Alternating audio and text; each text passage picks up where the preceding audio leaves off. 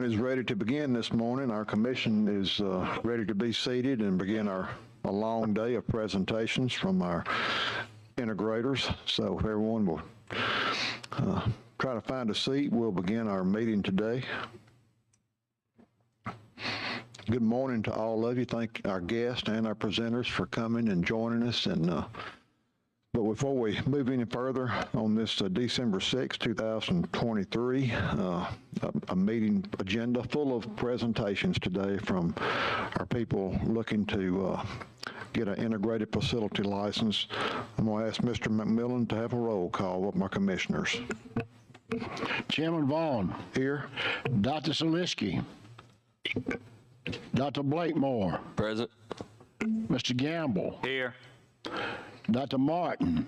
And let me say that we heard from Dr. Martin last night, and she's got some personal issues and is not able to participate. So I'll, in any of the roll calls today, I'll probably not call her name. Dr. Jensen. Here. Ms. Skelton. Judge Price. Here. Ms. Hatchett. Mr. Harwell. Here. Dr. Saflarski. Dr. Harvey. Here. Mr. Robinson. Here. We have a quorum, Mr. Chair. Dr. Celeste was on, he went mute. Okay, he'll probably notify us when he comes back on or comment. Thanks, Judge. Okay. And we've got record of him being Glad on. you can hear me. We do have record of Dr. Zaleski being available, and he is on a Zoom call. So I think he will be counted present. Good to see all of you here today. And as I mentioned, we do have several presentations to hear from today. We originally had some decision items to take up this morning, but we're going to push that to tomorrow. Yesterday afternoon, the public comment period ended at about 5 p.m., which were pertaining to the rules adopted back on October the 12th. But since we have a short day tomorrow, we're just going to wait and revise our agenda to include the final approval of those items tomorrow. So we'll do that tomorrow and have further clarification and discussion on those new rules. Mr. Chairman? Yes, sir, Judge Price. I have a doctor's appointment tomorrow. I don't know. So I have read the two items. I've seen them, etc. I vote yes on both of them in case I'm not on. Thank you, Judge Price. Yeah. Brittany, we'll take them up first thing in the morning or last of the day. We'll probably take them first. Okay, Judge Price, if you're on tomorrow morning, we'll do that first thing if you have a chance. But if not, we'll make note of the fact that you have sent your voice of approval of those two items. Right. Thank you. Thank you. Well, okay, let's kick off our morning with Yellowhammer Holistics and LLC. And our presenters are Miss Claire Austin and Miss Shonda Macias. Yes, thank you. Is that right? Before you take the podium, please, ma'am, I'm going to ask Mr. Justin A. Day, as he always does, make some pertinent comments about your application for the benefit of our commission members, and we'll go from there. So thank you, ma'am. Justin. Thank you, Mr. Chairman. This is applicant number 1642, Yellowhammer Holistics, LLC. You have the applicant's full application and the applicant's summary report, and there were no pass-fail items noted in the application. Thank you, Justin. A couple of other items I'll mention before Yellowhammer takes over. We'll keep time and display with the timer right up here on the counter so the presenter will know the time remaining as you go through your presentation. And those presenters who have provided a PowerPoint presentation, there'll be a clicker here on the small table beside the podium that's available to use at your convenience. Commission members will have an opportunity to ask questions, and as needed, I'll allow additional time for questions and answers at the end of the presentation. The materials for each applicant, including their full application, written briefs, videos, and presentations have been provided to each commissioner in advance of the meeting. As a reminder, you have received all materials for all applicants, regardless of whether an applicant requested to make a presentation, and all applicants are subject to be considered for an award of a license. Also included in your materials today is a summary sheet for each applicant, which includes information regarding proposed facilities, ownership, and the pass-fail notations that Justin just mentioned. The summary sheets also include the requirements of applicants as provided for in the statute and the AMCC rules. Any questions before we begin? And as I mentioned, Ms. Peters will have the time right up here on the counter, so you'll be able to keep track of your time at the remaining of your presentation, and probably be a good idea to leave us a little bit of time for questions and answers from our commission members. So Yellowhammer Holistics, y'all will have the podium, so look forward to hearing from you. Thank y'all for coming. Thank you so much for having us. Good morning, Commission, and thank you for giving us an opportunity to be able to present to you today.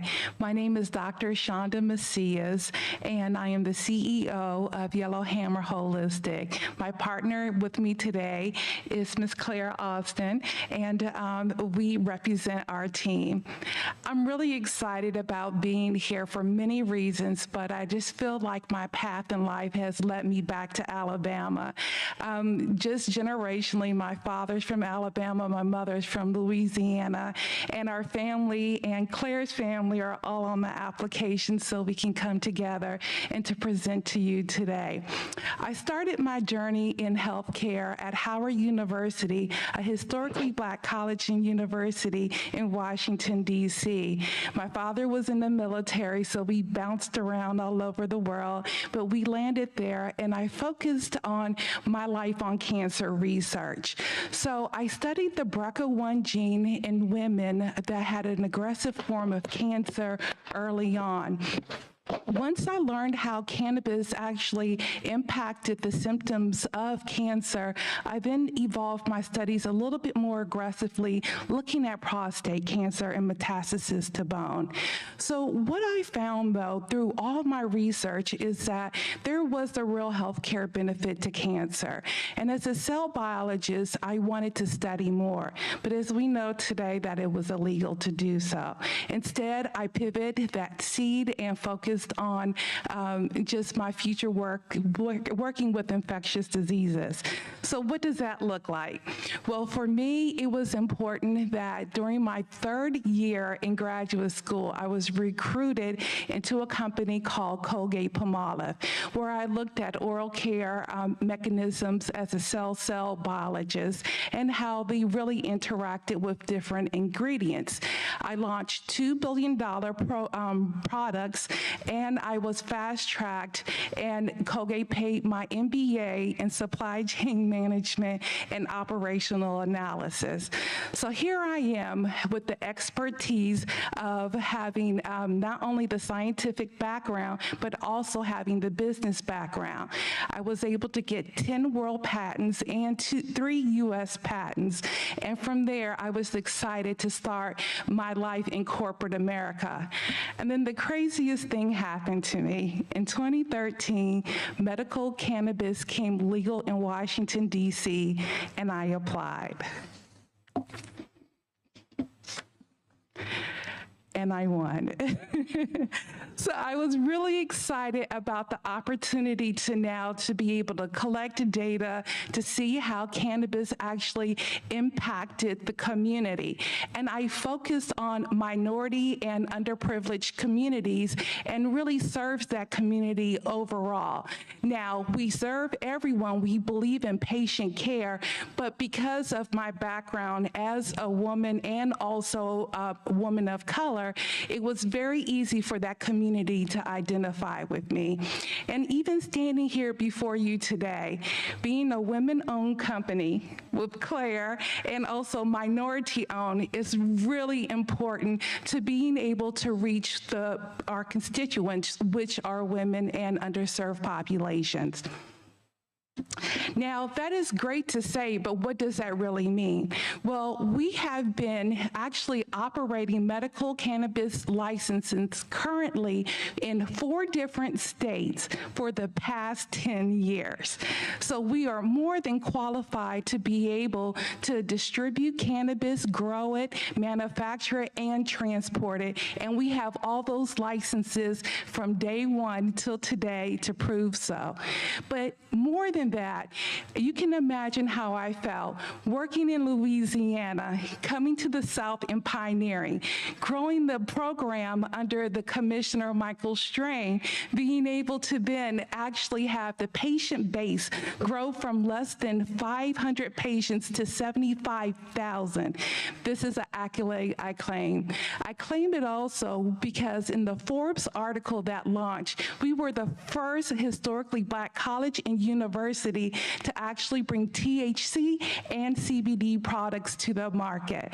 So looking at that, that was huge for us. But I felt like I did what God sent me to do, which is to provide patient care, an alternate form of medication to the people and the patients that needed it. But that's not enough. How did I do it? How do we do it? We do it through education. The education portal was so important. Patients just don't sign up for medical cannabis because they're scared. They have been intimidated about the process and actually incarceration. So for us, we have to focus on the medical benefits that cannabis provides. Those benefits include how to use the medicine, what is the medicine used for, and also how to titrate it and use it for your ailment and condition. We speak with the patient on how to transport it. We speak with the patient on, if you have a caregiver, how to train the caregiver to provide that medication for you. So patient education is pivotal not only in the recruitment of the patient, but in the retention for long-term systemic use so that they can have overall a quality of life. But it doesn't stop there. The key and the heart to a successful cannabis program is with our physicians. And as a healthcare provider for all these years, what was important to me is that after I did the research on how many medical schools actually talk about the endocannabinoid system. Now, I know this is might be advanced, but let me break it down for you. There's less than 9 medical schools that talk about the endocannabinoid system.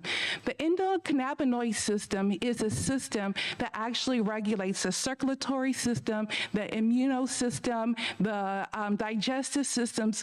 We have a body of systems, and this system actually sits on top of that. And now, if you have this system and it's not functioning properly, what actually happens is that you see the expression of different ailments and conditions. For example, if you don't have cannabinoids reintroduced into your body, you'll see expression of diabetes, of cancer, multiple sclerosis. These are all the things that I've been looking at through our aggregated data for the last 10 years. And what I've seen is that when patients have expressed disease state, then using cannabis can actually come back and maintain their homeostasis or improve their quality of life. Now, I get excited because the scientist in me always wants to come out. But I think what we need to understand is that with patient education, I have brought a program from 5 doctors to 275. And them learning more about the cannabis as a means to serve the healthcare community has definitely helped the community and has gained a lot more support for our cause.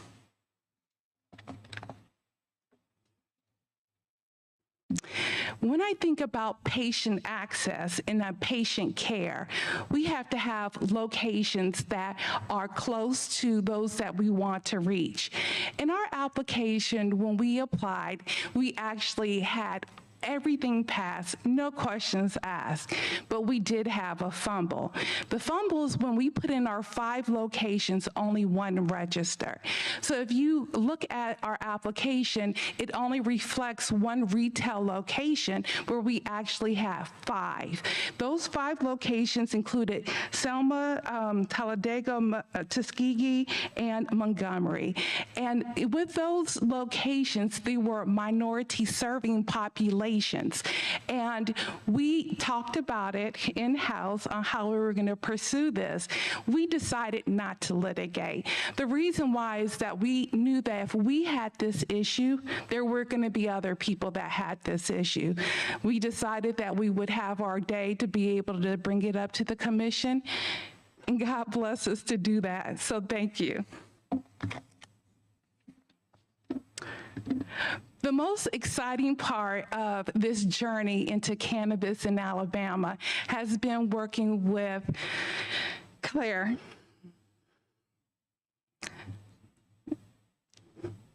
Yes, I'm a little girly. Claire has had an amazing farm in her family for over 5 generations. And when we qualified to have 19 years of agriculture experience, a majority did come from the Austin family. 5 generations that the farm has been in their family. And with award of this license, we could extend it to 6 generations. Right now, we know that the farm has been for the last 5 generations, have been able to produce timber and other plants, but as a woman-owned business in the farming industry and also pioneering the cannabis industry, we're hoping that this additional revenue source will keep this family legacy alive. To focus a little bit more on the operation itself, the building that we plan to erect on the farm is 14,000 square feet. It was designed by the top architects in the cannabis industry, and it would take a little bit more than 6 months to actually erect it. It's in Union Springs, and because of what we plan to do with the permanent facility, it's something that would take probably closer to a year to build. So as a part of our application, what we did submit is that we have the ability to come in with another plan. Phase 1 of our plan would actually allow us to implement pod technology in order to get the plants up and running to meet our 6-month operational deadline. And we have done this before. We have the experience to do it again, but this is our goal. We have sufficient funds, as you can see in our application, to be able to personally take care of all the expenses attributed to the medical cannabis license. Also, as a part of our application, one thing we wanted to do was to show our community support collectively in the cannabis industry. So we did reach out to other processors and also transporters. In our application, we have also a blanket MOU. That memorandum of understanding is for those that are awarded. We are more than happy and would be gracious to work with our community to establish a robust cannabis program here in Alabama. So what that means is that we could provide other raw flower to other processors, work with transporters to move from B2B, B2C, different environments with our other awardees of the license.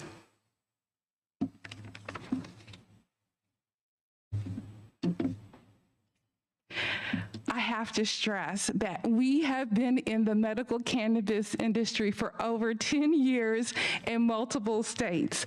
We have been regulated not only from the Department of Health, the Department of Agriculture, the Department of Pharmacy, and also meet requirements with OSHA and HIPAA compliance. This is something that has been done over and over with our group. We're not a big, massive MSO. We're actually a hometown town MSO that focuses on the local community. Something I'll touch about that in a little bit in our presentation. But the going home point for us today is to let you know we know how to keep the custody of medical cannabis from the point of seed all the way to sell. And in some cases, which we never experienced, we know how to do a recall also in the case there's some type of contamination to the product. And we do this using very specialized software that actually tracks it throughout the process. So we know that any time in the process where the cannabis is, where it came from, and who produced it, what were the hands that touched it, to make sure we have our compliance met. We do have expertise in good manufacturing practices, but more importantly, we are waste management experts. As you can see that one of our business partner has been doing waste management in the state of Alabama for over 20 years, and so we have that covered as well.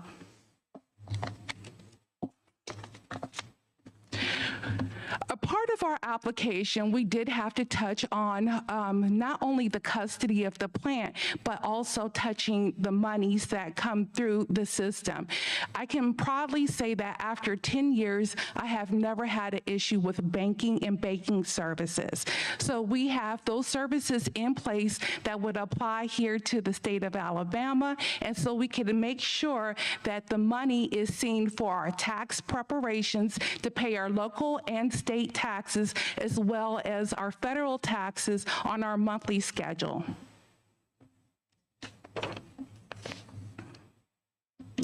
This is fine print, so I'm just going to put my glasses on quickly.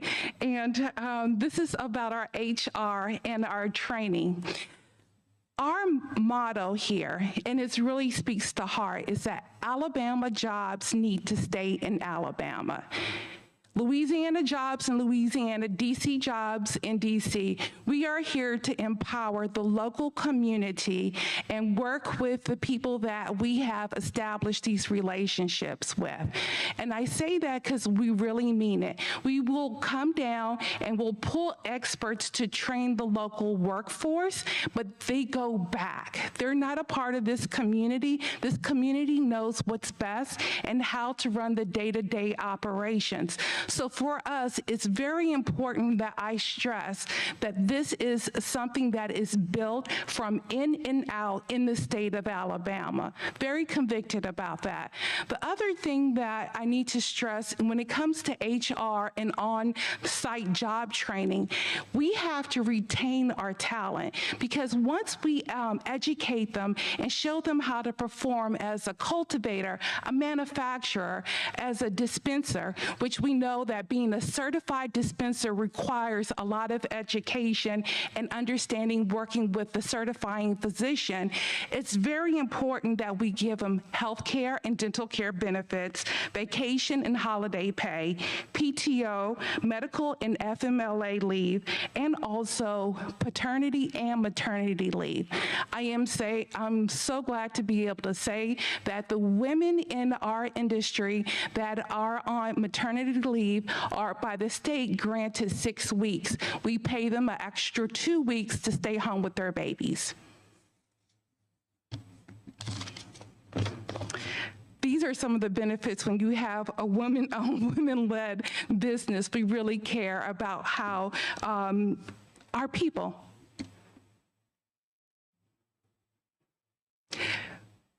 To stress to you enough about our expertise and our commitment to the medical cannabis industry, I just want to show you by actual numbers that in 2022, all the products that are produced here have been sold in multiple states through our operations. We have sold 5,476 cannabis oil capsules. We have sold 26,010 tinctures. We have sold 78,508 lozenges. We have sold 5,522 lotions. They're referred to as topicals. We have sold 853 suppositories, and we have sold 151 890,000 nebulizer units dose vials. This is to illustrate, again, we know how to make the medicine. We can make this program successful. We want to be here. We want to grow the patient base here. We care about the physicians. We care about the patients. As a part of our application, we had to submit labeling and packaging. We had to make sure, one, all the proper warnings are on our labeling, but also our packaging is very important. Nothing should attract a child, nothing at all. So very sterile and just informative packaging was submitted on behalf of our team. Not only that, it had to be child-proof and tamper-proof so that if it did get in the hands of a child, that it wouldn't be able to be open. So just know those major two compliances was really touched to us because we have implemented the same type of standards throughout our operations.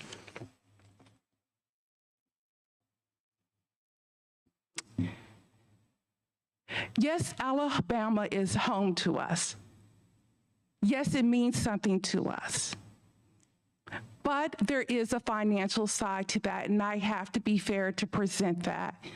When we looked at the Alabama market, with a population of about 5 million, we know that through national statistics, 1% at least will actually go into the medical cannabis program.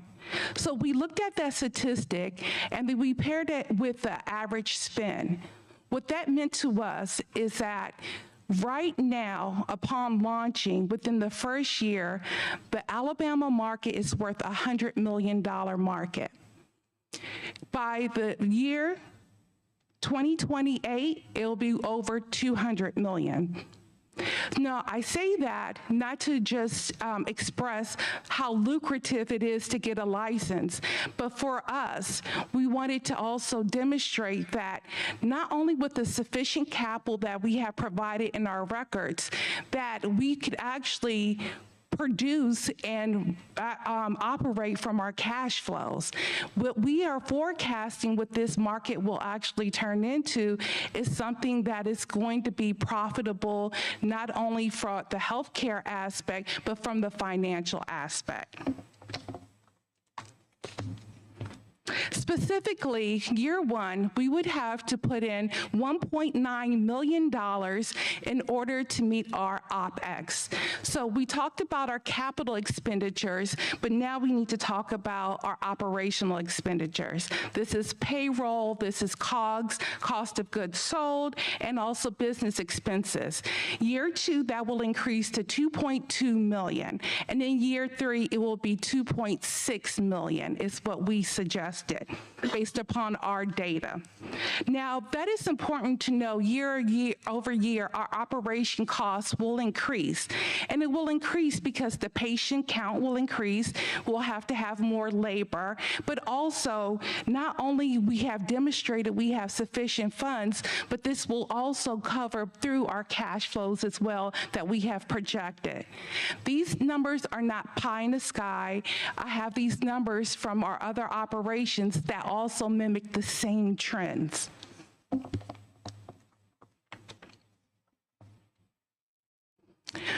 What is very interesting about the medical cannabis in the United States is that there's still a lot of legal issues with that.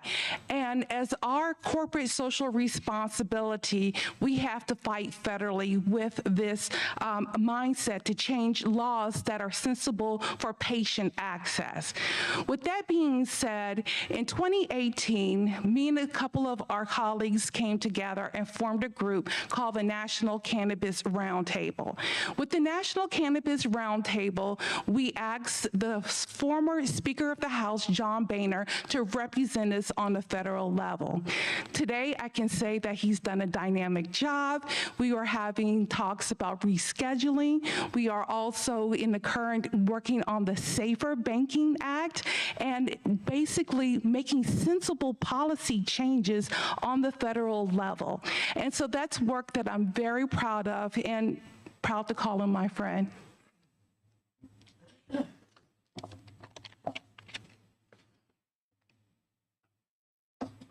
I know I've driven home a couple of points here, but more importantly, my community engagement is important on the state level. So, again, the love for Alabama comes in. 20 years ago, I shouldn't have said that because now you're going to try to calculate my age. But 20 years ago, I started a grant with the U.S. Department of Energy, and we had a consortium of historically Black colleges and universities that we worked with. One of those universities was Alabama A&M. We brought funding for STEM projects, including 3D printing and CAD automation. So those are some of the accolades I've claimed because of my relationship with my family, friends in Alabama. The second part of that is that when the state localized the hemp program, it was really important for me to reach out to my community. I reached out to Alabama State University, and they had their hemp program initiated. We educated them on the supply chain of hemp and commercialization of the product in the marketplace. I worked with Dr. Fuqua on that, and it was very successful.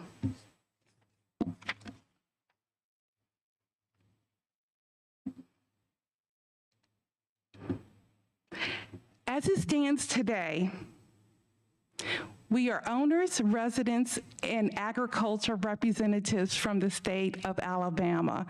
We want to be here. We want to operate. We have the education and the knowledge to do so. We're not a massive company. We're just a company that cares. We would do a phenomenal job. We will also bring jobs to the community outreach and engagement, and you have our commitment. Before I conclude this presentation, I would love for my partner, Claire Austin, to come up and have a couple of remarks before we close out. Good morning, Commissioners. We appreciate this time this morning. I just want to reiterate, as my partner, of course, I'm born and raised native of Alabama, and born and raised in Bullock County, Union Springs, and a daughter of a farmer, and our entire life between timber, cattle, corn, soybeans, commercial, and natural herb growings in the state. And my sister is also a partner with this, and she's certified in North Carolina and Georgia, and we do farm management as well, and we'll continue. And one thing, I'm proud to say we are 5 generations, and I would like for my 3 children to be a part of the 6th generation. We've been intimately involved in this process and working with Dr. Chandra and our team in putting this together, and we appreciate your opportunity for us to present this morning, and we'd be available for any questions. Thank you. With that being said, we would love to move forward with any questions and answers, but before I formally conclude the presentation, I want the Commission to know that we would be available day to day on site. Our commitment is to be here. We live here, we'll be here, we'll work with the Commission, and I just want you to know you have our firm commitment. Thank you. Thank you. I know you got some questions out here, so what do you have, Mr. Gamble? Will you name your dispensing sites again, please? Yes, we have Washington, D.C. No, I'm sorry, in Alabama. Oh, yes. I know you listed one in the beginning. Yes, Selma, Montgomery, Tuskegee, Talladega. There was 2 in Montgomery. 6th Street, and the other one's on Troy Highway. 125 6th Street. Okay, thank you. Thank you, Mr. Gamble. Anybody else got a question? Any of our commission members listening online? Go ahead, Dr. Blakemore. Thank you for your presentation. Could you discuss your typical monthly spend for your current patient population at one of your dispensaries? Definitely. So in different states, we have different spending. Do you want me to talk about the recruitment of the patient or how much they spend on their product? How much they spend on their product, mainly because I'm reviewing your application. That's what I do. I review the application while I'm sitting here listening to you guys. And I'm seeing that you had a dispensary Washington, D.C. Is that Isn't, the one? okay, DC, and is it West Virginia as well? Yes, that's correct. Because then some of your other locations are processor and cultivation. That is correct. Okay. Yeah, could you discuss average spend, what you typically see? Yeah, definitely. So there's two types of average spend. There is one that the patient that doesn't qualify for any type of discounts, but the average spend is about $125. But with our organization, we do have a veterans discount and a low income discount. To reflect that, last year alone, we offered $250,000 in discounts to anyone that had Medicaid cards or Medicare cards. And that's why the population we serve are minority and underserved populations that couldn't afford medicine at retail price. So that's the first one. So those are our discounts for our veterans and also for our underprivileged community. But the average spend is about $125 per purchase, and they are about 2.5 purchases a month. So that's the average. So it could be between a real person 2 to 3, but when you calculate it, it's about 2.5 is the frequency. Now, the other thing I need to mention here, which is not, I'm not sure if it's reflected or not, is that in West Virginia, it's a slightly different program. The opioid crisis has taken out the white male age 20, it's about 21 to 25. We saw alarming numbers of that epidemic there, and so we have an opioid replacement therapy, and we work with those patients, usually subsidizing them similarly to those that are on Medicare or Medicaid, just the simple fact that they're in a crisis situation and it's a life-saving medicine. Okay. And then from the facilities that you have, which facility do you think most mimics Alabama? And, you know, what can you take from that facility and kind of implant it here in the state of Alabama? Definitely Louisiana is very similar here. We work with our pharmacists hand in hand, and that's the type of program. But we've also done that in Pennsylvania. I was a consultant to a major group that wound up selling their operation for $225 million. My goal is to keep the operations and work locally. So that's why I consulted with that group. But they both have references in working with the Department of Pharmacy. And that's a little bit different because with a recommendation, we don't call it a prescription. Federally, you can't call it a prescription. There is, which is noted in the regs here, is that you have to be very specialized and as a certified dispenser to be able to dispense the medication. And you have to have those qualifications. So when we built out our model, we definitely built it out with that pharmacy department influence. Okay. And do you guys have experience creating pharmaceutical-grade products? That's a great question. A little sensitive, but I'll tell you the background on that. I met a mother in Pennsylvania that had a child named Leo. He had autism. He was on the spectrum, and he had what we call severe autism. The mother explained that she has not had she did not have a way to help her son, and that she just wanted him to have a normal way of life. We sat down with a team of PhDs, including myself, and we formulated a medicine called Hope. Hope now is in clinical trials.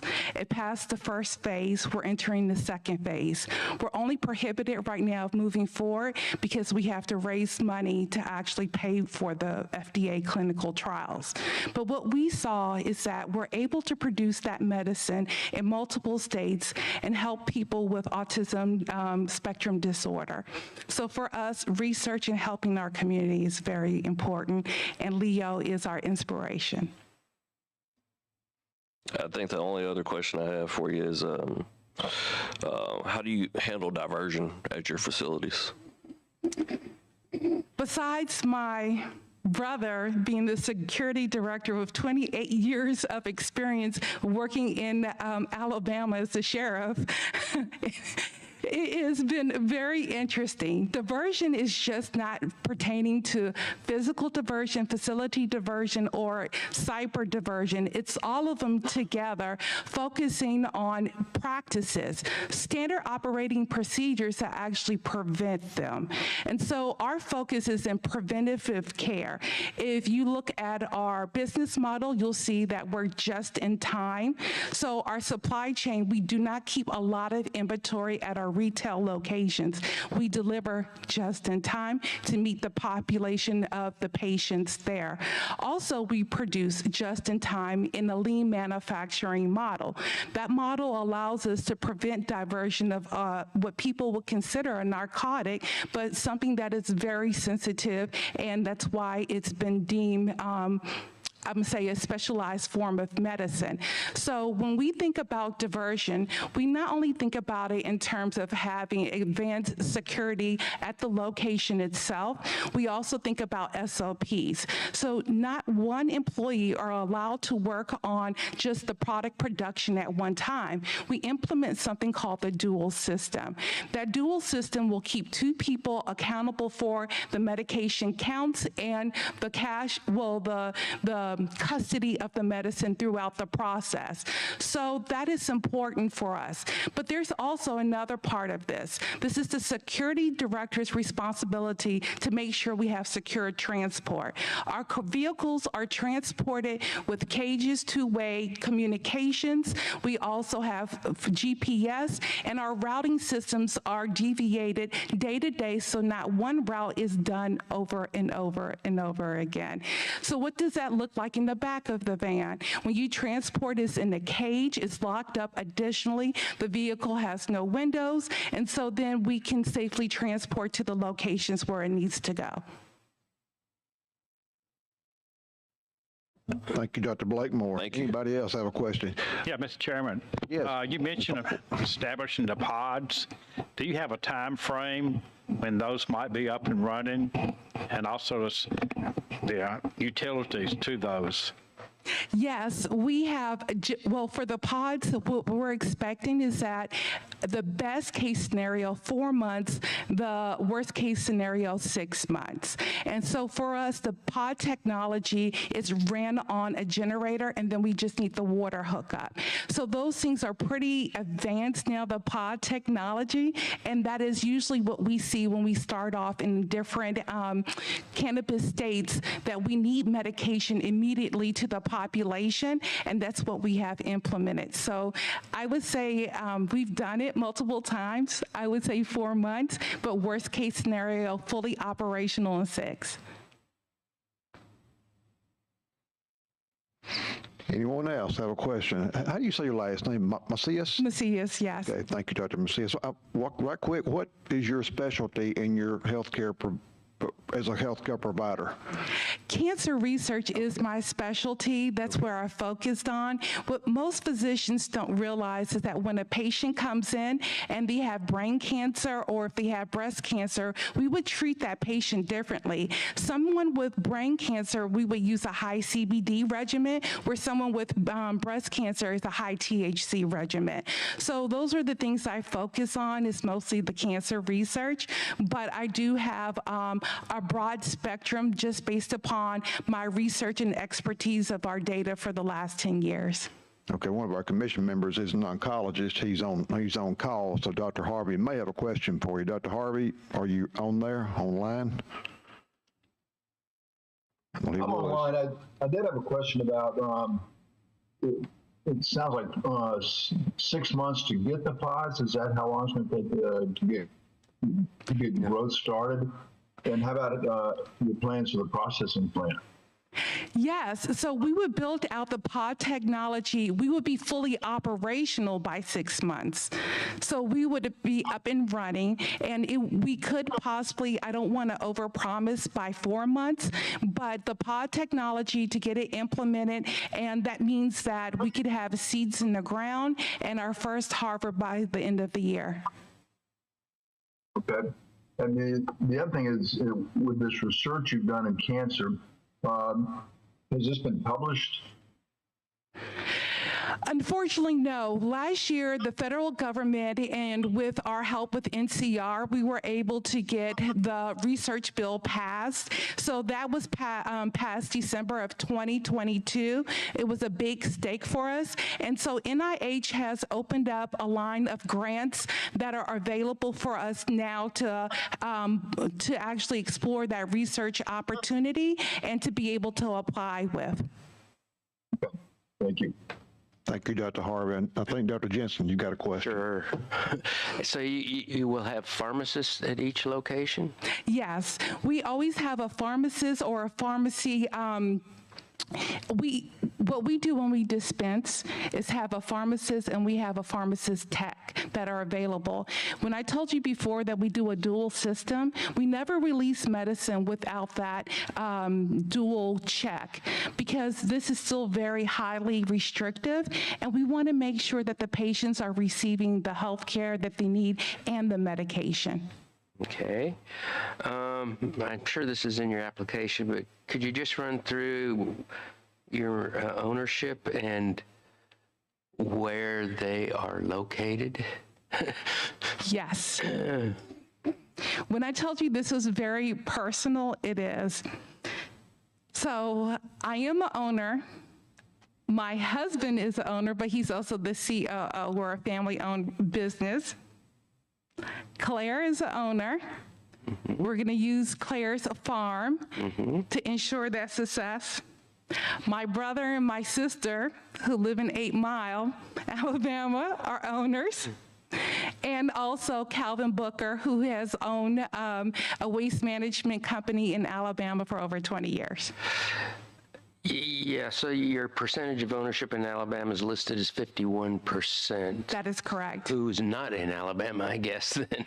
I don't qualify as a resident, even though my family's here. So you live where, D.C. or? I live in Louisiana. Okay. And I'm a Mardi Gras queen. So in these other states that you have operated, have you ever had any regulatory or compliance issues? Never. Diversions? No diversions. Okay. No, that's it. Thank you, Dr. Jensen. Anyone else have a question? Well, okay, Dr. Macias and Ms. Claire, we thank y'all for coming today and making your presentation on behalf of Yellowhammer. Thank you so much for your time. Yes, ma'am. Thank you.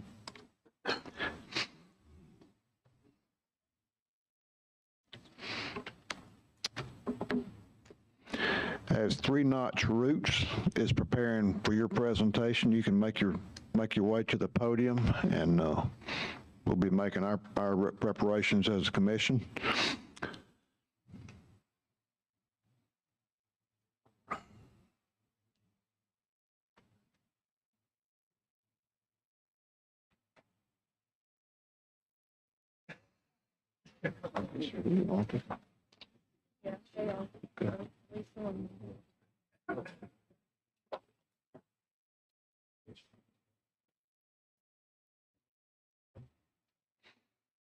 Are all of our folks from 3 Notch Roots available? Yeah. Okay, as y'all are that's fine. You're still early. As you're making preparations, I'm going to ask Mr. Justin Aday to make a few comments pertaining to your application for the benefit of our commission members. Justin? Mr. Chairman, this is applicant number 1644, 3 Notch Roots, LLC. You have the complete application along with the applicant's summary. There were pass-fail items noted in the application. The applicant was sent a pass-fail show cause notice, and the applicant provided a response, and that response is included in your materials. The applicant also submitted a brief in support of its application, and that has been provided to you and is in your materials as well. I think the pass-fail item involved the death of a partner. Is that right, Justin? Yes, sir. Okay. Okay, I guess, who's at the podium? Matt? Matt Darren. Matt Darren. Okay, well, good to have you, Matt. And as you introduce other team members to make part of your presentation, just introduce each by name so that our court reporter, Ms. Haley, can have all that documented. And Will do. Ms. Peters will have your time displayed on the shelf in front of you so you can make note of that as you move through your presentation. So you now have the floor. Thank you. Well, good morning, and thank you for having me.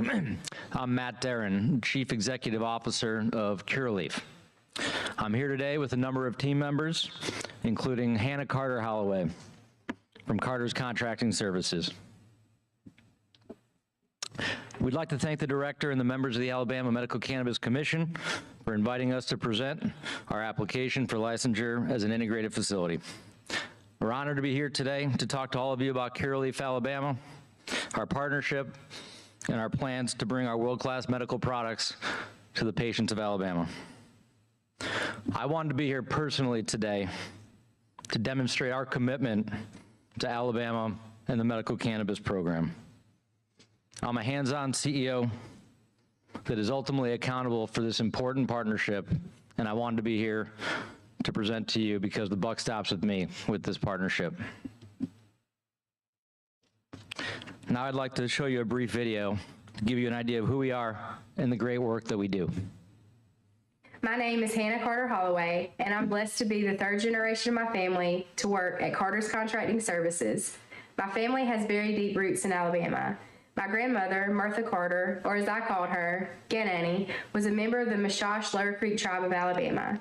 She raised me, and she's always been my inspiration. Sadly, last spring, Ganani passed away just a short time after we filed our application. One of her final projects was solidifying our partnership with Curaleaf. So now, I am so honored to follow in her footsteps and to work in such a meaningful way in this joint venture, Three Notch Roots. As we like to say, we're rooted in Alabama and respected across the world. I know that with Carter's local experience and Curaleaf's expertise, we will be the best medical cannabis company in Alabama.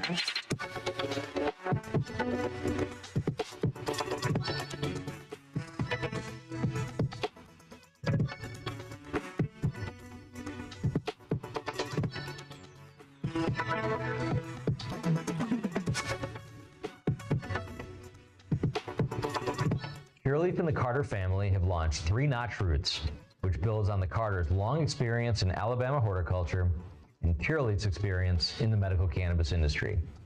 We're very excited by this opportunity because we know firsthand how much medical cannabis can enhance patients' lives. Our plan to establish an integrated facility here in Alabama is based on Curaleaf's 15 years of experience in providing safe, effective, reliable medical cannabis products to people with chronic illness and other serious health conditions. We put together this video to give you a glimpse of the Curaleaf team at work and to show you the scale and quality of our operations. As you can see, our cannabis products are grown and manufactured in high-tech facilities with impeccable sanitation and tight security. Our processing methods are carefully calibrated to make sure our products are precisely and consistently formulated, dosed, and packaged. All this is made possible by our professional, highly trained staff. As you can see, we're very proud of our people and the work that we do. We look forward to working with the Commission to build and operate a world-class integrated facility to support your mission of providing the best medical cannabis products to the patients of Alabama. Thank you.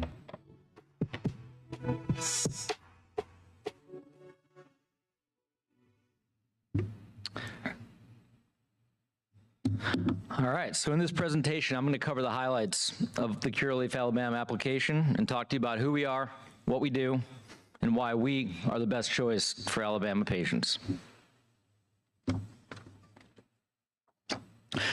Let's start by introducing you to Curaleaf Alabama. Curaleaf Alabama, which is the brand name for Three Notch Roots, is a partnership between Carter's Contracting Services, an award-winning Alabama horticultural firm that's been in business in this state for generations, and Curaleaf, the world's leading cannabis company. We are very pleased that the Carters selected Curaleaf as part of this application. They had a number of choices, and we're humbled that they chose us. Originally, we worked with the Carter company matriarch, Martha Carter, to build this partnership. Sadly, she passed away last spring. But we are very, very pleased that Hannah is stepping into her grandmother's shoes as a member of our leadership team. Thank you, Hannah. I believe our partnership represents the perfect balance of Alabama heritage and medical cannabis experience. Together, we are ready and able to make Curaleaf, Alabama, the acknowledged leader in the state's emerging medical cannabis industry. I'm going to get right to the point. We are the best choice for Alabama. We have a track record for excellence. We've proven again and again that we can consistently provide top quality products to patients. Our plan's based on a wealth of experience.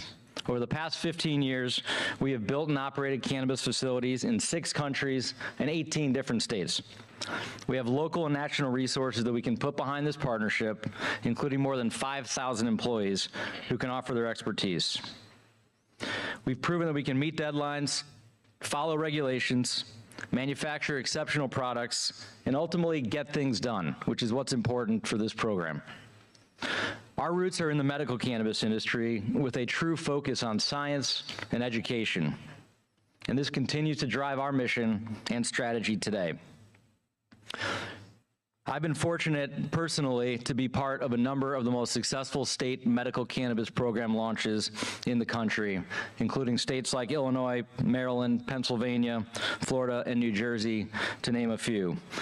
There's been a lot of lessons learned through all these experiences, and we bring all of that to the table to ensure a successful launch of the program here in Alabama.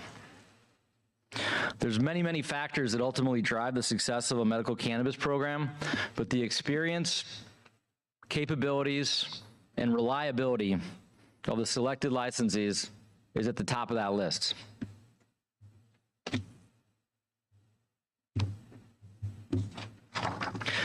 As you can see, we have a very large footprint of cannabis operations throughout the United States and now into Europe.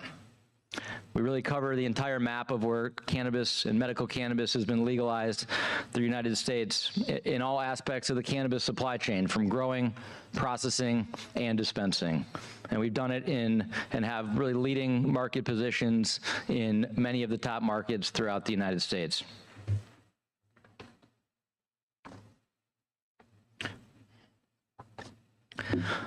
Here's a few of the highlights. As we mentioned, we operate in 6 countries today and 18 states in the United States, 21 different manufacturing sites where we do growing and processing, 150 dispensaries throughout the country with over 5,000 outstanding employees. We work with over 900 different suppliers, most in the local communities in which we operate. And I'm pretty proud to say, over the course of our lifetime, we have dispensed 1.17 million pounds of cannabis, served over 3 million medical patients and customers, and completed 23.5 million transactions in our timeline there. Pretty amazing. I'd say this growth doesn't just happen. It's happened through a true mission-driven approach and the dedication and commitment of thousands of employees of ours.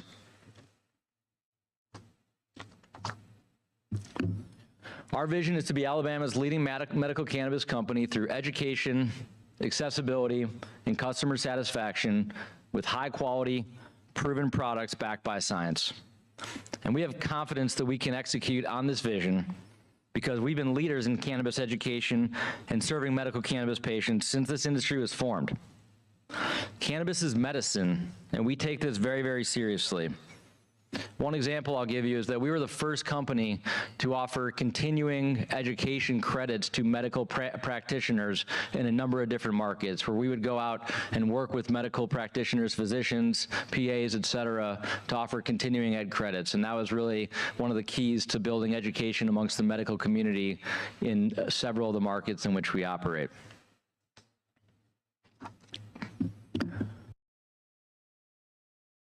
We're a mission-driven organization. This drives it. This is necessary to run a national and now international business with thousands of employees, is to truly have a mission. And our mission is to provide Alabama patients and caregivers with safe, effective, medical manufactured and dispensed and secure, sanitary, and well-managed facilities. Our team has demonstrated a successful track record of doing this, of manufacturing high-quality medical cannabis products in all product types, form factors, and dosages. Our experience and the many lessons we've learned while serving more than 3 million medical patients and customers will enable us to deliver on this mission in the state of Alabama. I have a high degree of confidence in this because we've done it before. We manufacture the full array of products that we'll talk about a little bit later, and we don't rely on other companies to provide us those formulations or to license those products. We do it ourselves, and we've built that over the years.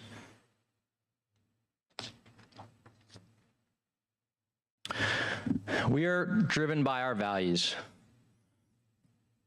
and our entire company shares this set of core values. We believe in diversity, philanthropy, and sustainability. Look, our patients are a diverse group, and it's very important that our workforce and our team reflects this. All these various values that you see on the screen here come together in our commitment to community. We believe in local first. Whether we're hiring staff, or partnering with suppliers, or working with community groups, we are keenly focused on local resources and local impact, and we truly embed ourselves in each of the local communities in which we operate to be good stewards and community partners. Every dollar that our company spends locally can be respent locally, which increases overall economic activity, creating new jobs, raising salaries, and strengthening the local tax base.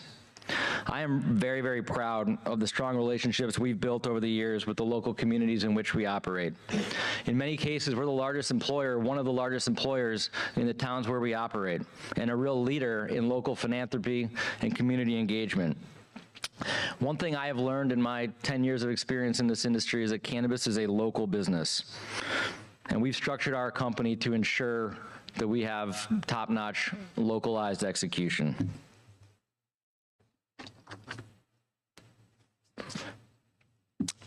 Now I'd like to introduce you to our team.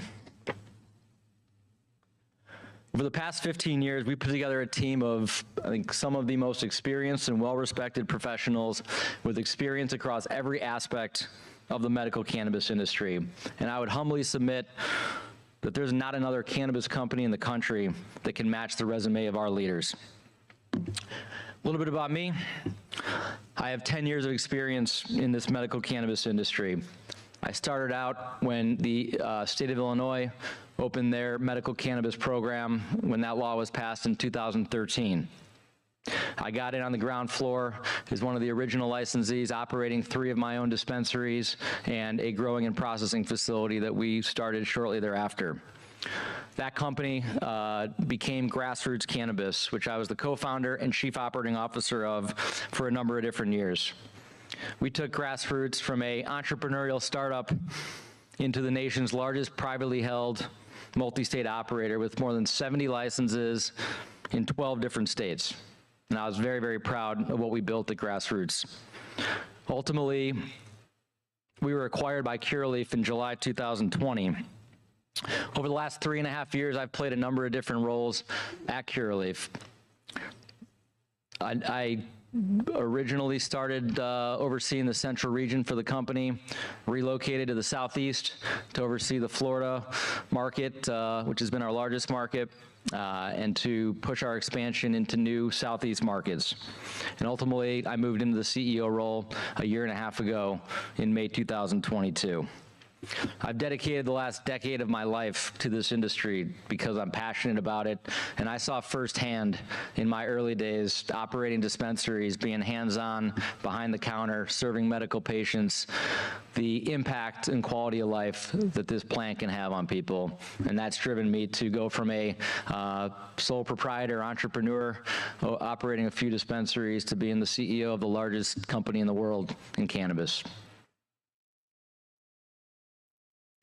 You've met our Chief Operating Officer briefly, Hannah Carter-Holloway. In addition to her experience with her family business, she also has a business degree from the University of Alabama. Hannah and her family have been great partners to work with, and our combined skill sets position us for success in Alabama. I wish I had more time to share the backgrounds and all the people that you see up here on this slide. but I hope you'll have a couple of minutes to look at their bios in our written application. We have some of the most experienced and qualified professionals in the area of cannabis operations, cultivation, manufacturing, compliance, retail, and more. This truly is an exceptional group of people, the best group of people I've ever worked with in my career, and I could not be more proud to work with them. I would say one of the areas that Curaleaf really stands out is its people. Our ability to find, hire, and train the best possible workforce has led us to the growth that we've achieved. It's a multifaceted approach, that we take to ensure that we have the best possible workforce. It starts with best-in-class recruiting.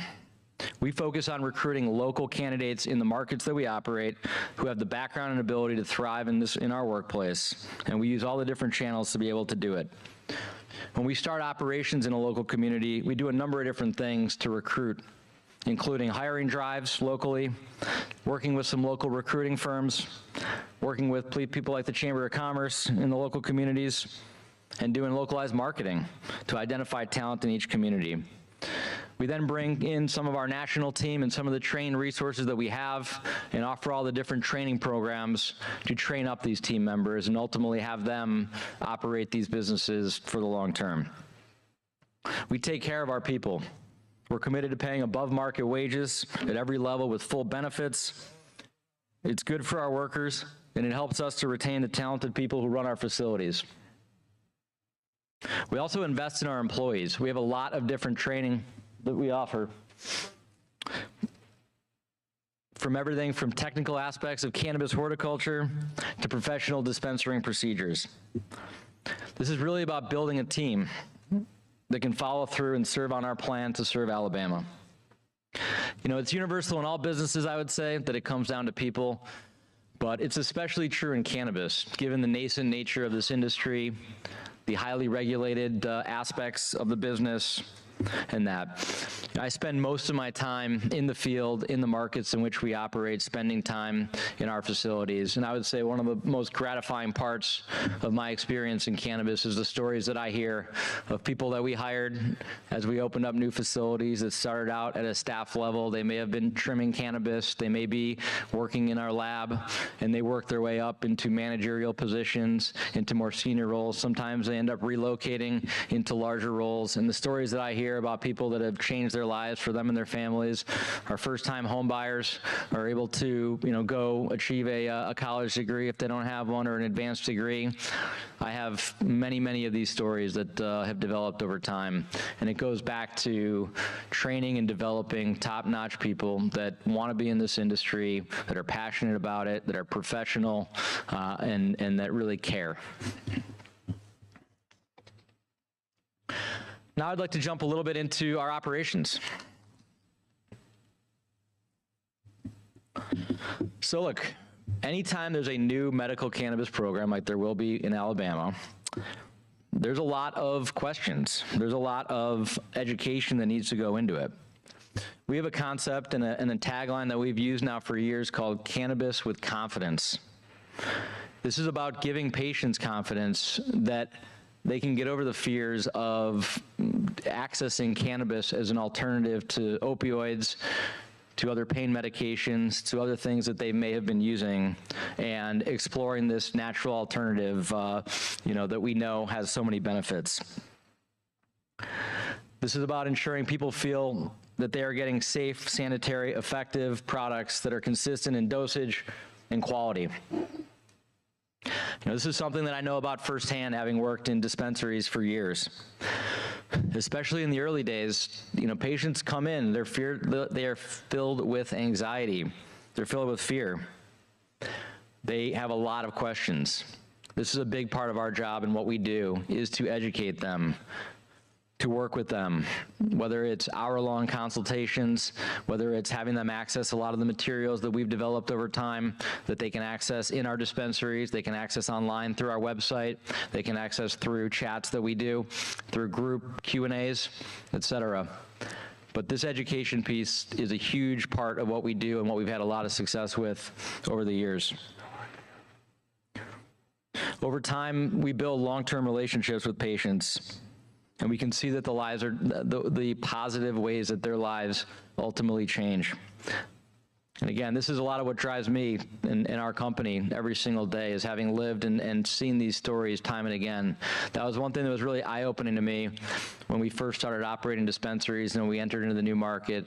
The stories that we would hear of people of all ages and backgrounds, that many of them were new to cannabis and were exploring this as an alternative to other therapies that they had used. And the quality of life improvements that they had were just mind-boggling. I frankly didn't believe it when I first got going. And that continues on to this day as more and more people open their minds to this as an alternative and as the industry continues to mature and evolve. This is critically important to create a positive experience for patients. Research and development is another huge aspect of our DNA and what we've done over the years. And I think it's really a key differentiator for Curaleaf. You know, we really have a world-class, I think, industry-leading team of scientists, chemists, and those that understand how to formulate products that are backed by science. This is really one of our strengths and something that we have invested, I think, more capital and time and focus than any cannabis company today. We continue to launch new and innovative products backed by science. In 2022 alone, we launched 171 different products. We also have some really interesting partnerships with a number of the top universities in the world. We hold a clinical registrant license in the state of Pennsylvania, where we have a partnership with the University of Pennsylvania and are doing several different studies right now that are really interesting and having some, collecting some very unique data on efficacy for things like epilepsy and end-of-life care. We also have a collaboration with our team in Europe and our medical director, Dr. Michael Sodergren, who's one of the leading experts in medical cannabis globally, with the Imperial College in London, where we're actually doing clinical research with that college, and something that we continue to build on, which in Europe has actually been more available to do some more of this advanced research than what's been available in the US due to the federal illegality. Research and development in cannabis starts with genetics. It all starts with the plant itself. You cannot make great quality, consistent, formulated products, which is, I know, is what we will be dispensing here in Alabama, without starting with great genetics. That is the core and the basis for all of it. We've developed a proprietary, unique bank of genetics over the years that we continue to breed and develop new genetics. And I think this is a key part of what's going to be required ultimately as we move forward in this industry to be successful. Our genetics run the gamut of plant types, cannabinoid profiles, terpene profiles, potencies, all the different elements that you need to grow great cannabis. We've also continued to invest in horticultural processes. This is a never-ending process to continue to ensure consistency and reliability of cannabis products, and this is something that we continue to build on every single day. The reality is cannabis is a plant. We are doing agriculture, horticulture, all of this at an industrial scale, and it's certainly very, very challenging to reduce natural variations and just create a reliable product that people can depend on. But this requires a major investment in time, focus, and capital to get right, and that's something we've been doing now for a lot of years. Our cultivation methods are, I would say, consistent with many in the cannabis industry here, but it's really important to understand that every step of this process is critically important. You can have 3 great months of producing a great harvest of cannabis and ruin it all in a day if you don't have your system set up properly, if you're not properly paying attention to all the details in this entire supply chain. To achieve product consistency, we start with clones, which are exact genetic replicas of the selected mother plant. Using clones reduces the time for propagation to harvest as well, so we're able to be quicker to market here. We also have a flexible perpetual harvest cycle, so we stagger the entire process to ensure a continuous flow, a continuous harvest cycle, which we're able to do with this indoor cultivation capabilities and ensure an uninterrupted supply of cannabis products.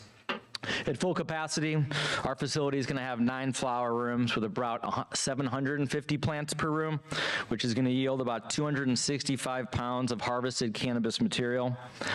We get between 5 and 6 harvests per year, so our facility's maximum capacity is about 13,800 pounds per year.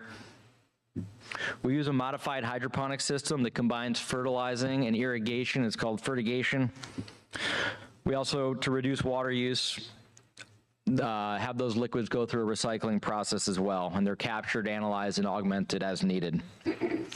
Our facilities are equipped with state-of-the-art climate controls for cannabis cultivation that's fully integrated with all of our systems in fertigation and CO2 and lighting, which is critically important. The environmental controls are huge. Alabama is the 3rd most humid state in the United States, and humidity is a major issue for growing cannabis. I know this very well, having been involved in growing cannabis in Florida, which also has significant humidity issues. So there's a lot that we do to ensure that our environment is set up for success, especially in the June, July, August months, where the humidity is at its peak, and it can be challenging to ensure that you're not getting molds and pests and things like that. Ultimately, what matters most, I'll go back to the people. The human element is important. Having the master cultivators, having those people that are trained in growing great quality cannabis, and having the SOPs and the protocols and the systems to be able to train a new group of people that are ultimately going to operate these facilities as we hire locally. That's the cultivation process. The next step is ultimately processing all these plants into finished goods. Once the plant material is harvested, trimmed, and dried, it goes down to the hall to our processing area, where it's fed into an extraction machine. We utilize supercritical CO2 extraction. We think this is the cleanest, safest extraction method for medical patients. The CO2 is used to depressurize and ultimately to extract the cannabis oils out of the plant. Ultimately, we think this is the cleanest, most efficient way to extract. This is battle tested. We have used all the same equipment now for years and continue to innovate and advance in this field as well. There's a lot of complexity. I won't bore you with the science here, but rest assured, we have a lot of experience running supercritical CO2, which is we think the best basis for producing medical products.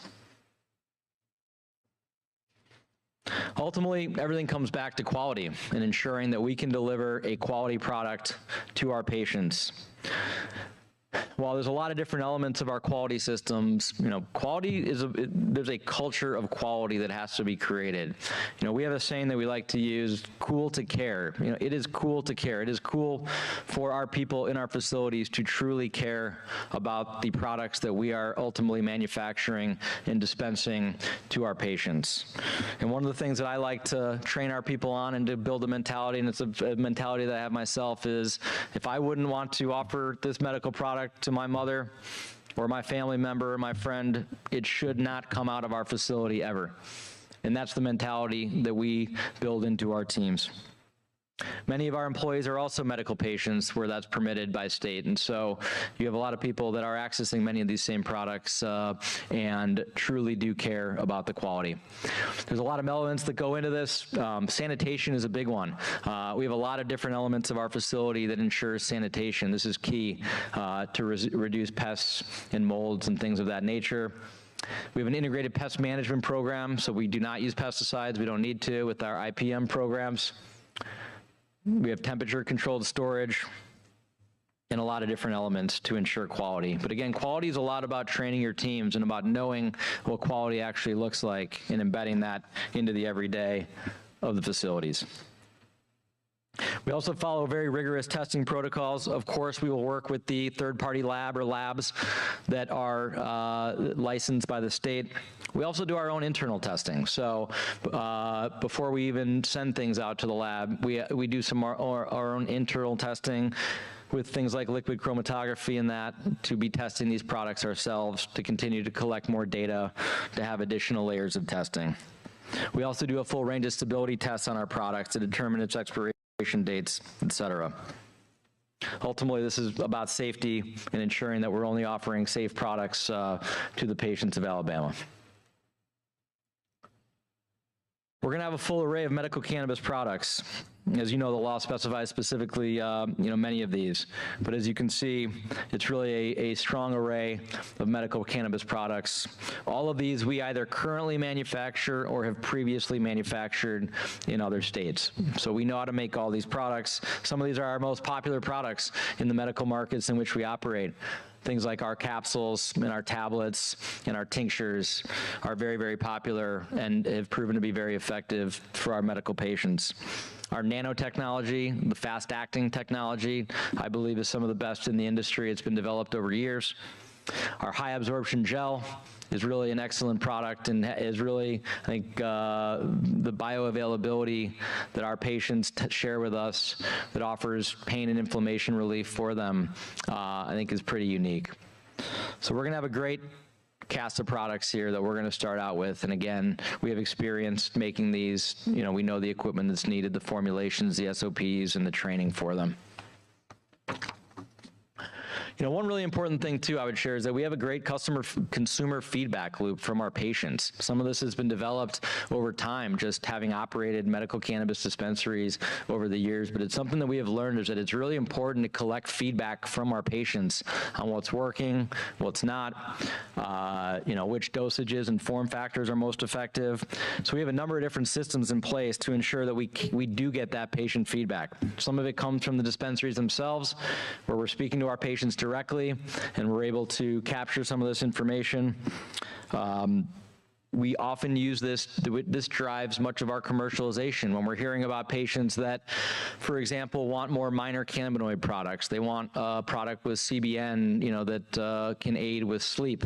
We have a feedback loop that will go back and work with our operations team to ensure that we are producing those products to be able to serve those patients. So it's really important to have this feedback loop.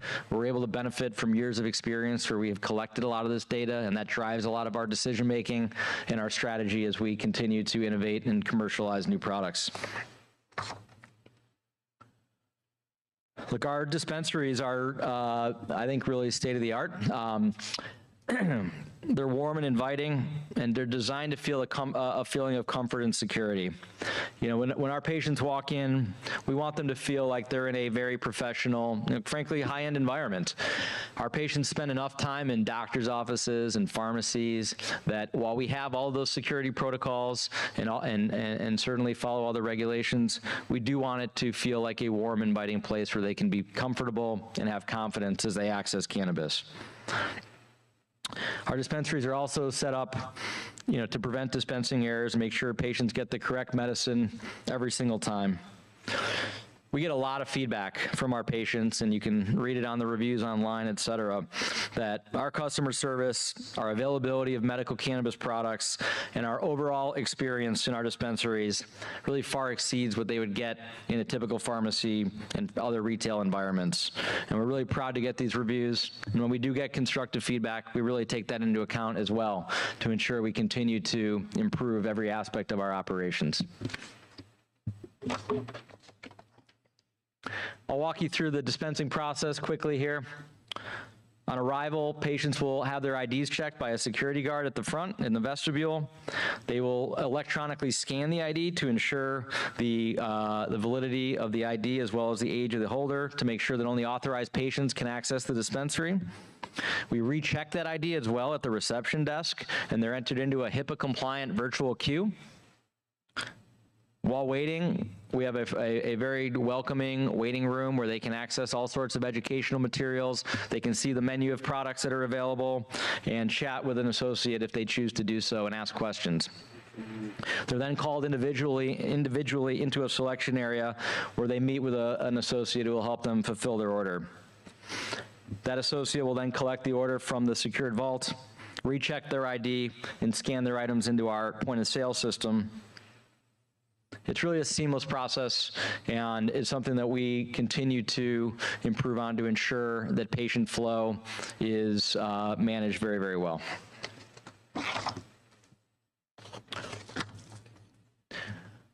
Overview on our facilities. So our cultivation and processing facility will be in Birmingham, which is centrally located, as you know. We think it's very important from an access standpoint, also from a labor workforce standpoint. We feel very good about the Birmingham market and being able to hire our team into that facility. We're going to be moving into a existing light industrial building, so the building's already constructed, and we're going to be doing the interior retrofit for that facility, which we've done many times and have a really good template for the plans of what we're going to do. And we're ready to go. We're ready to submit our plans and get moving, immediately to meet the aggressive schedule that the commission and legislature have set out. To jumpstart the facility, we're also going to use a modular cultivation pod to begin growing pretty immediately. We actually have this pod sitting on a tractor trailer in Florida, ready to ship here, pending licensure. So the pod is already set up. It's already outfitted with the systems and lights, et cetera, that are needed. So we're ready to go. While our application mentioned we'd have plants in the ground within 60 days of licensure, just to be conservative, I think we'll be able to exceed that deadline and be ready to go sooner than that in this pod. I can say we've used this approach in a number of different markets, and it works well to be able to get moving on producing plants, certainly in the vegetative state in the early part of the process here. I can say I've seen the pitfalls of starting with a full facility, a large-scale facility right off the bat as you're getting your teams trained, and I think there's a lot of benefits to starting in this smaller scale while we construct our full, 43,000 square foot facility. And ultimately, I think the amount of cannabis that we'll be able to produce out of the pod to produce in the early days of this medical cannabis program as the patient counts increase will be more than sufficient to meet the market while our facility is fully built out. As you can see, our cultivation and processing facility is it's a large-scale facility. It's 43,000 square feet. It calls for a suite of offices, production areas, including clone rooms, veg rooms, and multiple flowering rooms. It also has a processing lab, a commercial infusion lab, and secure storage. The cultivation, the processing, and secure transport operations are located in separate secured areas of the facility to reduce likelihood of any cross-contamination or diversion. And all harvested cannabis and cannabis products are kept in a secure, climate-controlled vault.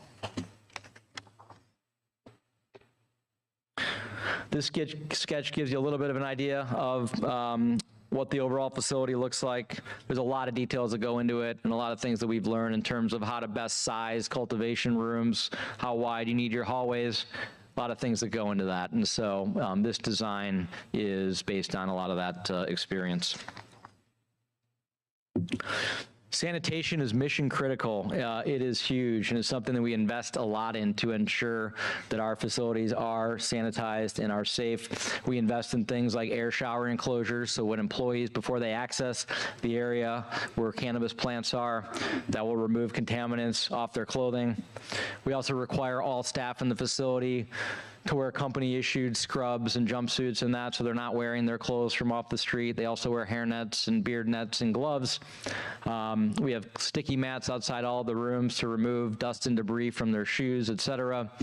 And these are really like clean rooms. So this is something we take very, very seriously. The biosecurity protocols are critically important and something that is very key.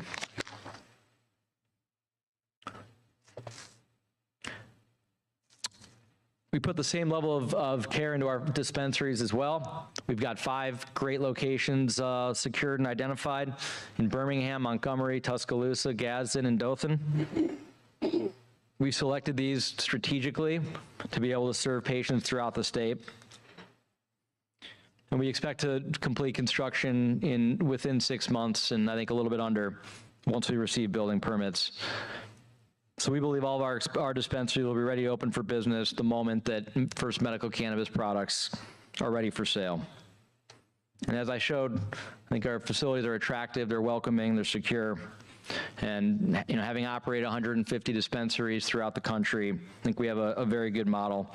Also with an in-house construction team that manages the process and works with local contractors.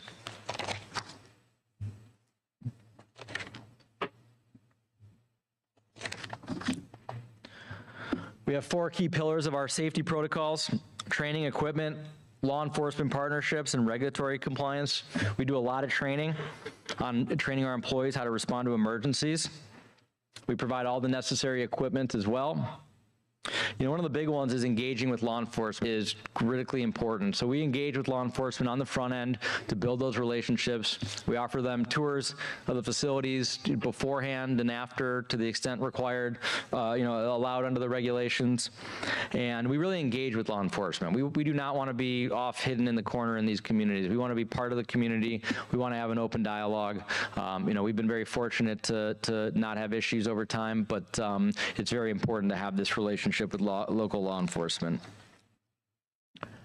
We have state-of-the-art security systems, I think more than what you'd find in banks and other secure facilities, surveillance systems, access controls, alarm systems. Our buildings are fully hardened against illegal entry with steel doors, reinforced windows, and our vaults are state-of-the-art as well.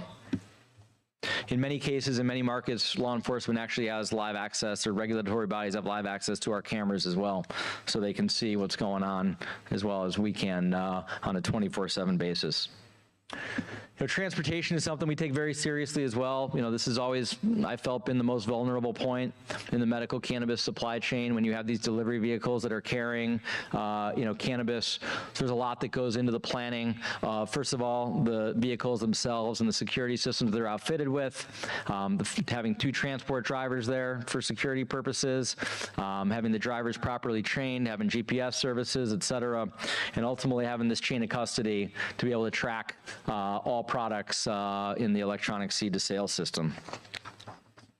We're fortunate we are fully banked. We've got several banks, that we're able to work with here in Alabama, and banking has really not been an issue for us, for a number of years, and we've got really good procedures on cash handling, cash management, and safety there. On the financial side of things, we have more than enough capital and resources to meet the state's requirement, fulfill all of our obligations. Curaleaf is a multi-billion-dollar publicly traded corporation. There's a capital commitment there of $35 million for this project, which is, much more than we intend to use. We've got $300,000 on deposit at Needham Bank. We estimate our startup expenses between build-out and construction and funding working capital and some operating losses in the early days of the program is about $14.5 million. So the $35 million commitment is well in excess of what we intend to use, but want to ensure that we do have the staying power for this program, as we know it does take time for the programs to develop.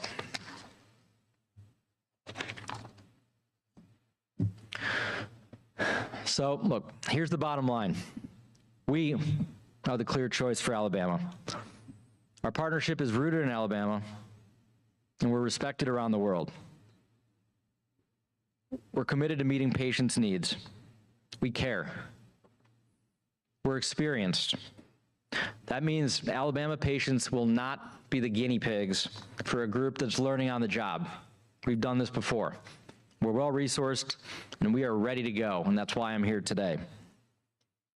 Frankly, we think this is exactly what the legislature had in mind when they enacted the law. A local operator, like the Carters, partnering with experienced pros like Curaleaf, ensuring a long-term, sustainable program with local leadership. And now I'd be very happy to answer any questions that you have. Thank you for the opportunity to present to you today. Thank you, Mr. Darren. Appreciate the presentation. Any commission members have any questions? Yes, Dr. Blakemore. Just to make sure we cover the issue with the passing of Mrs. Carter, the structure of the company, is it 51% now with Mrs. Holloway as the Alabama resident? It's 51% with Carter's contracting services, okay, which includes Mrs. Holloway and her family. Okay. Will you guys continue to claim minority status on this application? No, we will not. Okay. Could you talk about typical gross revenues that you see in a typical dispensary with Curaleaf? So look, it widely varies by state, I would say. In medical markets, again, I'm going to give you a range because it truly can range, but it can be anywhere from $2.5 million of gross revenue annually up to $30 million plus of gross revenue, depending on the licensing structure and the maturity of the medical market. Okay. From some of the previous states that you guys have been in, are you guys familiar with creating a pharmaceutical grade product as required by our state legislature? We are. We have experienced the medical cannabis products that I mentioned and the formulations and a lot of the products that we already manufacture and dispense follow similar protocols. And then I think my last question is going to be, what are your typical discounts that you guys offer in your dispensaries? So we offer a number of different compassionate care discounts for people with those with financial need, veterans, in some cases seniors, and it can vary as a percentage depending on the market and what's allowed by regulations, but 10% plus in some cases for some of those discounts. But we do offer a number of different because medical cannabis can be expensive for people, and we want people to be able to access. Thank you, Dr. Blakemore. Any other commission member have a question? Any of our members online? Yes, Dr. Jensen. You are clearly operating in a lot of locations, but particularly in the United States, have you had any regulatory or compliance issues? I mean, even little minor ones that you fixed or? So look, we've been in business for a long time. We have had some, rare occurrences where there have been some, fines that I would characterize in the normal course of business for a company of our size. But we are in good standing in all the states and we operate with our licenses. We take all those instances seriously and put in place corrective actions, when necessary. But we're in good standing with all of our licenses. Okay. I'm curious, for my own edification, about the CO2 extraction. I believe that's under very high pressure. What kind of safety measures do you have associated with that? So there's a number of different safety protocols. The rooms in which the equipment resides in, does have some safety protocols to be, blast proof and things like that. Also has the right ventilation to ensure that, employees are not getting, subjected to anything that might cause safety concerns.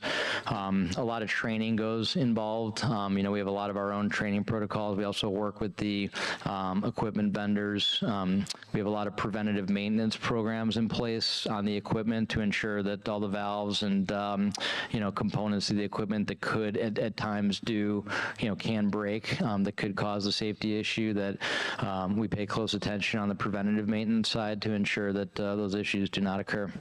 Okay, thank you. So you mentioned about expiration dates. Again, I'm curious, what kind of period did most products have as far as expiration? So it really depends. So we do stability testing on our products, to try to use some science to, really validate.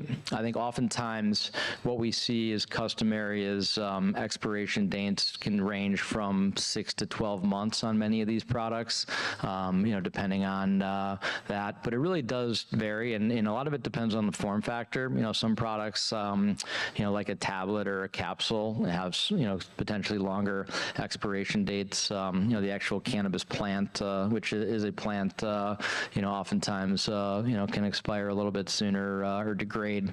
But that's part of the benefits of extracting it before it gets to that level, is that the shelf stability and the stability, once it's converted into a cannabis oil, is longer than in the plant format.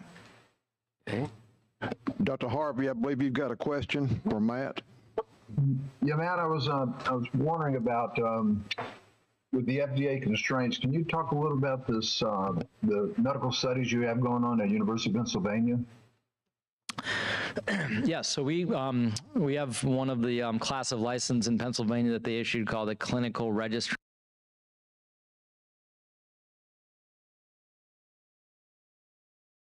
license, where you were partnered up with a medically accredited university on that. So we've done a few different studies that we are working with them and their team on. One going on right now is a end-of-life care study where we have kind of hospice and end-of-life patients that are utilizing some medical cannabis products, things like the capsules and the tablets that we would ultimately manufacture here. And we're working in conjunction with the medical school at UPenn, who is administering this legally under this medical program and collecting data on that. And we don't have all the findings yet, but I think there's some preliminary indications that it is helping and might be a really promising alternative to some of the other end-of-life treatments that are out there.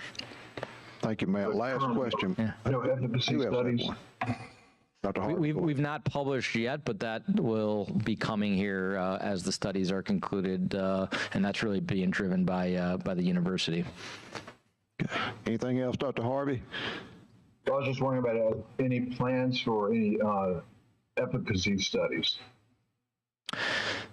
Yes. In specific disease entities.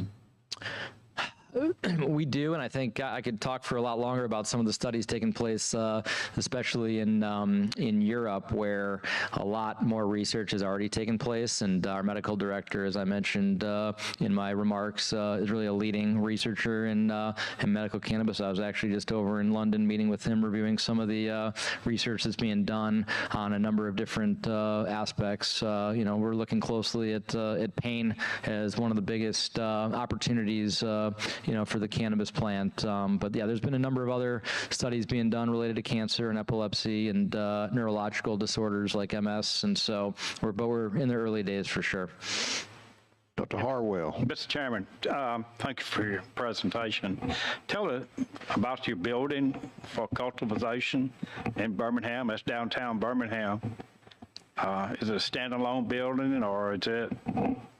Just talk about that. Yeah, so it's an existing light industrial building. It has the infrastructure that's needed, so we're, kind of have the power and all the infrastructure that's needed there.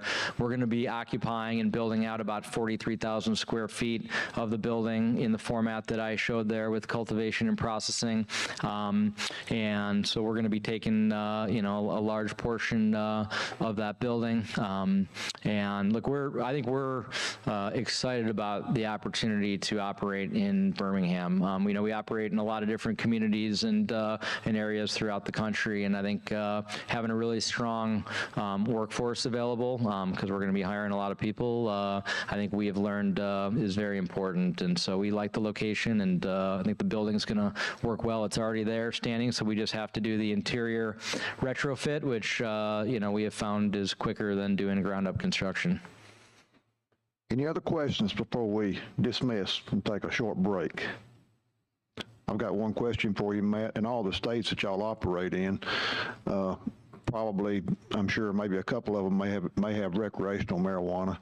Have any of your team members that you plan to use here in Alabama been involved in either lobbying or promoting that aspect in other states?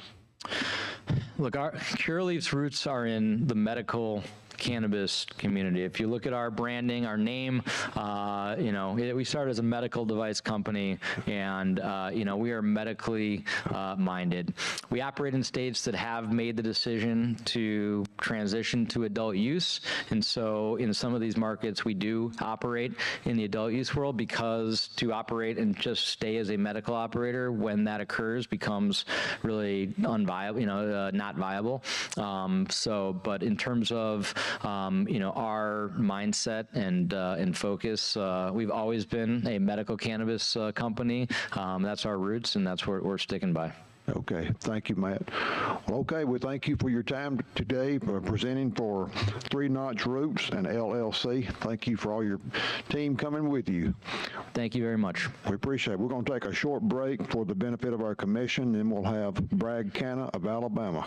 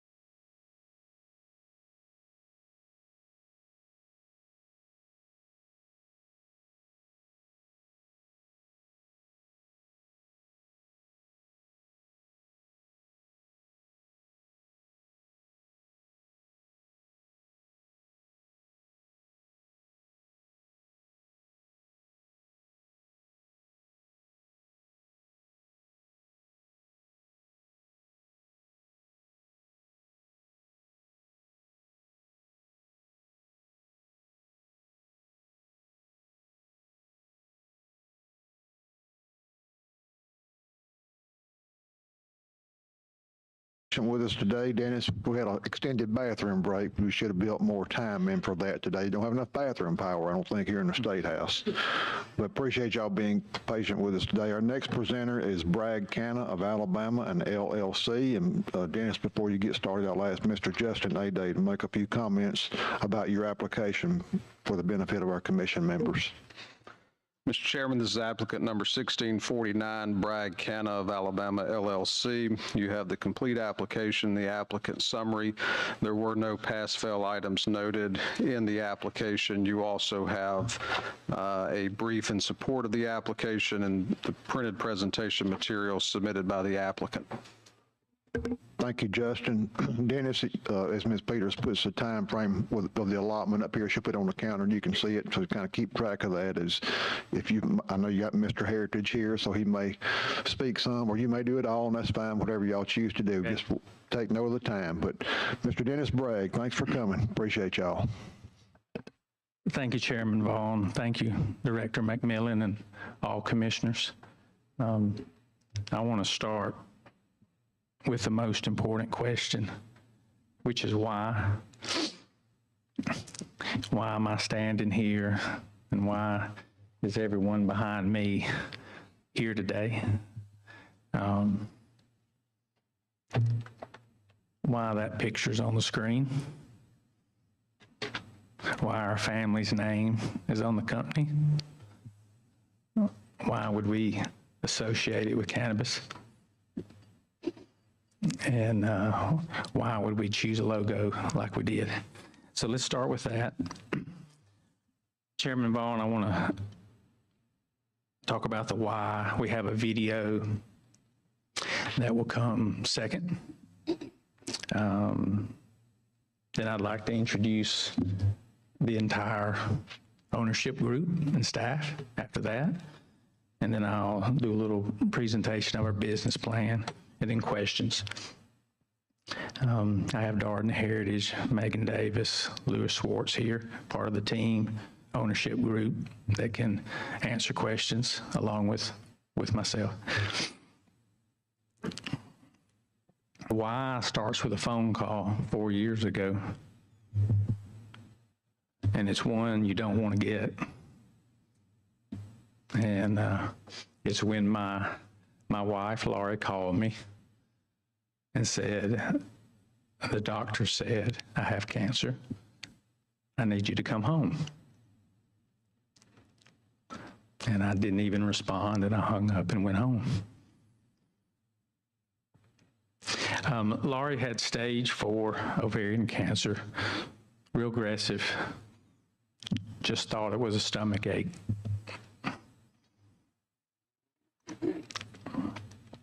As soon as we did all the scans, doctors told us we have 2 choices: no surgery or surgery. No surgery is 30 days we have together. Surgery, we can either have 9 months or 24 months. We picked 24 months. Had very aggressive surgery, found the best we could find. He practiced it, studied at UAB, went to school at Huntsville High School, went to practice at Sloan Kettering, John Hopkins, and wound up being at Northwestern, and that's where we went. And he got us 23 months.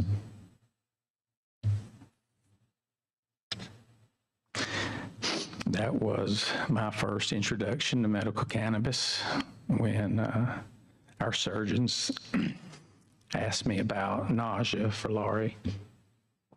Nothing works. He said, well, what I've done, you can't put her on the plane and risk her getting sick. And that's when I walked into my first medical cannabis dispensary close to the hospital. And that's when I felt my first nervousness for stepping in a place I'd never been.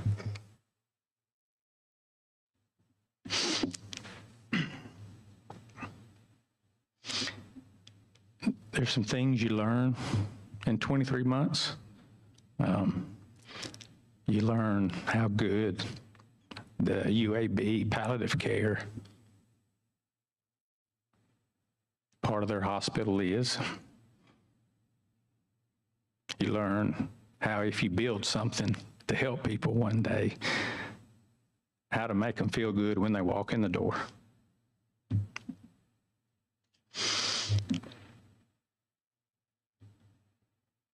It was a long road that we knew where we were going to. And everybody sitting behind me that I'll introduce to you was with me on that road for 23 months.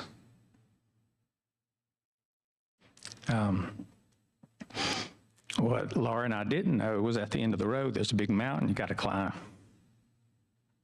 And that's where one of our owners, who has spent 30 years in hospice care, managed 18 facilities, helped me climb that mountain with Laurie.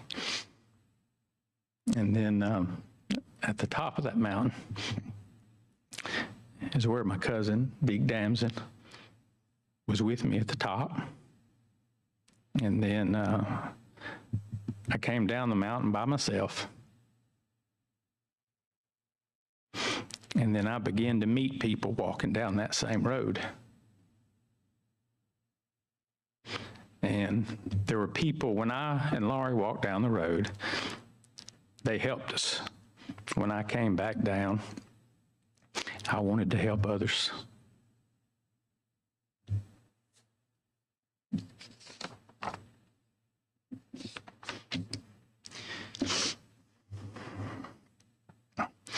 It's taken 3 years to get ready.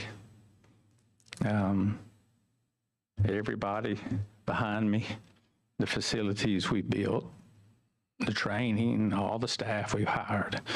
We've been doing that for 3 years. We had an opportunity to help others that are like us. We made a decision to apply for a medical cannabis license in Mississippi, and we were awarded one. And we began to do and validate what we knew we could do. And in the video that I'd like to show everyone now, it ranges from Alabama to Mississippi. But basically what it is, it's north of I-20. My circle, my family circle runs from Huntsville to Memphis and down to Greenville and back. Stop off for ribs in Tuscaloosa and hope you beat the traffic in Birmingham. But that's the circle. I've met a lot of good people and a lot of patients that were like Laura and I. There in the video, you're going to see our family farm. You're going to see things we built there. You're going to see Mississippi, what we built there. You're going to see everyone in there is us working. That was the best way we could demonstrate to you us, is show you us. All right, we'll do that.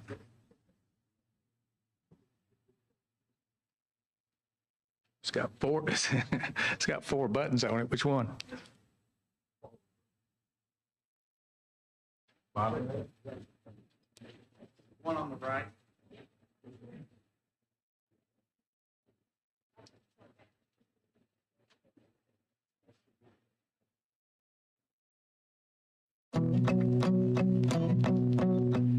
The soil that we have cultivated for over 200 years is our legacy, our livelihood, and our home. It's in our fields where we are pioneering a future that intertwines our 7 generations of farming expertise with the compassionate needs of today. Our exceptional team of specialists is united by a vision to create a fully integrated facility dedicated to cultivating, processing, manufacturing, and dispensing pharmaceutical-grade cannabis. We could have chosen to license our name and assets to a major corporation, but we didn't. And why? Because of prioritizing a hands-on approach, we sought out the industry's leading professionals, people excited about taking an all-in, on-the-ground approach to operating and managing the business. Crafted meticulously to align with Alabama's legal framework, our business is a beacon for enduring patient care in our state. In the realm of aspiring entrepreneurs, many remain silent guardians of their ventures, choosing to cloak their intentions in obscurity. However, we dare to stand in the spotlight and declare boldly that we are not drawn to this industry merely as an addition to our financial portfolio, but as true champions of a noble cause. We have chosen to invest sweat and financial equity into Bragg Can because we are united by a shared commitment and belief that we have potential to make a meaningful impact on people's lives during their most challenging medical moments. With stringent protocols and safeguarding in place, we guarantee medicine of the highest caliber for our patients. And our team ensures that the cannabis journey from our farm to the hands of those in need is secure and trustworthy. We prioritize security both in a conventional and modern context. This encompasses not only safeguarding our physical premises, but also implementing rigorous internal hiring protocols to mitigate any potential risks of diversion and corruption. We ensure the product's integrity involves various quality control measures, tracking, transportation, and handling to safeguard its quality. We understand that financial security enables us to prioritize patient care without the pressure of immediate returns, and we are fully committed to our Alabama business venture, meeting all licensing requirements with accessible capital for the long term. Our license embodies the core components essential to our cause: cultivation, processing, and dispensing. Each element is an integral part of our journey, designed to provide holistic care from seed to sale. Intelligence guides all of our processes, enabling rigorous quality control, continuous refinement, distribution, and the evolution of production. We have a profound understanding and respect for product quality, honed through years of experience in providing quality goods for human consumption. Growing medicine is much like growing crops for consumption and other uses. It takes a vast knowledge of agricultural practices to do it right, every day, year after year. Our facilities are state-of-the-art and ready for operation immediately. Our greenhouses were built using reinforced concrete. The finest construction materials are weather sustainable, fully powered with electricity, and feature best in practice lighting, cooling, fan, activation, transfer, and plant monitoring technology.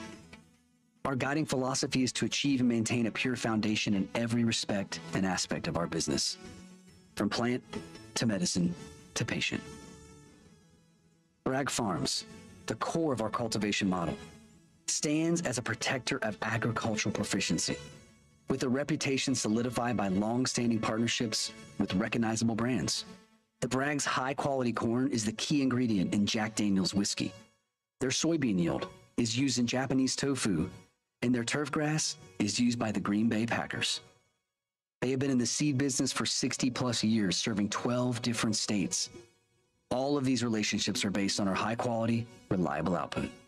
The Bragg's unique ability to promise consistency is because we are committed to holding ourselves to the highest standards and refining that standard through innovation. This is best exhibited by the 30 miles of irrigation pipe running through the Bragg farm, providing 60 million gallons of water per day, an irrigation system that rivals a major metro area's water system and was designed by Dennis Bragg himself.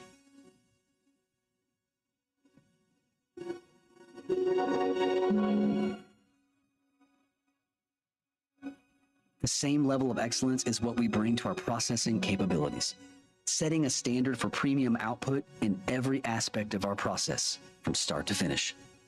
The team has a history deeply rooted in the mass distribution of fresh produce, packaged food for consumption, product safety, processing, and safe mass distribution.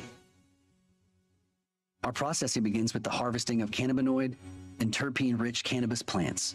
Next, we perform a supercritical CO2 extraction, focusing on maintaining the original major THC, CBD, and minor cannabinoid ratios in a full-spectrum extract. This lets us take a more holistic approach to the phytochemicals found in the cannabis plant. This results in a purer, more organic product that yields a more effective medicine for patients. This outcome is confirmed by our lead cultivator and processor, who both have over 8 years of experience.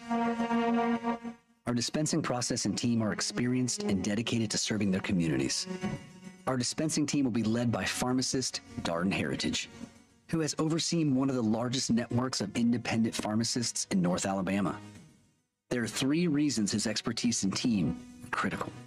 First, Darden has scaled his network of pharmacies to meet demand without compromising on compliance and customer service. Second, Darden's pharmacies are licensed specialty pharmacies, which prepares them to adhere to comprehensive regulations and reporting, which is demanded of a medical cannabis licensee. And third, Darden, as head of dispensing, has a background in pharmacogenetics, which is the science of how a patient metabolizes medicine. It is important for Brad Cannett to be at the forefront of this conversation, not just to provide this pioneering new medicine to patients, but also to learn from it and deliver a high-quality product with care for how patients respond to it and how it interacts with their other treatments. After all, for patients, facing a serious medical condition can be daunting. Pursuing doctors' recommendations can be unsettling for many. Brad Cannett's program understands this reality, and our comfortable and private consultation environment prioritizes patient autonomy and choice, ensuring accessibility and support for any questions they may have, as well as confidentiality. And most importantly, our centers are located in close proximity to area hospitals and medical facilities that aim to provide easy access for patients. When it comes to readiness, we're defining the standard. We have secured long-term facilities to house the heart of what we do and are prepared to bring this vision to life well within the stipulated 60-day window. This is what distinguishes us as leaders in the field of cannabis production and distribution. Our goals are in full alignment with those of the state of Alabama, and our commitment to patients is the compass that guides every decision we make. It's a commitment that transcends business, rooted in a philosophy that honors the dignity of every individual seeking relief through medical cannabis. Alabama's rigorous standards for medical cannabis businesses resonate with our beliefs. We're doing more than building a business. We're nurturing a community service and are deeply invested in this endeavor. We are motivated by upholding the healthcare goals set forth by Alabama's legislature and to provide an unwavering focus on patient care over the volume-driven goals seen elsewhere. Join and support us on this promising journey, where heritage meets healing, and where our unwavering resolve is to better the lives of Alabamians through the compassionate provision of medical cannabis.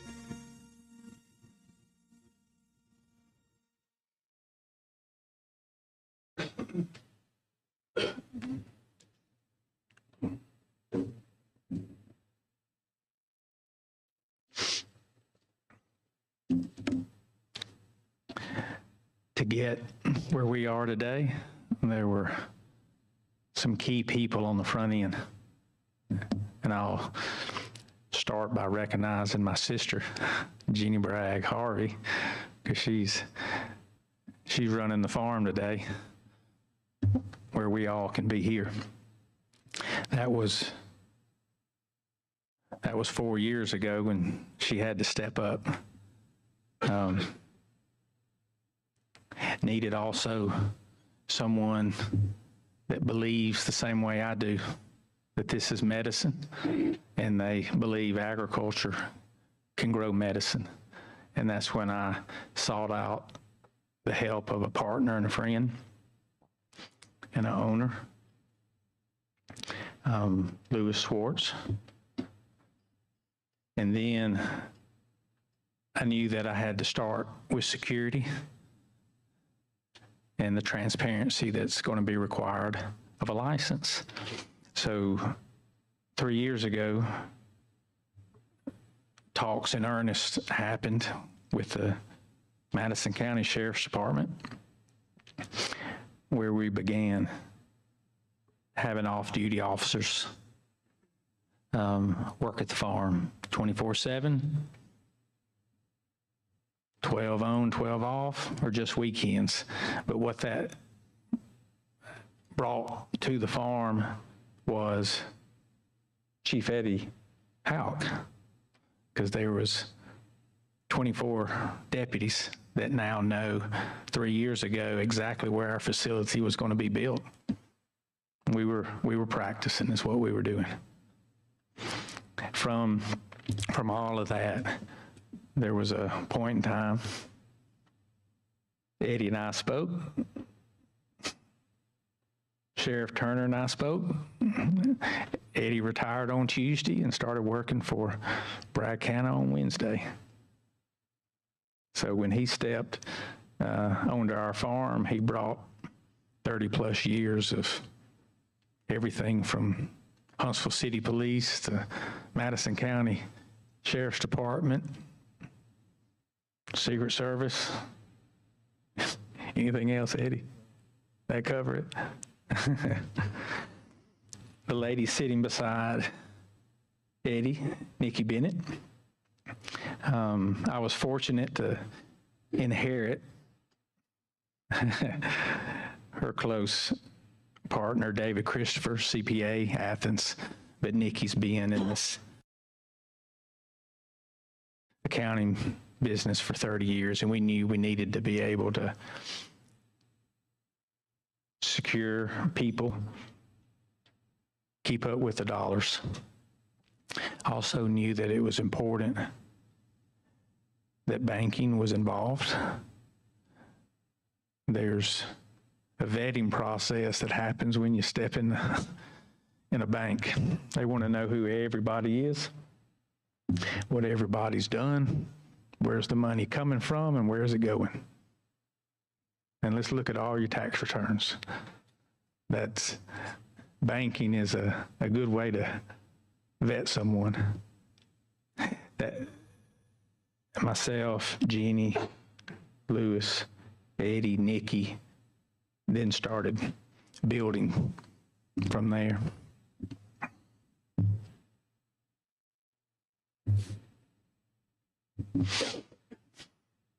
George Payne. Very well may be the 87. Is that correct? Still holds his pharmacy license that he got for the first time in the 60s. He's been a mentor to me as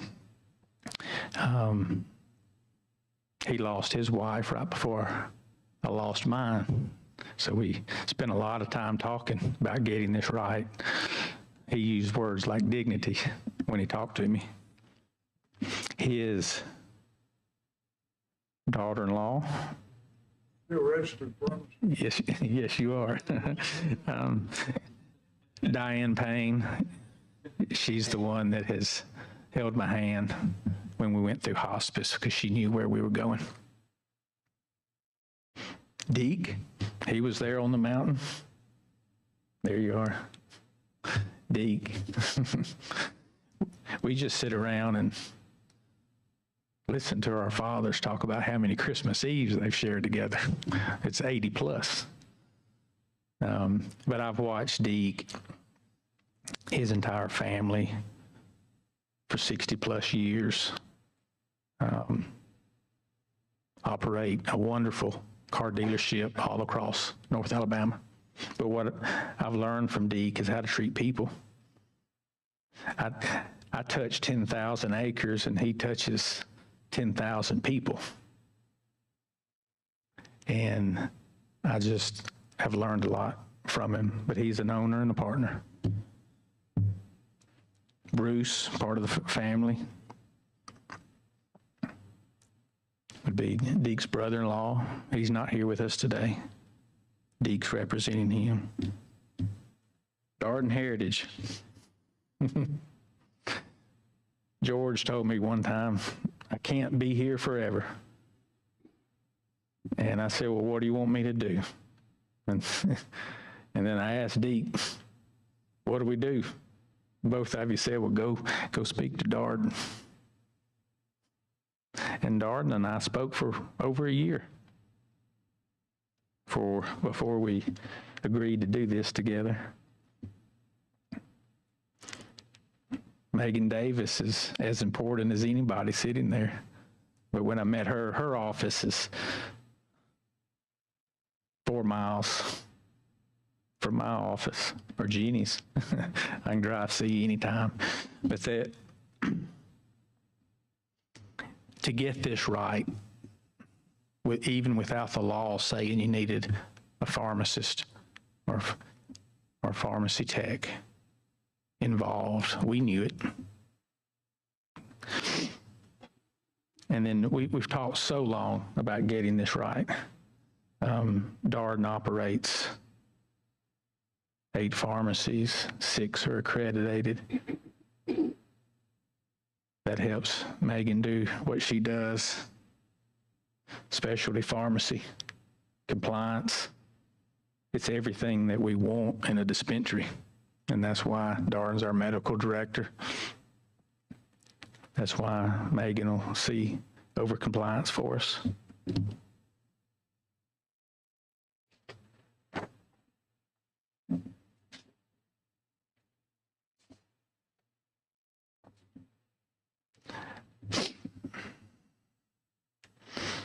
Well, the law wanted Alabama to serve Alabama patients. Myself and George and Deke, we make up 70% of ownership, and generational Alabama businesses that our families have run, the 3 of us, add up to 509 years. When you bring in everyone else, that's your next 30%. Well, that's 651 years of Alabama families running businesses that we represent. I'm very, very proud of the group. Dr. Williams. Where's Dr. Williams? I'm going to tee you up by talking about Ernie. Alabama A&M, their research facility adjoins our farm. We've always had decades worth of partnerships. If Ernie Siebert needs a place to bring students, well, we got a place, don't we, Ernie? Well, we wanted to give a way for students to be a part of this. That's why we quickly figured out Lewis sits on the board of Adaviv, MIT grads. Got some smart friends, don't you, Lewis? Yeah. Well, they built a nice robot that you saw in the video, and Ernie's going to bring out students, and we're going to learn some technology that they wouldn't have access to at all. Ernie said, well, you need to meet Dr. Williams. I said, well, where is he? He said, he's in Birmingham. I called Dr. Williams. I want to come see you. I drove down that night. Dr. Williams, in his 48th year of veterinary medicine, 4 years board chairman, trustees, Alabama A&M. But we didn't talk about anything but your role, which is, of all these conditions, it's hard to talk about preventing suicide. But Dr. Williams isn't afraid to talk about it, are you? And so I knew Dr. Williams needed to be a part of this team when we had that conversation. Alan Neal, we crossed paths with a brace around my neck, didn't we? Yeah. So we met. Alan lives in Florence. He drove me home because I couldn't drive because the pain was too bad. I'd broken my neck. Lewis took a cold towel, put on me so I wouldn't pass out. So everybody down that row, everyone on the second row, third, fourth, go back to the fifth. All these 23 months we've been together. Dr. Carney, Dr. Harari, Rami, he's the first doctor that's told me, don't call me doctor. Rami's a good example of all of us have sat in each other's house at one time or another and discussed this. But Rami, he told me that he's ready to be a part of a program, of a license that will enable him to talk to patients that are terminally ill. And that's all I needed to know and hear. They are Dr. Carney, Dr. Harari, or Huntsville's GI doctors, part of Huntsville Hospital. They're the 20-year men. We got 20-year men, we got 20-year women, 30-year women, and it just all adds up over and over and over again of experience in Alabama, experience in medicine.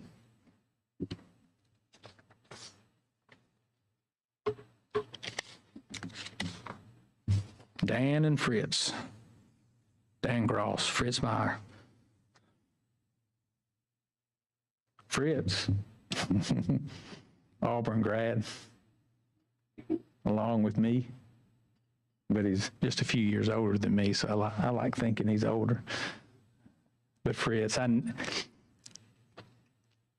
when we plant a crop, we're planting a billion plants, but we're going to be planting them 300 or 700 at a time.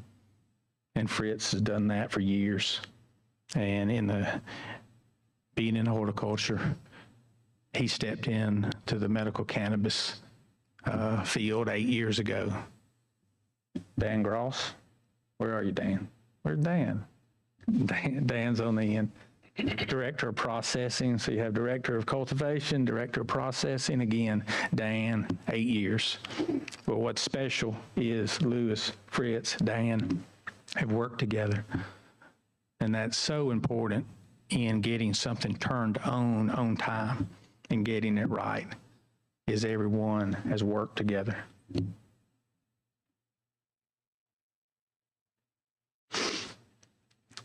What brought us so close together is we've all been patients.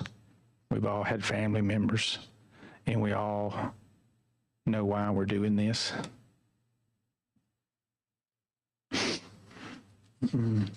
All right. Help me get a presentation going. The right one? Okay.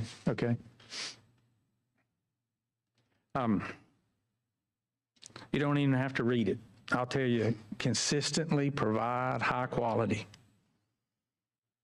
And you don't even have to say medicine. If you consistently provide high quality of everything, the outcome is good. And so in all our businesses, whether they've been medical, dealerships, farm,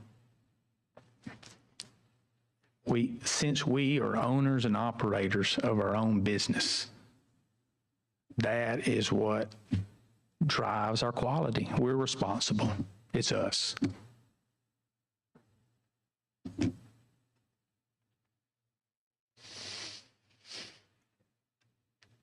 We all agree that we're doing it for one reason, and it's the patient. Don't bother reading the fine print. You've got cultivation. That's us.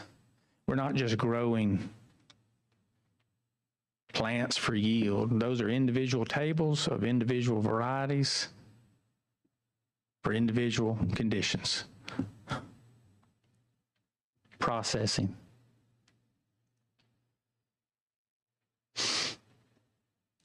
Fritz can do everything that Dan does, and Dan can do everything that Fritz can. We cross-train. That's processing. Again, it's about the patient, the dispensing.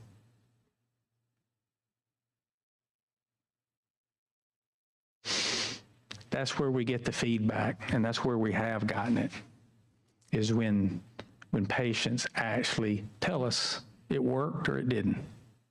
And that's why that's a circle and not a line. That allows us to feed right back into cultivation and make adjustments that we can then process and get perfect for a patient. And around and around and around we go. And it gets better and better. And that is a main reason I wanted to be a part of an integrated license, is that circle. If I'm just one part of it, I can't be a part of that consistent high quality.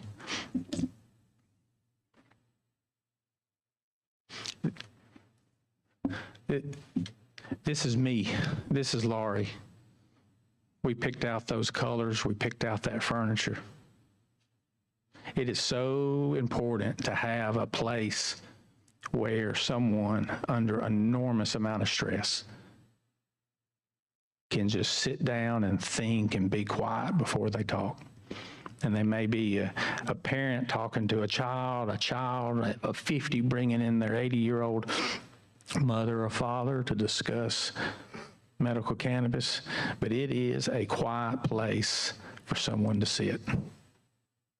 This means so much to me and my family.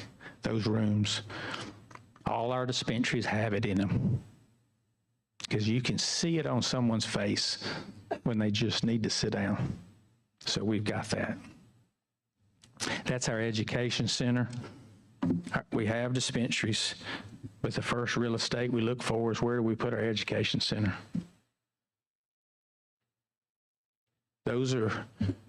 We're doing something that we haven't done before. There are questions on and on and on and on. And that's part of what we believe in is education. Spent an enormous amount of time getting this right. Laurie and I went from point A to point B and right back to A. B is medical districts.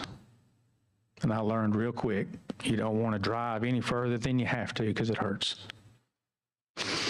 Every one of those dots represents our dispensary locations that we found almost 2 years ago and began leasing then. That's another vetting process right there that was good. When you walk into a medical district right beside a hospital, whether it be UAB, whether it be Huntsville, Coleman Regional, Gadsden Regional, Riverview, DCH, when you say, I'd like to be right here and have medical cannabis, you better be able to explain it, because the person that's going to allow you to be right there is putting their name on our license too, and everyone knows it when they do it. It was real important for me to be in medical districts. It says and speaks to our intent.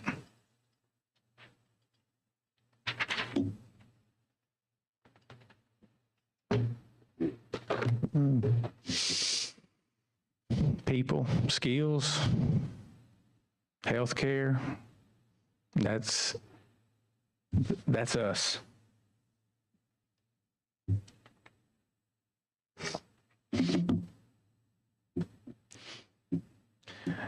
We're all going to be accountable for this. The commission has some hard choices ahead of them. How we operate a license will be held accountable ourselves. We've put our name on it. We've owned and operated our own businesses, served people in every way we can. The bottom left, that's George Payne, 1869, great-grandfather. Darden, you recognize top right? That's anyone in Huntsville knows that spot and know the other 8 also. Deep, you've served a community well. And that's another thing you've taught me, is once you work, then you go serve. And I've watched you do it. And you've taught me that. Middle picture, that's my mom's backyard. Now we talked about a bank vetting you. Barbara Bragg will vet you. So we built our facility on the farm in my parents' backyard. We're not going anywhere, and it's not going anywhere.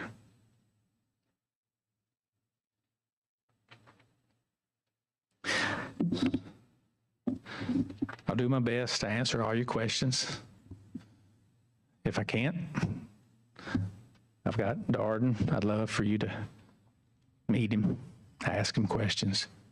Megan, Lewis, and that's who I'd like to thank the commission for giving us this opportunity to stand here.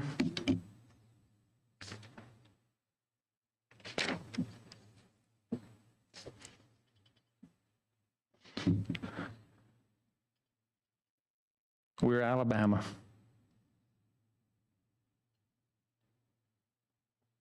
I tried to show that as a number. Our 500 and our 600 worth of generations went over 1,000. I quit counting. I didn't even count Eddie over there. We're Alabama. We're ready. We know why. We're doing this for the patients. We're doing this for families of the patients. We're doing it for our neighbors. We're doing it for our friends. And again, thank you. Thank you, Dennis. I know we've got some questions from our commission members, both present and online. So anybody want to be first with a question for Bragg Canna of Alabama? No, go ahead, Dr. Blakemore. Mr. Bragg, thank you for your presentation. Could you discuss your financial commitment that you have with Bragg Canna? Yes. And are you asking, in essence, my percentage, or no? How much dollars do we have? So typically, we've seen people with the number of $15 million all the way to $30 million of resources to allocate towards this venture. Our commitment is $12 million. Okay. We have the ability to add in at any time more. Sam, were you asking like overall capital plan outlay or something like that? And Dennis already stated $12 million on his side of the partnership. That may be what he's talking about, Dennis, his entire big picture as well. Yes. Yeah, that $12 million gets this up and running. We built a lot of it already. That's why we can meet the 30 and the 60-day requirements. But our ownership group here, whether it's 10, 15, 20, we're ready to do what it takes. We're ready to last however long it requires us to last. And how many people are you looking to hire? We'll be under 100. Startup. I quit counting when we went over 40, but that's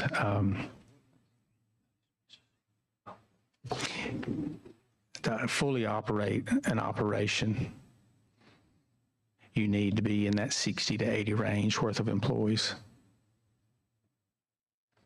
Then one of my last questions, are you guys affiliated with any multi-state operator, or is it completely Alabama? Yeah, you're looking at everybody right there, and it's 100% Alabama.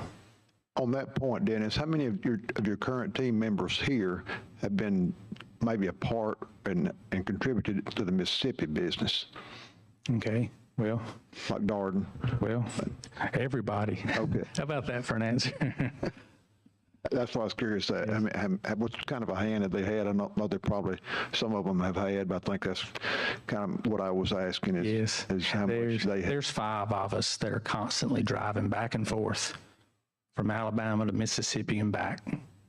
And that's been the best way to validate everything we know.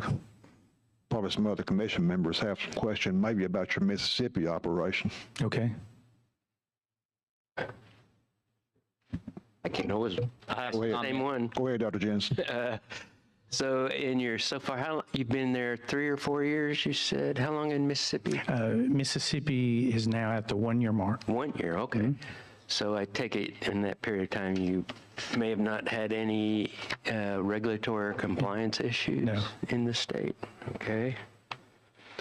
I think Mississippi's only allowed it for about a year. Is that right? That's right. We got our first dispensary license in August. We turned on cultivation in December. So it's been a full year. Yeah, they just got on to doing the medical. What is nice is what we did in Mississippi is timeline was what is required in Alabama. So that gives me confidence. So do you have and I guess you must have an idea now about what it's the cost for a patient yes. monthly? Yes, that's the $25 to $45 a product. But monthly, you're in that $200 to $300 range. And it really depends on the condition and the patient, to whether on an annual basis, it's going to be $1,500 to $3,000. Okay.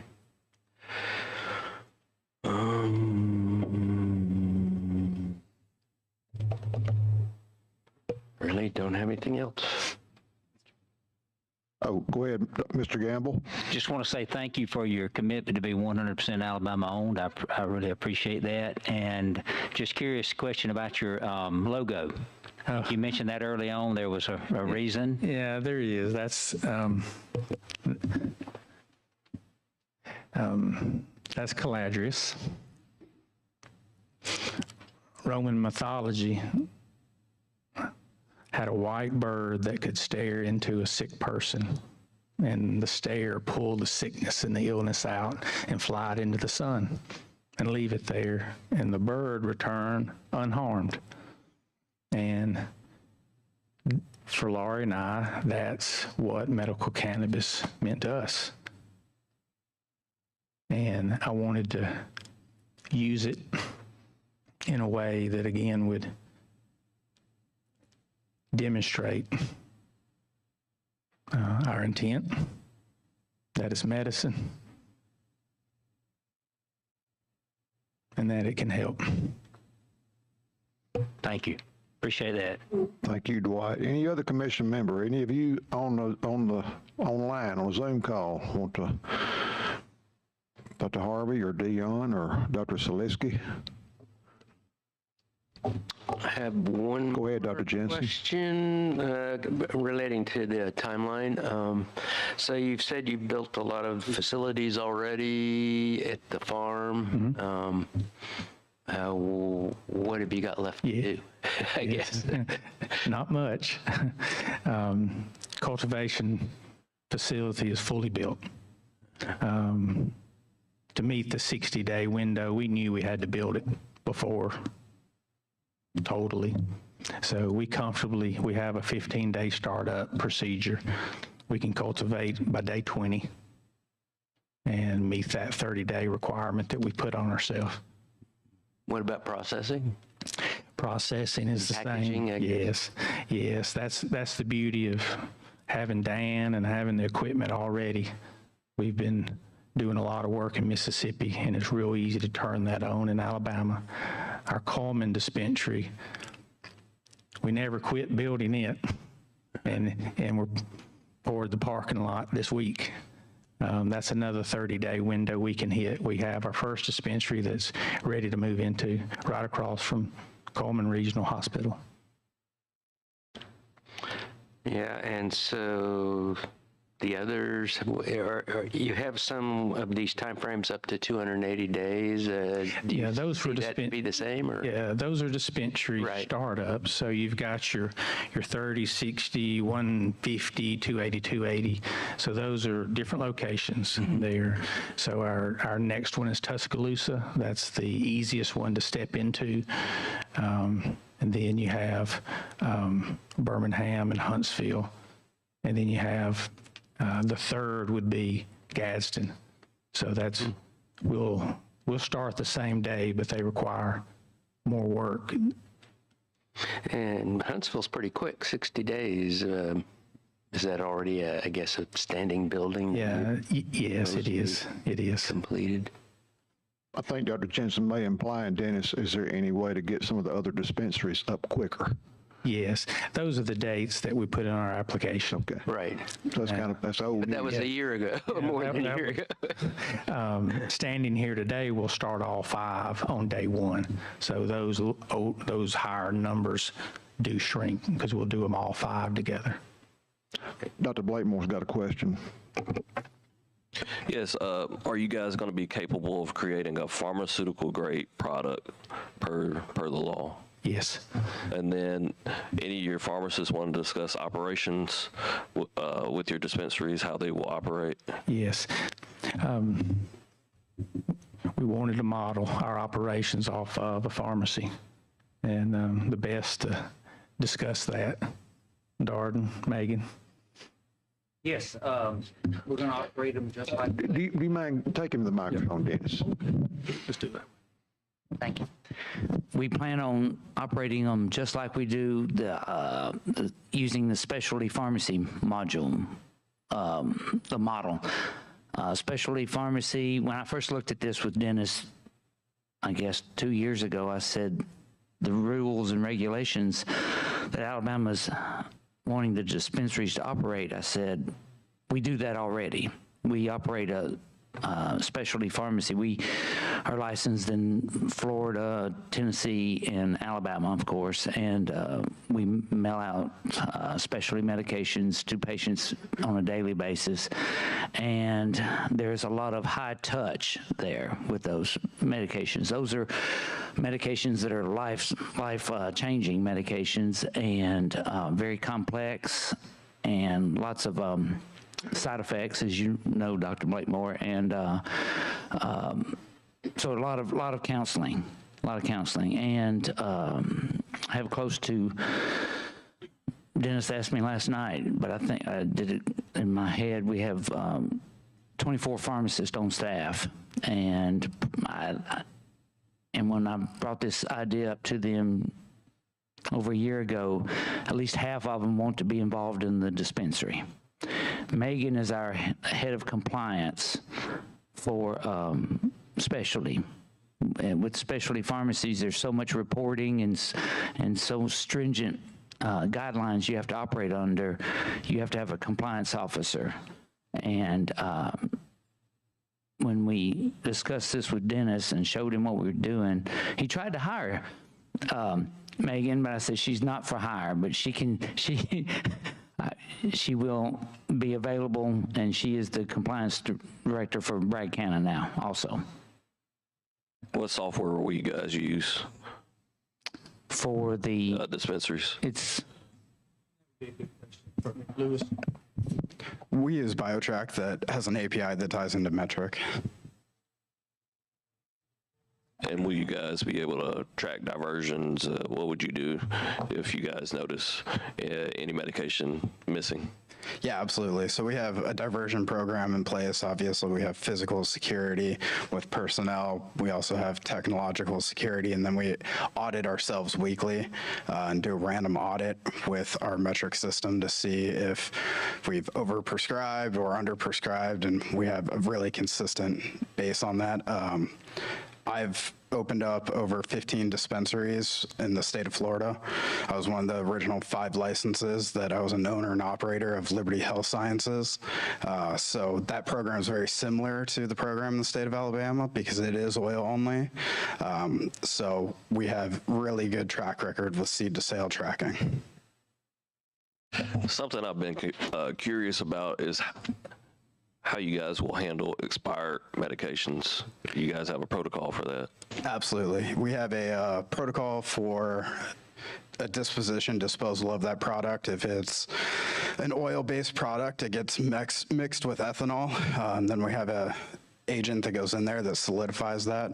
And then any of the biomass materials, such as flour, that would go into a compost similar to the ADAI's hemp program for their disposal. So we worked with ADAI on helping define that disposal protocol. And so all of that's done under security surveillance. Our video system also has audio monitoring. So we have SOPs for that, and we do it every day. Thank you. Thank you, Dr. Blakemore.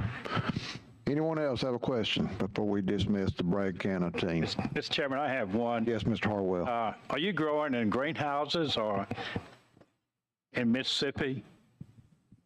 I thought I saw some pictures of greenhouses.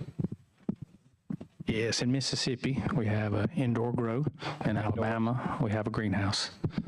You have greenhouses in Alabama? Yes. Do you see a problem versus greenhouses versus indoor? No.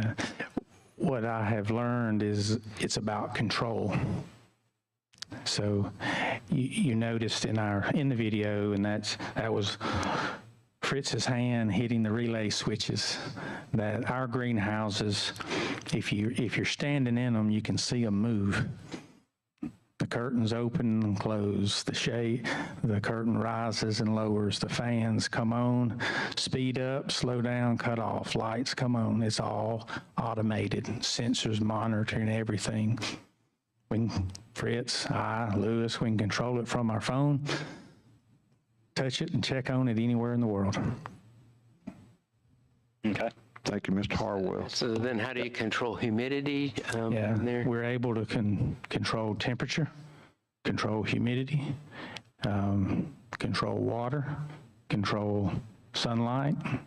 So you have air conditioning? I mean, what controls the humidity? So we can add humidity or take it away with heat. Heat, okay. Okay. Thank you, Dr. Jensen. Anybody else have a question before we dismiss the Bragg County team? Well, Dennis, thank you so much for bringing your team of folks. There's a lot of folks to bring up down here in Montgomery, but appreciate your presentation. Yeah. Great job. Yeah, thank you, Chairman. Thank you. Thank you, Director. Thank you, Commissioners. Thank all of you for coming today. We appreciate you showing up.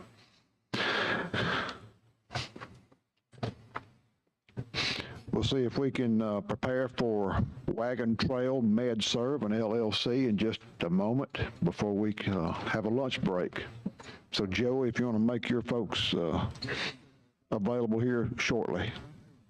Yeah, they did. All in there.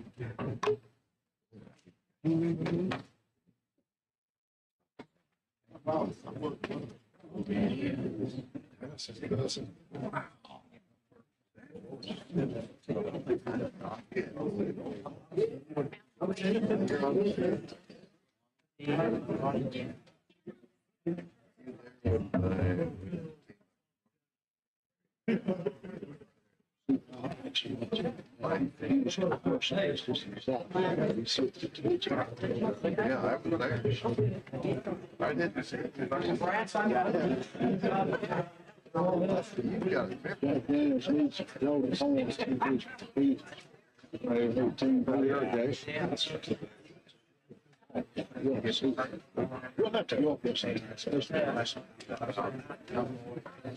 Yeah, shot at it.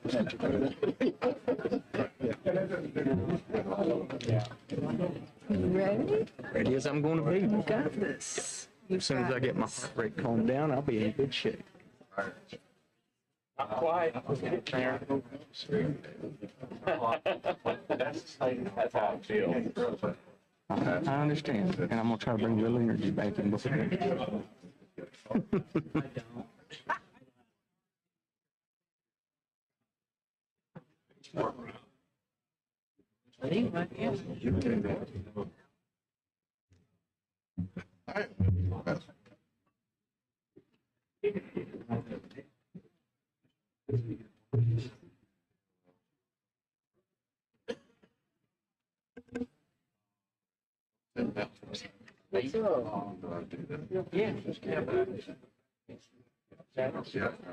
Yeah.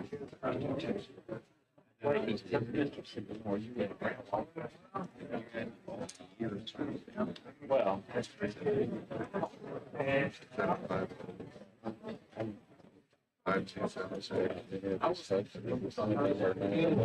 right, okay.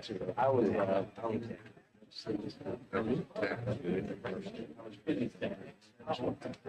you understand. But we need to and in high school, I did the thing I had to that was a lot of fun. Sister's boyfriend did 9 years ago.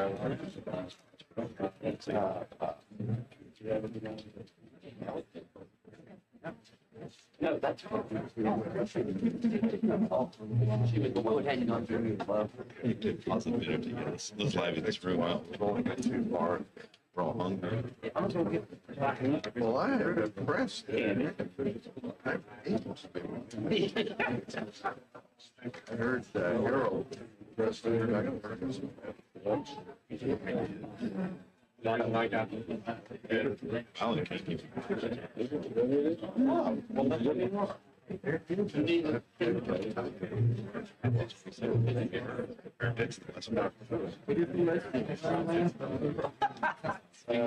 Class change for all of it.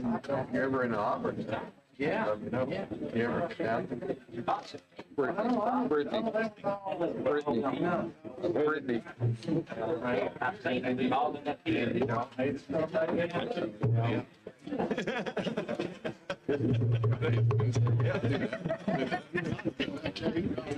Okay, commission members, if you want to go ahead and find your seats, we'll go ahead and begin. We're going to be pushed for a lunch break. I appreciate that. But before Joey Robertson begins with the Wagon Trail MedServ group, I'm going to ask Mr. Justin A. Day to make a few comments pertaining to his application for the benefit of our commission members. Justin? Mr. Chairman, this is applicant number 1656, Wagon Trail MedServ LLC. You have the complete application, the applicant's summary report. There were no pass-fail items noted in the application. You also have a brief in support of the application that was presented by the applicant. Thank you, Justin. Appreciate that. Joey, you know the routine. Yes, sir. Ms. Peters will put the time allotment up here in front of you on the counter, so just kind of make if you or any of the team members need to be watching that to keep track of your time remaining, and I'll let you introduce any other speakers that come before us. Good deal. Thank you. The floor is yours. Thank you. Good morning, everyone. My name is Joey Robertson. I am the president and CEO of Wagon Trail MedServ. My father-in-law and I, or Donald Stansberry and I, along with our partners, represent a true Alabama majority-owned and operated applicant for an integrated facilities license. I want to thank each of you for allowing us to make this presentation today.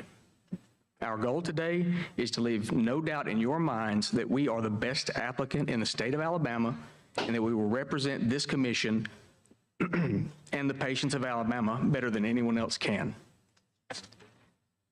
From the beginning, we have taken to heart the Commission's own words in its application guide that, quote, in every instance, the primary consideration of the Commission in awarding any license shall be the merits of the application submitted, including, but not limited to, the applicant's solvency, stability, suitability, capability, projected efficiency, and experience. We scored well previously, and today you are giving us an opportunity to show we are objectively strong on those merits on any scale the Commission uses. So let's take a moment to talk about Donald and me, along with the origins of Wagon Trail hemp farms. So Donald recently retired from Saya Construction in Birmingham, one of the largest excavating companies in the Southeast, after 38 years as VP of Operations and a partner. My background is in medical imaging and patient care.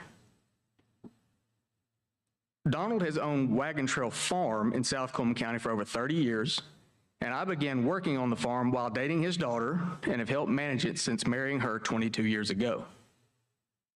In 2019, after substantial research, Donald and I made the decision to enter into the hemp industry.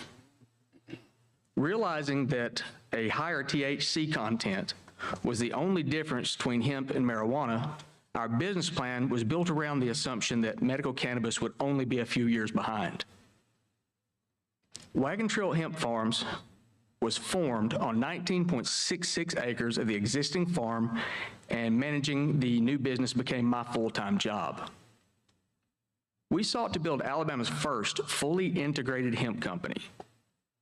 Within a few months of receiving our grower's license and our processing and handling license from the Alabama Department of Agriculture and Industry, or the ADAI, we built our processing facilities and grew several acres of our own hemp crops in our fields and our greenhouses. In the fall of 2019, we began accepting the first hemp harvest approved under Alabama's hemp pilot program and have since processed hundreds of thousands of pounds of hemp biomass from farmers around the Southeast, converting these crops into thousands of liters of concentrates to be distributed directly or used in the production of millions of finished good products such as tinctures, gummies, pet treats, and creams. Wagon Trail's objective in the beginning was to aid hemp farmers by providing knowledge and services. Within a few months of operations, we found the biggest bottleneck in the business and industry was finding a home for all the concentrates we were producing. As a solution, we started to manufacture our own lines of products as well as products for many of our customers. Almost immediately, we started to see the positive changes in our customers' lives. It was with those changes that our true mission was born as a company: provide safe, affordable, high-quality products to the people who need them most. Being honest and fair has not always been to the benefit of our business, but we have maintained our integrity and stayed true to our mission. And we believe that that is why we have succeeded while many others have failed. We have maintained an unblemished record with the ADAI, our farmers, clients, legislators, and patients while building our facilities to the highest possible standards with a large enough scale to serve the entire state of Alabama's medical cannabis needs. At this time, I would like to share a video of our existing CGMP functioning production facilities.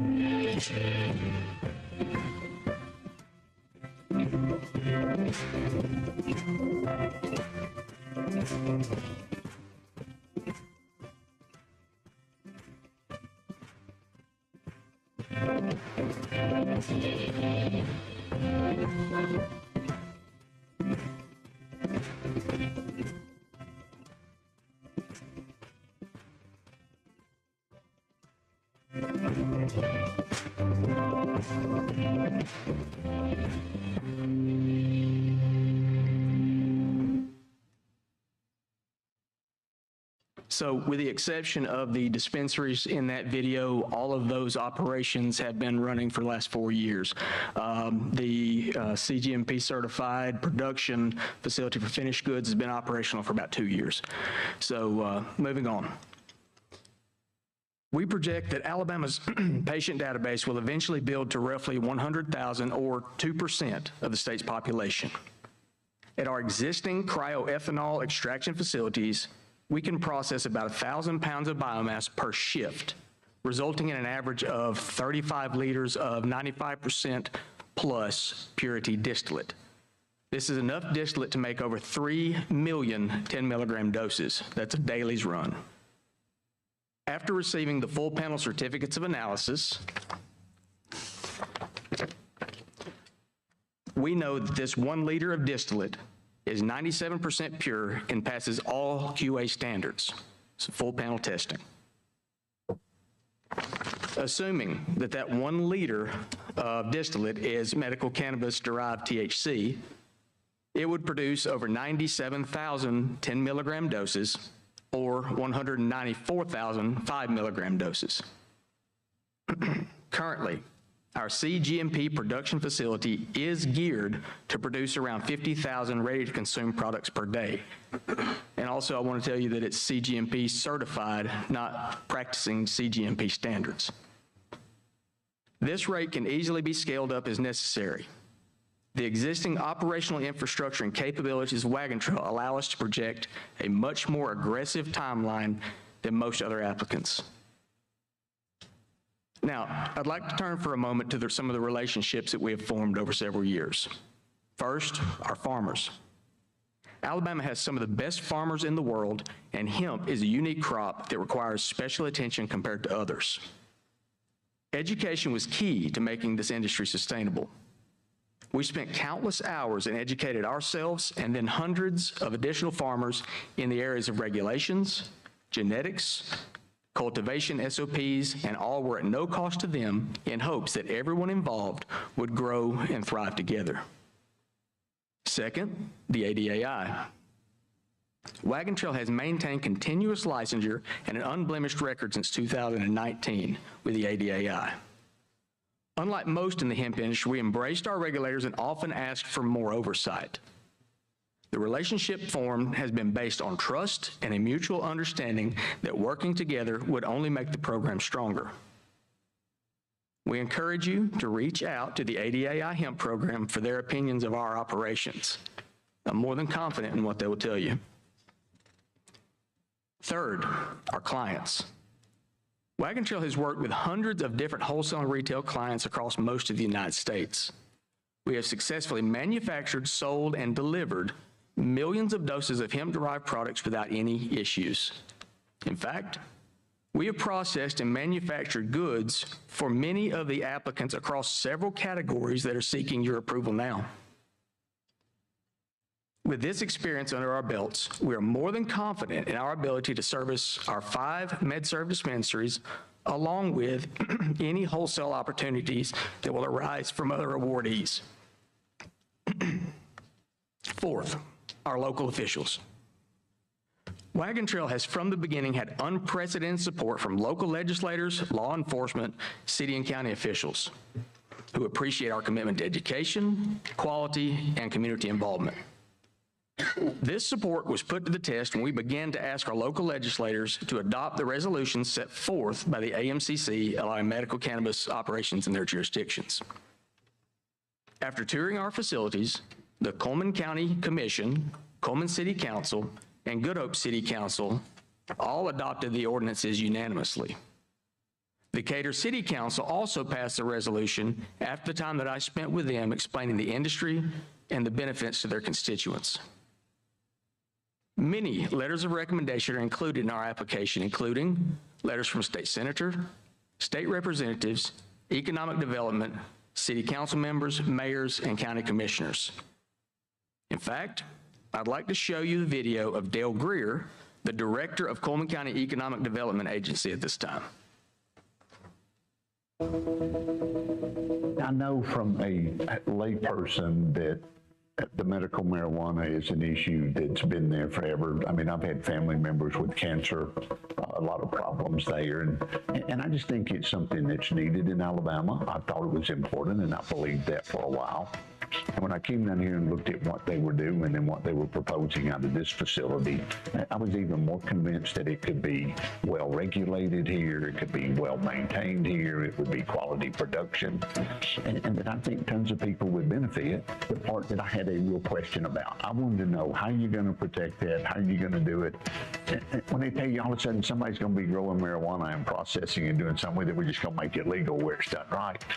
Well, at my age, I've seen it for years and years and years where that wasn't the story, that wasn't what you were trying to accomplish. I go in manufacturing facilities all the time, and I saw what existed here, and I thought, man, this is a pharmaceutical production. It is not medical marijuana hemp, somebody growing the marijuana is going to be pulling it out of the fields and putting it in and making a product out of it. It's scientific, it's proven, it's professional, and what they're doing here is a great asset for this community, I believe. From the first time that I saw this facility down here and toured it, that I didn't see how there could be 4 more that were further along than Wagon Trail.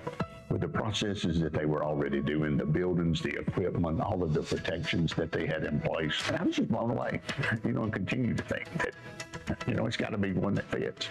Mr. Robertson told us as we were going through on the tour, the two different times we came down and toured it to make sure we got all the right groups, legislative delegation and things. And every time he talked about what their goal and objective was and what they wanted to do, and that they would meet whatever the regulations were. And everything I've seen from them implies that that's exactly what they're doing. I would be genuinely surprised if they are not one of the 5 that would be licensed as the integrators.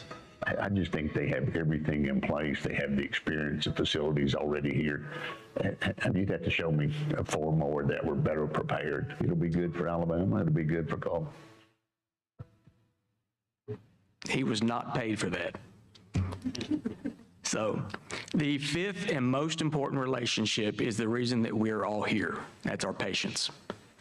Since 2019, Wagon Trail has distributed millions of doses of hemp-derived cannabinoids to patients across the United States. We have helped tens of thousands of patients have a better quality of life. This is the real reason that we wake up every morning and we work as hard as we do.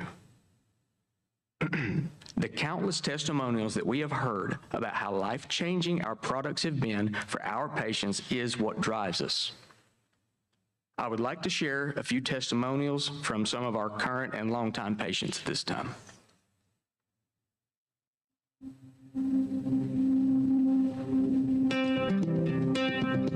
I was diagnosed with MS in 2006 and just started having a lot of problems with my MS, from vision to walking, holding things, and all the medications they put you on. I was roughly immediately put on over 29 different medications, and Amanda came to me and said, "Hey, let's try this," and it's been just a blessing since day one. It was around 2019 I was diagnosed with stage 4 ovarian cancer, and it was metastasized to my omentum and colon. I went through really hard, rough IV chemo, lost my hair within 12 days. When you're faced with the word cancer, it changes everybody's life around you. I had a friend that had used Wagon Trail, and I reached out to them and asked if I could come and tour. I came to know about Wagon Trail in 2017. I got diagnosed with leukemia.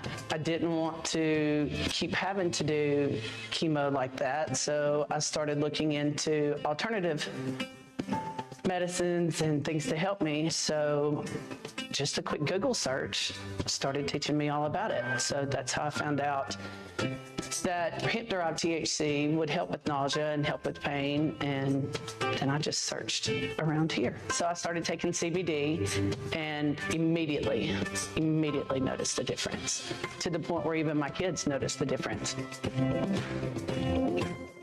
It's helped a lot with sleeping, muscle spasms. I have issues on my left side, and so at night that's when I have a lot of trouble with spasms and cramping, and it just relaxes my body. And when my vision flares up, I was completely blind at the time when I started, and it immediately started clearing one side, and it cleared this side enough that I can see shadows and I can see out of this eye. So it's great for pain at night and just about everything. I mean, you can't function throwing up 9-10 times a morning, and then you have to take another chemo pill at night, and you're laying there nauseous, can't go to sleep at night. Then your hair falls out. Like, the hemp just completely changed that. I can function now. I can be a normal human. It's helped with my nausea. It's helped tremendously with chronic pain. I had anxiety for 20 years and couldn't drive. I couldn't stay by myself. I couldn't live by myself. When I met Wagon Trail, my entire life was changed because I drove for the first time in 20 years after I started these products.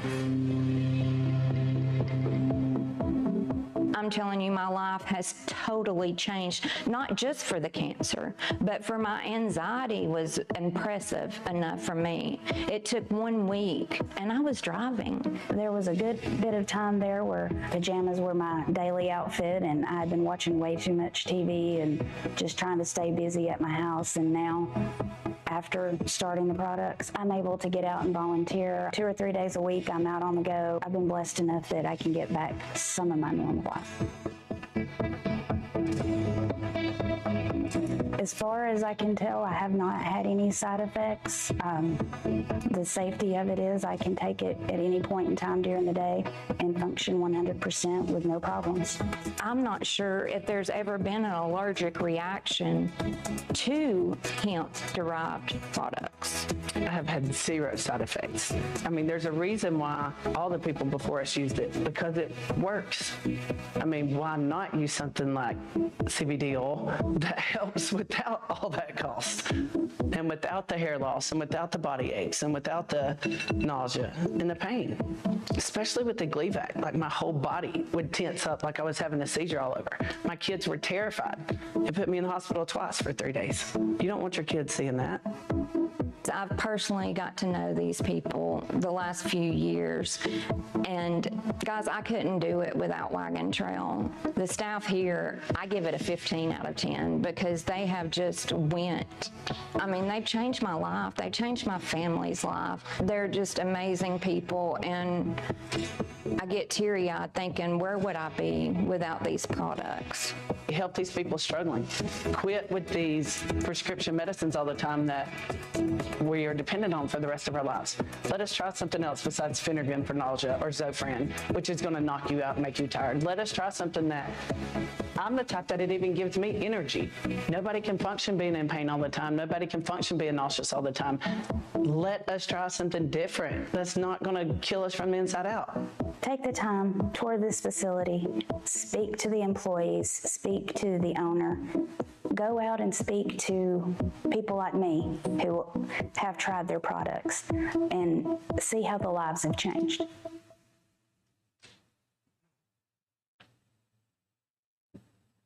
So I hope you understand now that I've been here every time, of course, to try to receive a license, but that is exactly why I'm here every time, to help build this program and further help people that we've already been helping for years. So, lastly, let's talk about the relationship we have formed with our partners. We've been asked why we chose to partner with Fluent, a multi-state cannabis operator, in light of our previous success in the hemp space. The short answer is that experience is key, and the patients of Alabama deserve speed to market, but without compromise of any kind. Our best chance to give them that is to lean on the experience of others that have already navigated the obstacles of the medical cannabis space and showed great success. During this process, Donald and I vetted several potential partners, but only one stood apart from the rest.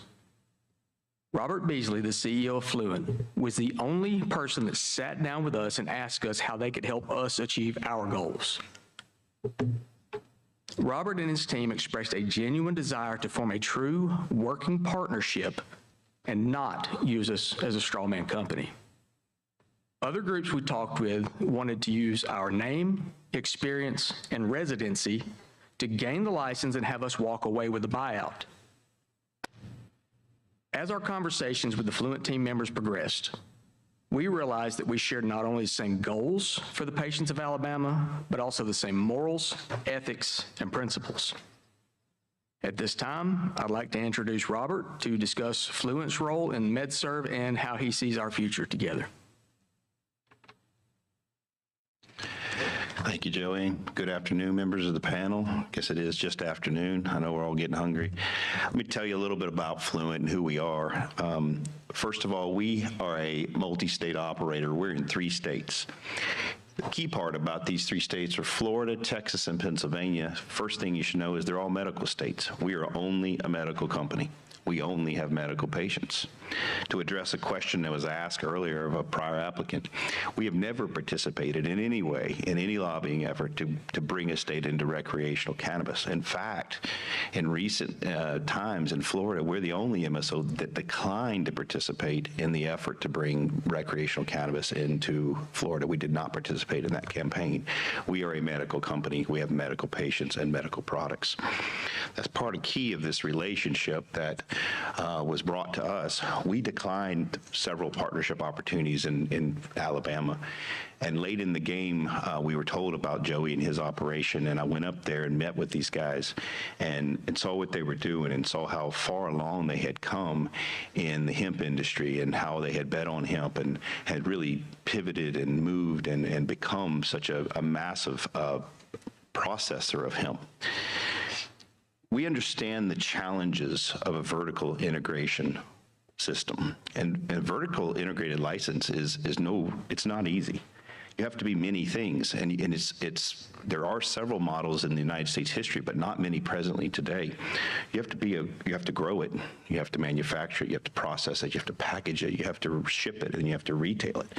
That doesn't exist in today's agricultural economics. The cotton farmer isn't running a store selling the shirts. Many agricultural enterprises don't follow all the way through. Just growing it is just the first step. We understand the vertical nature of it and how to operate in a vertically integrated environment. Florida and Texas, two of ours, are both vertical in licenses, meaning in those two states, we grow everything we sell. We manufacture it, we process it, we package it, we ship it. And that's a big challenge, and it's hard to understand the many challenges of being 4 or 5 different companies in one. A look at our Florida footprint to get a feel of the scale is we have 43,000 indoor cultivation square feet and 56,000 square feet of outdoor cultivation. You hear these numbers thrown around all the time. That's actual canopy space. That's not the building size. That's the actual growing plant size. We have 3 current facilities in Tampa, out in Zolfa, which is Hardy County, and Polk City. We have a greenhouse out there, and we just opened a 4th facility. Participating with Joey and his group, this will be the 8th facility, integrated facility that I've participated in standing up and bringing into operations. And so we've been there. As far as production, you can see we produce about 7.4 million milligrams of edibles a month, 17,000 ounces of flower. Of course, how flower is not going to be permitted in Alabama. Pre-rolls and vape products. Per dispensaries in our existing 33 locations, we sell 1.3 million milligrams of vape products and 224,000 milligrams of edibles every month. Our retail footprint in Florida is currently 33 stores with 34 and 35 under construction now and be open by the end of the year, first of the start year. We also have a retail footprint in Pennsylvania. Interesting about Pennsylvania, these states, the regulations are slightly different in the multiple states. Pennsylvania requires the pharmacist presence in every store. In Florida, we don't have a pharmacist presence in every store, but we do have supervision by pharmacists in the operations. A little bit different twist on the same model. Pharmacy presence is important. It's important for patient care. It's important for drug interaction. It's important in a population like you're going to have in Alabama, which is very similar to our Florida population about circa 2017. These are, at that time, our patient population, our customers, average age was 53, first time to cannabis. These people didn't come in as experienced users of this product. These people were escaping a regimen of medicines that they were finding an alternative to. They needed help.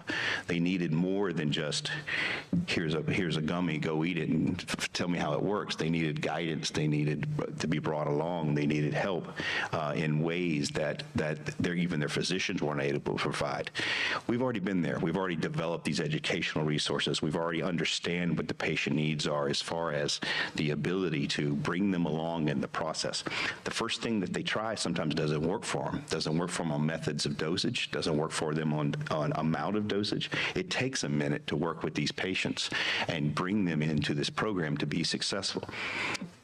As far as our retail performance, again, I discussed some of this, but we serve 42,000 patients in Florida.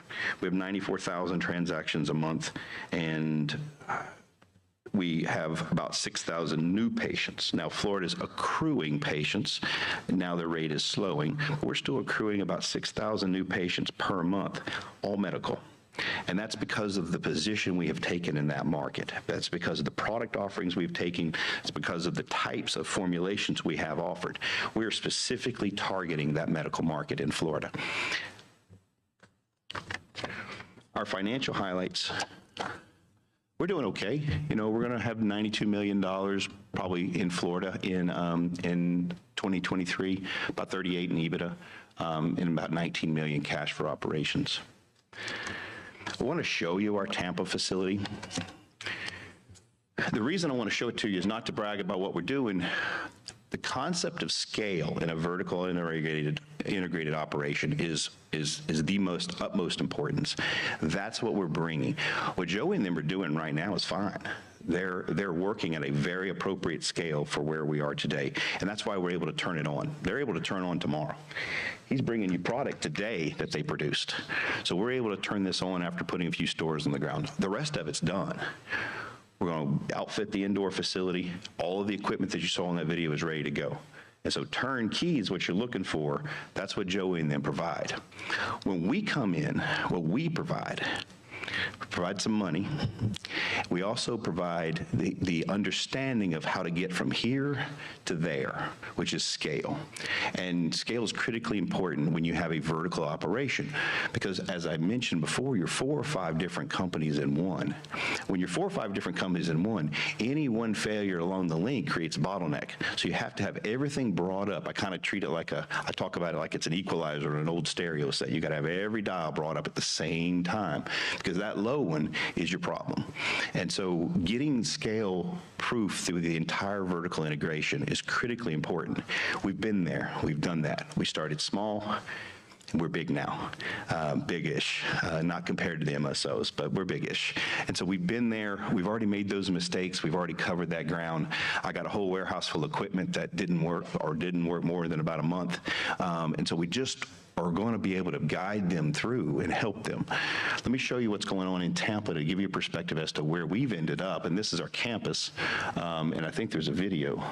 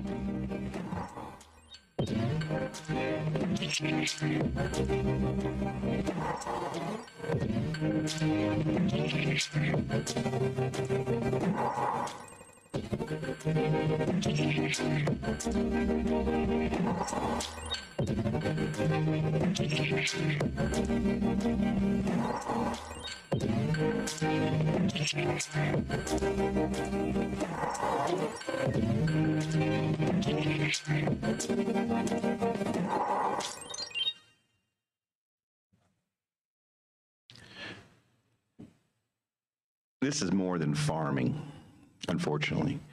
Farming is the very first step. And cannabis isn't like any other crop. It's a dangerous crop to deal with to some extent as far as consumer standards because it's a bioaccumulator. Now, they're using cannabis over in Chernobyl to clean up the catastrophe there. They use it to clean up biological disasters everywhere because it accumulates all the nasty stuff in the environment. You have to constantly be in tune to that. The amount of pesticides that you can use that are labeled for cannabis today, 0. Which means you have to control your pest and your mold and your mildew and your funguses without using all the materials and pesticides that farmers today use in Alabama. We're not going to use any of them. We can't. Because it accumulates the materials inside of that those pesticides bring to it, and then you can't get it out. So you have to be very careful when you grow cannabis. It is an attractant to everything around in its environment. It accumulates those items. You have to be aware of that. Then you have to manufacture it and process it. That's chemistry going on, that's manufacturing. That's not the same people that grow things. Those are different people. Those are different trades. Those are different trainings. And so it's not a farming operation. It's only farming in one step. And then it's manufacturing. And then you get into your kitchen and you're doing formulations. You're producing a product. You're producing an edible product. You have to formulate. You have to take raw materials and put them in the right concentrations, more chemistry. Now you're cooking, now you're chemistry, now you're producing, manufacturing. Then you package it. You package it, and you got to get it on the trucks. You got 5 stores. You got to fill those retail shelves, and you got to keep inventory going. Now you're running an inventory control system. All of those things in one company. You don't see that elsewhere, and it's a challenge. And many companies fail because of their inability to understand all of those steps, and that's what we bring. That's what we bring to Joey and those guys. So why are we here? We don't want to own this company. We don't want to come in here and bring Fluent to Alabama. We just want to help these guys out and be a partner. We decided that after passing on several others. I really liked these guys. I really liked what they were doing. They were capable. They're ready. We didn't have to bring in everything. They have most of what they need. They just need to learn how to grow. And that's why we're here. We're going to be a 30%, 35% owner. It's going to be his operation. He's a CEO. And we're going to be there to stand beside. He has access to our entire universe. He has access to our head of compliance, who's here today. She runs compliance and quality control in multiple states. She's reading Alabama statutes and regulations on the ride up to be ready if you guys had any questions. I'm not sure that you do, but she's ready if you do. He has full access to our laboratory. We have a whole host of chemists and PhDs ready to go on formulations. He has access to all of our resources, and that's what we bring to the table. What's he going to bring to the table? The Alabama know-how and talent and connections and the desire to be a part of this community and remain here. We will not buy out, step over, become, this will not be us. I can assure you of that. They need the money, we can help them with the money. We're here to provide the financial support. And so that's what we're doing here. It's a little different than the other MSOs you've heard come in here. We're not interested in being in the state of Alabama except in support of Joey and his group. So at this time, if there's any questions, I'd be glad to take them, or I can wait until afterwards. But thank you. Thank you for your time and your patience. Thank you, Rob. So let's move on to a few issues that we had regarding the process. I'd like to start by saying that MedServ has not been a part of any litigation filed against the AMCC. We have complete faith in this commission and its staff to get this process back on track. The opportunity to stand here today in an interview instead of an appeal speaks highly of this board and means everything to us. We believe the only people working harder than we are to get this right for Alabama is all of you. The current retabulated scoring from USA placed us at number 6 spot. Kick that out, scores are gone. Leaving that aside, we scored 696 out of a possible 700 on commission scoring. That is 99.4%. Commission scoring was not kicked out in recent litigations agreements. So we achieved that score without ever knowing about the 10 megabyte workaround and with an application written entirely to the 10 megabyte limitation the entire time. Even without that extra material, we have been able to demonstrate our ability to perform on the merits that the commission prioritized in the application guide and throughout all the rulemaking meetings leading up to the applications. Now, let's move on. As I said earlier, I would rather spend our time discussing why we're the best candidate in Alabama for an integrated license. Number one, our facilities are already in operation, have been third-party audited and certified as practicing CGMP standards. It takes years to build facilities and work out the kinks of large-scale operations. It is no easy feat to become CGMP certified. We are ahead of the game and have already shown that we practice safe manufacturing. We are proud to say that we scored 100% on our CGMP audit. We have the most operational experience of anyone in the state. Number two, we're the first fully operational integrated hemp facility in the state of Alabama. There are very few differences between hemp and medical cannabis. The plant itself does not look, grow, or process any differently, and it's all the same plant, cannabis sativa. We have already grown and processed several 100,000 pounds of hemp and distributed millions of doses of product safely across the country, all of which incorporated third-party testing to ensure the potency and safety of each product sold. Number three, we are here to stay and make this a true Alabama operation, as Robert mentioned. We are a true Alabama majority-owned and operated company. Our years of dedication to the hemp program, patient advocacy, and to this process should prove that we are not a strawman company looking to use someone's name and residency to gain a license. We will not be making calls and setting meetings to sell our license the second that we hear our name announced as an awardee. This is a once-in-a-lifetime opportunity for us to make a difference in Alabama's healthcare, and we will fully use it. Number four, we have listened to everything this commission has asked for in an applicant and translated it directly into our application. I have not missed one single meeting. In fact, I was called out by Director McMillan the one time I did show up a few minutes late.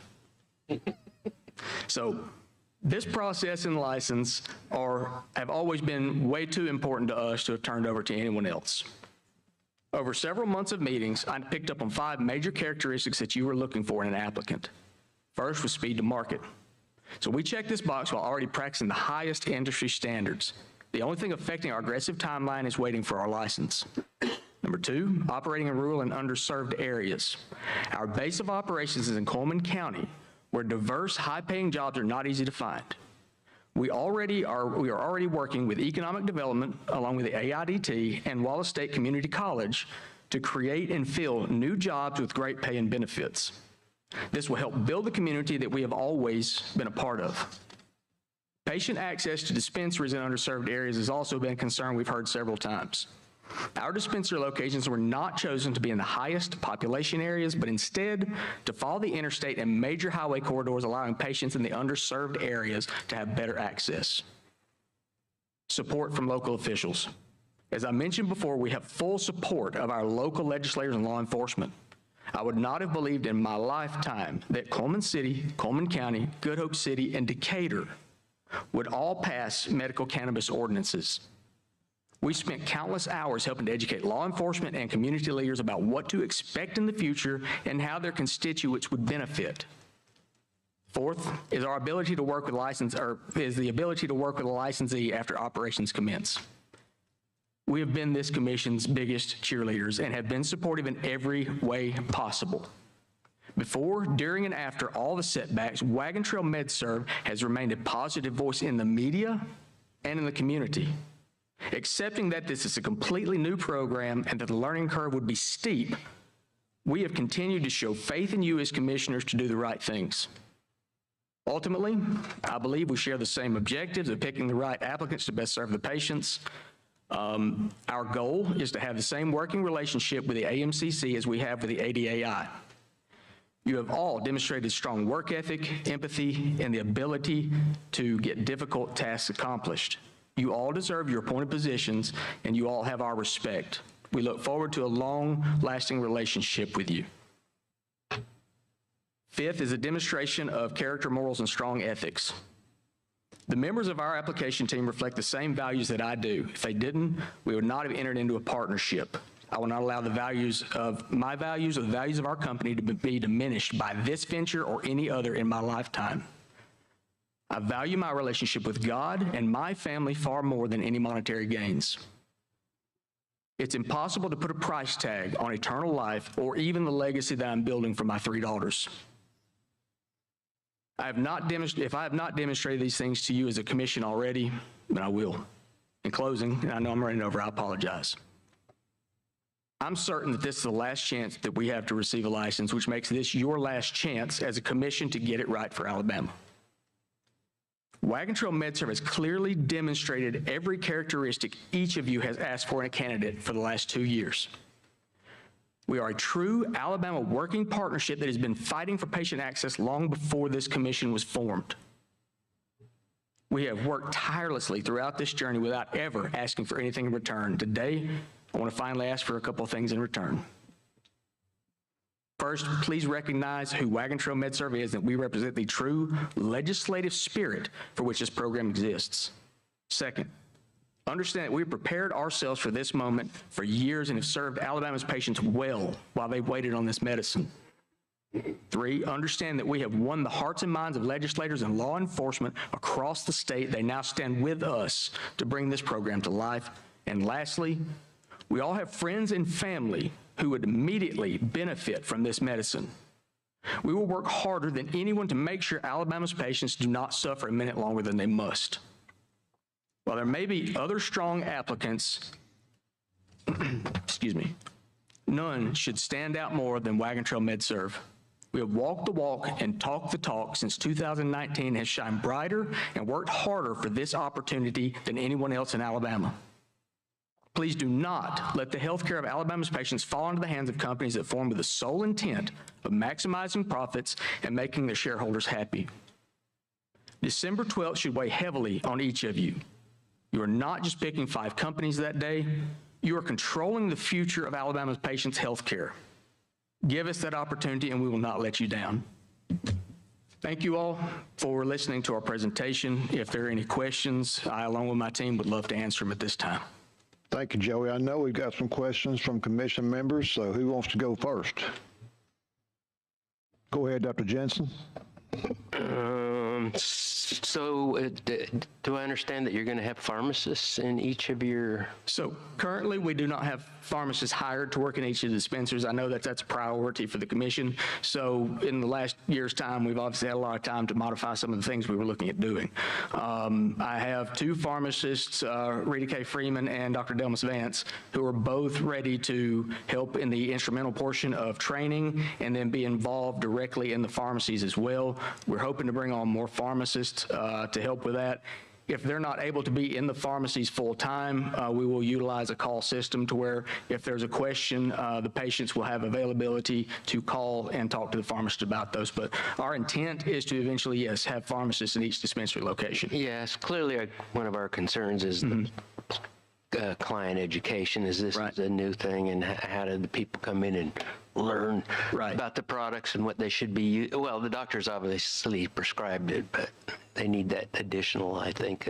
Right, and what I would say is my initial plan, before obviously realizing the emphasis that each of you want on pharmacists, and I understand it completely, our initial plan was to bring in the network of registered nurses that I've known for years, have them trained as certified dispensers, and put the nurses in the dispensaries as our certified dispensers. A decent alternative, but well, not quite.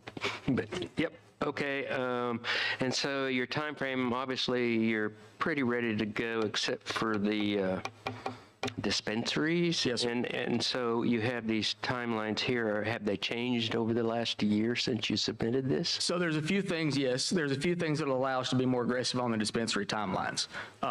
Number one, we've actually added additional cultivation space. So we'll be growing by about an additional 1/3 of what we anticipated on initial cultivation startup. So cultivation was going to be what slowed us down just because of product production. And we didn't want to open a lot of dispensaries across the state just so that patients would go to the dispensary and not find the product they were looking for.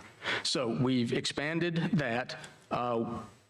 If the commission allows, obviously I know we have to ask permission for this, we want to also work with some of the independent cultivators to be able to bring in some of their additional biomass and turn that into the concentrates and finished products. Now, I get that we have to ask permissions for that, but my concern is and will be for the cultivators that by the time their crops are ready, most of these processors are not going to be up and running.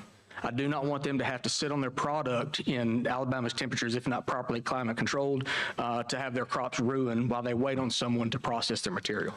Mm-hmm. But again, back to the dispensaries, you got Decatur a year. And, right, that was a ground Montgomery 500 days, that's way long time. Those were both ground up builds. Okay. So, we can shorten the timelines on that. I'm confident in that. It's a matter of we're bringing a whole new workforce into the state to train all of these people. And if we try to bunch everyone up and train everyone at the same time, honestly, we were worried that mistakes could be made. So rolling them out in a staggered form was for availability of products, but it was also for the availability of workforce and training. Okay. And then looking at the ownership, there's one that says NA, but they don't add up to 50. Is there a corporation involved in this somewhere? They should add up. I'm not sure what that is, but Donald and myself, which will be Wagon Trail Community Development in this case, own 51%. Fluent has 13%, and then our three partners, which will be also additional partners, which will be Robert, Pat Barkus, and Jessica Scholl, own the additional 19%. So we hit that 100% mark. Dr. Jensen, that's similar to yesterday. I believe one of the companies is publicly traded, which... Yes, that is Fluent. Yes. So that is why the numbers do not equal 100 based off the sheet you have. Okay. For Fluent, have you had any compliance or regulatory issues in Florida?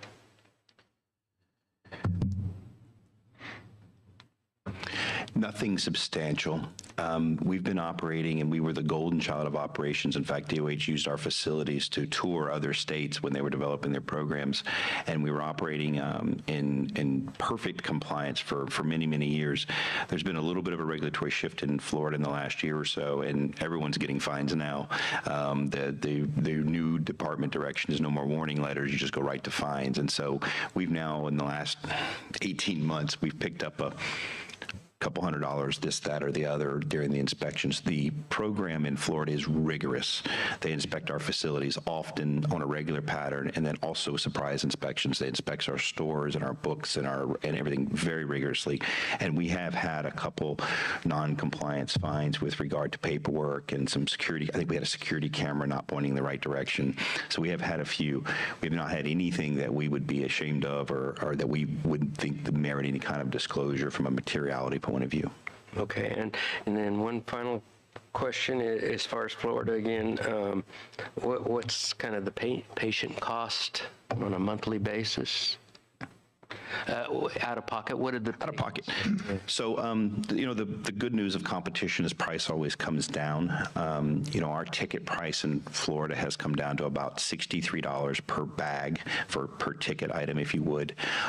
We have tremendous amount of discounts. So we'll run a first-time patient discount, which includes a booklet package that allows a continuing discount for products. And that is because we mentioned this earlier. These patients come in, they don't really know what they need or want or what works for them. And so we let that discount package extend to all the products so they can just try a little, because there is a dialing in process with each patient. There's an awful lot of time that you have to take with the patients. Once they get set on what they need, they'll come back at that same thing. Of course, we have first responders and veteran discounts. We also then run discounted rollout products. So if we have a new administrative product and we want people to try it, we'll run discounts on those programs. The average cost to a client for the type of products that are available here, it's going to be about $25 for a 100 milligrams of something, and we use hundreds in increments of 10, which is kind of becoming the industry standard for dosage. It's an easy, understandable dosage. So it's about $25 for that 100 milligrams of something. I guess someone mentioned earlier that patients tend to come roughly 2.5 times a month. So does that mean it's going to be like well, 75 at most for a monthly. That's after they settle in, that's about right. You'll find patients consuming more in the beginning of different types of products. Again, they may have a larger bag in the beginning, a larger ticket, because they're trying things. And then after a while, they'll settle into a more regular pattern. And having that product available is key. And I know everyone's talked about speed, and y'all want to hear speed, and Joey's going to tell you speed to market. But there's a lot more important things than speed, and one is getting it right, having it consistently available. Once we get that patient on a program, imagine that you went into your pharmacy and they didn't have what you needed that you've been coming to. Happens regularly now. Happens regularly now, right? Well, why is that? That's something in the chain. Remember, vertical's not easy. That's something in the chain that failed that patient. And we want to make sure because we are the chain. So we need them in there about 2.5, 3 times a month, and they need to have their product, whatever their product is. And so you have to have that flow established, and you have to have that production. We mentioned that earlier. One of the things we came in and said, okay, if they want to move this many stores, I can build you a store tomorrow. But what you really need is the product on the shelf in that store, because we can't get it from anywhere else. We have to grow it and manufacture it. So one of the adjustments we did early on was increase production on the front side. They have the through flow in the manufacturing side. So we're going to push more biomass through, faster store ramp, but most importantly, reliable, available products. In an early case like this, you guys have had a frustrating start, but it's just beginning. Our frustrations on getting a vertical operation up is tremendous, and that's what we bring as experience. In many cases, you want to be able to continue to have that product there all the time, and a lot of your operators are going to run out. It happens. I'm not throwing, it just happens. And so you have to be prepared to have a robust inventory system. We need a compression of about 7 to 1, which means for every product sitting on that shelf that the customer walks out, I need 7 times that volume in the inventory.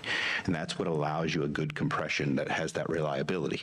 You know, there's not just one package of Advil on the shelf at Walgreens. There's some in the back too. And so getting that inventory compression is very important. They come about 3 times a month. They're going to dial in on their product. And so we need to make sure we're flowing that product out. Thank you, Robert. Any other commission member have a question or comment? Dr. Harvey, Dr. Saliski, anybody online? Yes, Dwight. What is your anticipated cost of startup? What did we put into our model? Was it $8 million, I believe? $8.5 million was our anticipated startup. So our anticipated startup costs are substantially lower than other applicants you would see, because we already have millions of dollars of infrastructure in place. So that was why. And the other part of that was we didn't want to, we kind of understood the assignment as a conservative approach. This is what works, realistic numbers. And that's how we approached all of our startup costs and finances that we put into our application. Startup costs are not an issue. No. Right, quick, Mr. Robinson, Dr. Harvey, Judge Price, Dr. Saliski, if any of you are still there and want to have a question. Okay, Mr. This Harwell. is Robinson. I don't have anything. Okay, Mr. Harwell. Thank you, Joey. Yes, sir. You've been here more than I have. I'll take that as a compliment. Tell us about your growing operation. So our current growing operation is going to start in hoop houses, but or greenhouses, but they will be built out specs similar to what Fluent already has in their Zolfo Springs location in Florida. So we're not worried about the humidity and different things like that. We'll be able to counter that. Most of the operations, of course, are going to be automated in that as well. We have a second phase, which is a total indoor vertical grow facility. We're using the cultivation space in the existing greenhouses so that we can get that speed to market like we're all trying to get. But once we move past that, our goal is to be that vertical grow inside total complete climate control. So that first 45 days to be in a greenhouse. Yes. Yes. Anyone else have a question for Joey or Robert or anybody else? Joey, thank y'all for coming today. Bringing your presentation from Wagon Trail MedServ. Done a great job. Appreciate it. Well, our commission members and staff, and Haley, if you want to retire to the back, we'll try to squeeze a lunch in right quick.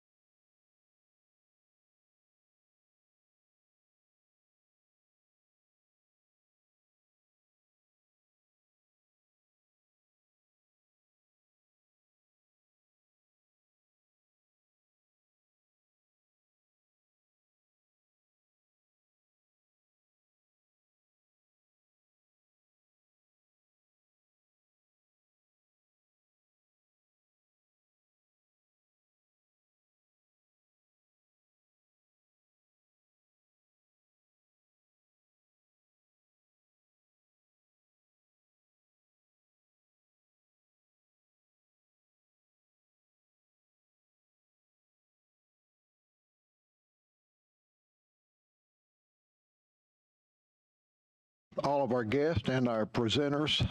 We're going to start our afternoon off a little behind schedule, but not bad. We've kind of got crunched at lunchtime, so we'll catch back up as the afternoon goes along. But our next presenter will be Alabama Always, an LLC. And before you come up and start your presentation, I'll ask Mr. Justin Aday to make any comments relevant to your application for the benefit of our commission members. Justin?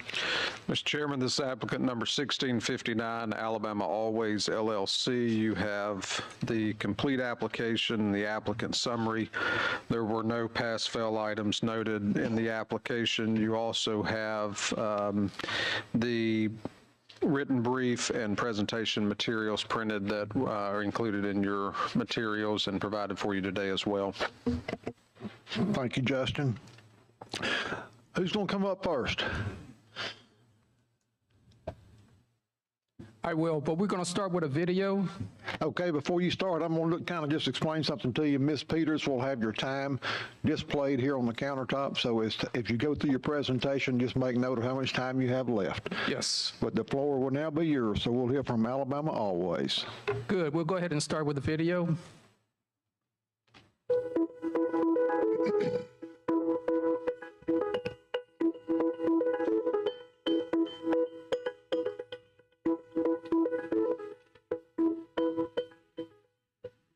I am Dr. Daniel Board, former Deputy Superintendent of Public Schools in Alabama. I'm an investor and a board member of Alabama Always. Over the last year, we invested a very substantial sum of money to build the cannabis growth facility standing behind me. We built this before we received a cannabis license to be certain that we could meet the statutory 60-day grow requirements in the Alabama law. The legislature also required that Alabama citizens and people with 15 years of experience in agriculture control any company that gets a license. We assembled a very diverse group of Alabama citizens that meet all those criteria as owners of this company. The Alabama statute requires that applicants shall demonstrate the ability to commence cultivation of cannabis within 60 days of application approval notification. The legislature included this requirement to ensure cultivators would be ready to grow so that medical cannabis products would be available to Alabama patients as soon as possible. This requirement means that those who are not ready to grow, who have spent nothing on facilities, should not be given a license. Join country music superstar and Alabama native Teddy Gentry. He and his wife Linda are our largest shareholders. We spoke to him at his cattle farm outside of Fort Payne as he discussed their interest in medical cannabis and why they are invested in our mission, serving Alabama patients. Teddy, tell us about the South Pole breed of cattle that you developed here in Fort Payne to feed on natural grasses without grain supplements and no fertilizers or pesticides used on the soil. They're kind of bred and designed to be grass cattle, to survive on grass or hay, and no grain or corn. And therefore, a lot of people raise them organically, so they have organic grass-fed beef. But if not, it's still a very tender piece of meat. You see, it's very gentle. You have to have gentleness to have tenderness. We found that over the years. We understand that Alabama Always organic, natural growing methods for cannabis was one reason you and Linda invested in the company. Any other reasons? Well, I think it was the group of people that was involved. I knew a lot of the people from Montgomery that were involved in the project, and then my good friend from Texas, John Marshall. He's a businessman. I had him look at it from a business standpoint and everything. We're in it for the right reasons. I mean, like I said, if I never make a penny off of it and we get to find out and we get to help people with the research that we do, then I will be very happy. It's not a money thing to me at all. Me and my wife, we've been blessed over the years, and we just think this could be a blessing to other people as well. Anything else? Alabama Always, I think, is a group of people that are interested in trying to not just produce cannabis product. Me and my wife's interest in the whole project is to doing research. I lost my cousin, Jeff Cook, with the group Alabama this year, our lead guitar player and fiddle player and high harmony singer, to Parkinson's. And it was very devastating. In a very short period of time, he went from over there playing guitar with me to passing away this past year. they had a program on TV here tonight, and they interviewed several veterans that were coming back, and one of them said, the medical marijuana, said, it helps me much better than the legal drugs that they put me on that leave me all spaced out, I can't even function. And it just touched me that these guys should be able to get whatever they want. If it helps them, they shouldn't have to worry about anything else except trying to help these guys that have given so much for us in our country. Alabama Always has 30 Alabama shareholders. 7 are board members. 4 of our 7 board members have decades of farming and agricultural production experience to meet the requirements of the law. They include Richard Lindsay, cotton and cotton farming. Linda Gentry, cattle farming. James Dixon III, timber industry. Ben McNeil, cattle farming and crops. Our remaining board members include Dr. Daniel Boyd, education. Shannon Milliken, attorney. And Mike Bruce, our chairman, represents the healthcare industry. For a tour of our cannabis grow and processing facility here in Montgomery, Alabama, meet Robert Tonello, our master grower, who's also director of construction of this facility. Robert, can you tell us what this place was prior to our purchase? Absolutely. This facility originally started in the 1970s as Central Alabama Greenhouses. It sat actually vacant for quite a few years. This 26-acre facility was used primarily for ornamental plants. The only part of the former greenhouses that we could use was the heavy-gauge steel superstructure that was fully welded, something rarely found in greenhouses at any price. Most Alabama greenhouses have thin walls, thin high-tunnel steel hoops. They're built specifically for single crop use for a season, like growing tomatoes. They have dirt floors that may be covered in plastic drain cloth, have open sidewalls, and temporary thin milled plastic coverings for a roof. This roof covering is often lost in storms, and the hoop houses are always plagued with insects, mold, and weed problems that promote disease and infection. They're very cheap to build, but are for seasonal use only because they have no way of controlling the temperature, the humidity, or the amount of natural light provided. They require routine use of herbicides and insecticides for the control of these pests and disease. Now, medical quality cannabis cannot be grown commercially under these conditions. Growing cannabis commercially on a large scale requires a fully enclosed greenhouse where you can regulate the temperature, the humidity, and the number of hours of light and dark, all of which are necessary to grow cannabis successfully. These facilities must produce and harvest medical-grade plants 12 months of the year, with a new crop starting every month to continue this cycle. We can maintain control of the interior with our polycarbonate roof that allows natural sunlight from above, our insulated blackout PVC sidewalls, and our floors, which are made from concrete, and some with gravel inserts for drainage. We control temperature and humidity with large fans, AC units, and dehumidifiers. Cannabis is genetically identical to its sister plant hemp. They share the same highly efficient vascular bundle, like many grasses and bamboo. Both are used globally as bioremedial plants because their root systems clean the soil by translocating, literally sucking up toxic chemicals, pesticides, and heavy metals. After the Chernobyl nuclear accident in Russia, the contamination zone was repeatedly planted in cannabis, resulting in a 40% decrease in radiation contamination. This is why we will plant our medical cannabis in clean, organic soils and our fully climate-controlled, sealed greenhouses, using integrated pest management to control pests and plant disease. We use predator insects to control pests without pesticides, and we use natural sunlight and airflow to combat mold and powdery mildew. The oil we extract from cannabis flower used in our medicines must be free from molds and pesticides, commonly found in hoop house soils where other crops were grown. Discovery of pesticides in cannabis oil during lab tests in part per millionth would require the grower to destroy that batch of cannabis. Now, any doctor will tell you that chemicals and contaminants do not belong in medicines used to treat people, some of whom may have autoimmune issues. These contaminants can trigger harmful side effects where cannabis is used for treatment. So now you've seen our drone footage of the facility. So let's take a closer look at how cannabis plants move through our greenhouses.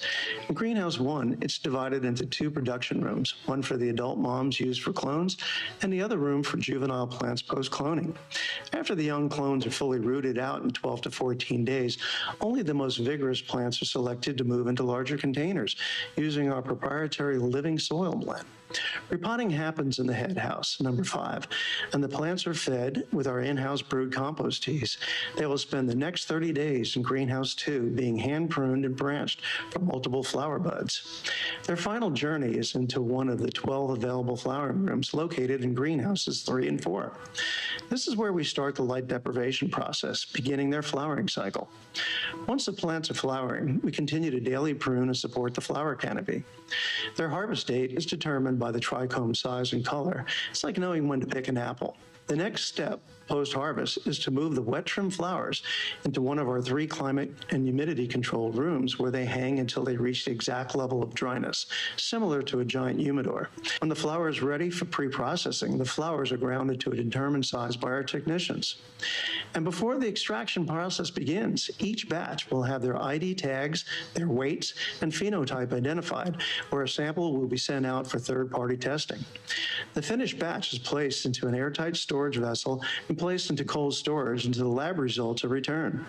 And this approved cannabis flower is now ready for supercritical CO2 extraction into finished oils for medicine. Processing medical cannabis for patients is a highly involved scientific and technical procedure. Join Dr. Greg Gerdeman, our Chief Scientific Officer, as he explains medical cannabis extraction and product formulation.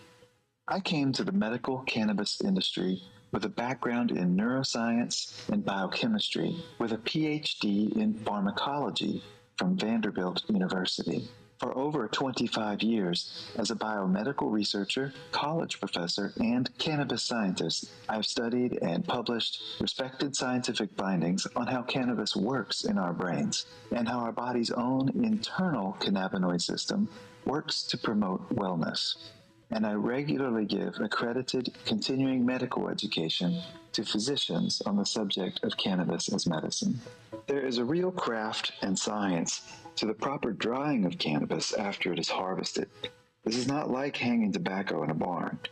It requires careful control of humidity in the kinds of easily sanitized spaces like we've created, including our walk-in freezers. Unfortunately, in the cannabis industry, many companies have started using questionable remediation techniques, such as the use of ozone or radiation, in order to eliminate molds and other pathogens that they weren't properly controlling during the grow. This is entirely unnecessary when plants are not only grown, but also dried with the controlled environment and hygiene that a medical product requires. Dried cannabis is either cold-pressed or ground to a fine powder, depending on the product pathway. Something that really will set apart Alabama Always is our exclusive use of entirely solvent-free methods to produce the medicine. Some of the cannabis flower will be cold-pressed to express the natural resin, which allows us to formulate products with the natural raw cannabinoids that are underappreciated, and they are very therapeutic for certain conditions, including autism, and they're non-psychoactive. This alone will give patients in Alabama access to forms of medical cannabis that other companies are very unlikely to produce. As for the bulk of our dried cannabis, it will move to a specially constructed room for grinding, extra ventilated to ensure worker safety, because inhaling powdered product can be dangerous and allergenic. Now, typically in this industry, when cannabis is ground down, it is packed into an extraction machine that douses it with alcohol or even explosive solvents like butane or propane. These solvents pull out the cannabinoid molecules, but then they must be removed themselves. Because they're toxic and dangerous, that cleanup requires multiple extra distillation steps and solvent recovery, which takes time, manpower, and a lot of electricity. It exposes workers to hazards, and it adds critical control points where problems arise. And it creates risk of solvent contaminates in the finished medicines. And most of our ground cannabis is going to be extracted using a truly state-of-the-art, revolutionary extraction system that uses only supercritical fluid carbon dioxide, both to extract the medicine molecules and to de-wax the product. What this means is that medicines created by Alabama Always will always be 100% solvent-free because our medicines will never touch them in the first place. This is so important because patients who use cannabis have conditions that make them medically vulnerable. Many of them are very sensitive to these solvents, and they will be taking this medicine every day. Our extracts would literally be safe to consume directly out of the machine, but instead they will be moved into our nearly completed state-of-the-art formulation laboratory to create precisely dosed, well-formulated medical cannabis products that are approved by the Commission, like tinctures and chewables and other products in the future. Security, of course, also extends to shipping our products to our dispensary system around the state. So Alabama Always has already purchased vehicles that will be securely fitted with internal safes. There will be protocols like in-camp video monitoring and route tracking that can be shared with law enforcement. So moving our medicines to and from the facility will be done seamlessly and responsibly. Getting the product to patients is of paramount importance. Join Mickey Griffin at the Montgomery dispensary location as he discusses our investment in dispensing locations throughout the state. Alabama law requires companies applying for integrated cannabis licenses to operate 5 retail dispensaries initially in areas where local government has passed ordinances for dispensaries. Finding sites under the existing law was extremely difficult. I'm standing here at the Montgomery store located in Midtown right off of Interstate 85. This was a former credit union, which is ready to open with a few minor interior changes and exterior security upgrades. The store already has a permit from the city of Montgomery and could be open within about 4 weeks. We will bring in our display cases and reconfigure these counters slightly to accommodate our point of sale terminals. The side office will be reconfigured as a consultation space. The safe for the products and the cash collected will go in the current back office space. The credit union left working security cameras behind, and there is a drive-through for established customers to conveniently pick up their orders. The store could be ready to open just as soon as they can harvest a crop at Hunter Loop Road. We can train employees and be ready to sell products to patients in less than 60 days. Our other locations in Alabama are Birmingham, Tuscaloosa, Gadsden, and Mobile. If the Alabama Medical Cannabis Commission allows future expansion, we are ready to move forward to other locations. Alabama Always is ready for business. Thanks to you, Chairman Vaughn, and all the members of the Commission for taking the time today to learn more about Alabama Always. As you can see, our investor group has put a lot of money and time into building a state-of-the-art cannabis growth facility here in Montgomery. We're proud of all the people associated with Alabama Always. Our team has done a fine job, and we appreciate your consideration.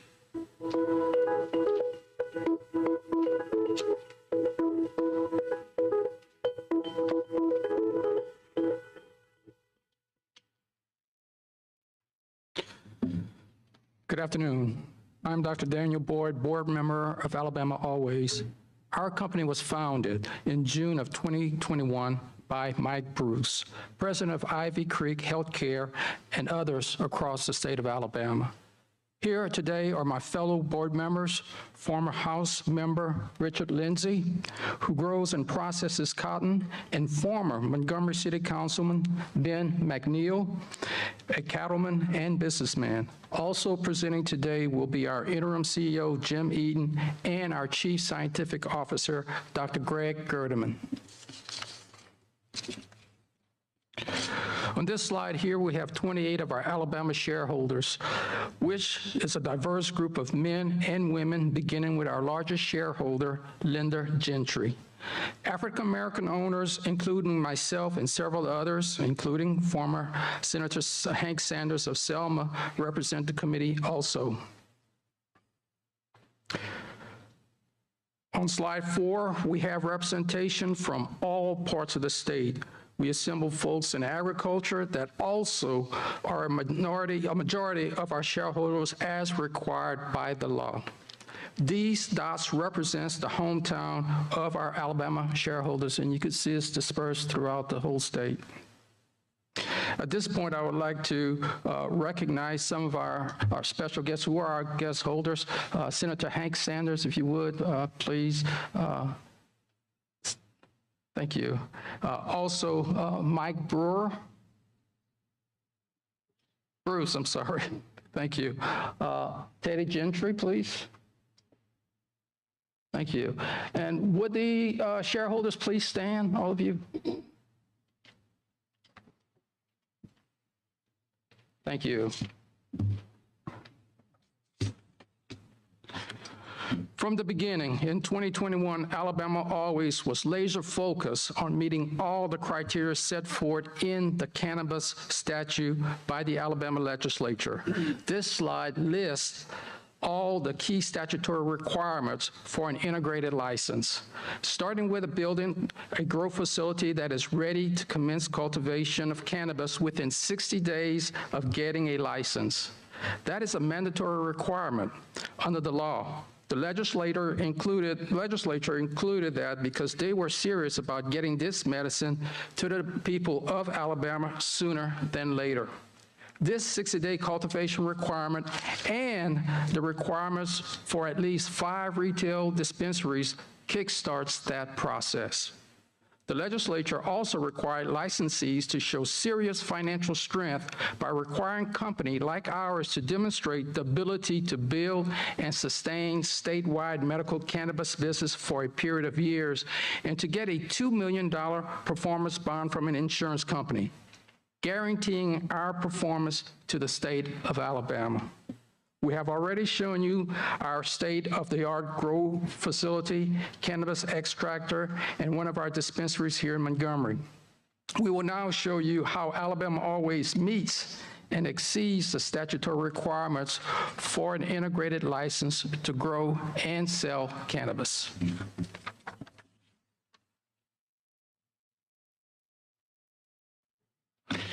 Thank you, Chairman Vaughn, Commissioner, board members, staff. We appreciate the opportunity to come before you today. I served in the legislature 35 years. I know a little bit about the sacrifice that you guys are making to work on this board, and we appreciate your sacrifice. I'm Richard Lindsay, and I'm the finance chair of the Alabama Always board. A group of us got together from all across the state of Alabama. Each investor paid in his part, his share. We raised $15.2 million. And that $15.2 million is the capital contribution that is represented on the statement that you see before you. It was filed with our application in December, and it was verified by our Birmingham accounting firm prior to December the 30th when the application was filed. We had spent about $803,000 at the time of the filing, and that was primarily startup cost and purchasing the property that the facility is on here in Montgomery. We've since spent an additional $5 million building out facilities, buying equipment, and making plans to launch the company full speed when licenses are awarded. Our time last fall was spent finding and leasing 5 stores, and we've already seen that in the presentation today, where they're located. And we also were planning the build out of our grow facility here in Montgomery. We had to hire architects and engineers and order equipment that took quite a bit of time to get that equipment in for delivery. We drafted our business plan, and we worked on our build out at the Montgomery location, as well as preparing for the staffing of the 5 stores that we have across the state. Next slide. This slide recaps our efforts. It shows that we've drafted a business plan, that we've established a banking relationship with Valley National Bank, which is a cannabis-approved bank and is very important in this process. We are a cannabis customer. We've raised the capital and put it directly in the accounts at the Valley Bank, and we've met all the requirements of ownership for Alabamians, 51% or greater. We also have farmers that are on this, they're invested in this, which is 51% or greater as well. Next slide. Alabama Always is committed to giving back and to working with the communities we serve. We located in an Alabama Opportunity Zone in West Montgomery. This state has designated this area as being in need of jobs and investments, and it requires that we make medical cannabis available to all the citizens of Alabama who qualify with a medical condition. We will offer discounts to those without health insurance. Next slide. As investors, we've taken a considerable risk in order to be sure that we would be ready to begin cultivation promptly when the licenses were granted. This is something that we felt was required by the law. And on the slide that you have before you, there's a partial list of what we have spent our $6 million on getting ready to open and operate our company. The first item was, of course, the 26-acre site here in Montgomery. Next was the money that we've spent to plan and design that facility. We had to do site prep. As you saw in the presentation, we had an old facility. A lot of work had to be done, irrigation, drainage, permitting. We had to make equipment purchases, major electrical components such as generators, fans, air conditioning systems, grow lights, lab testing equipment, and one item that I can't tell you much about, but it's a supercritical green mill CO2 extractor. And Dr. Gregg will give you a little bit more information about that piece of equipment. Work continues today as we speak at the Hunter Loop location, and it is nearly complete, and it will be ready in January to begin production. Thank you for the opportunity today.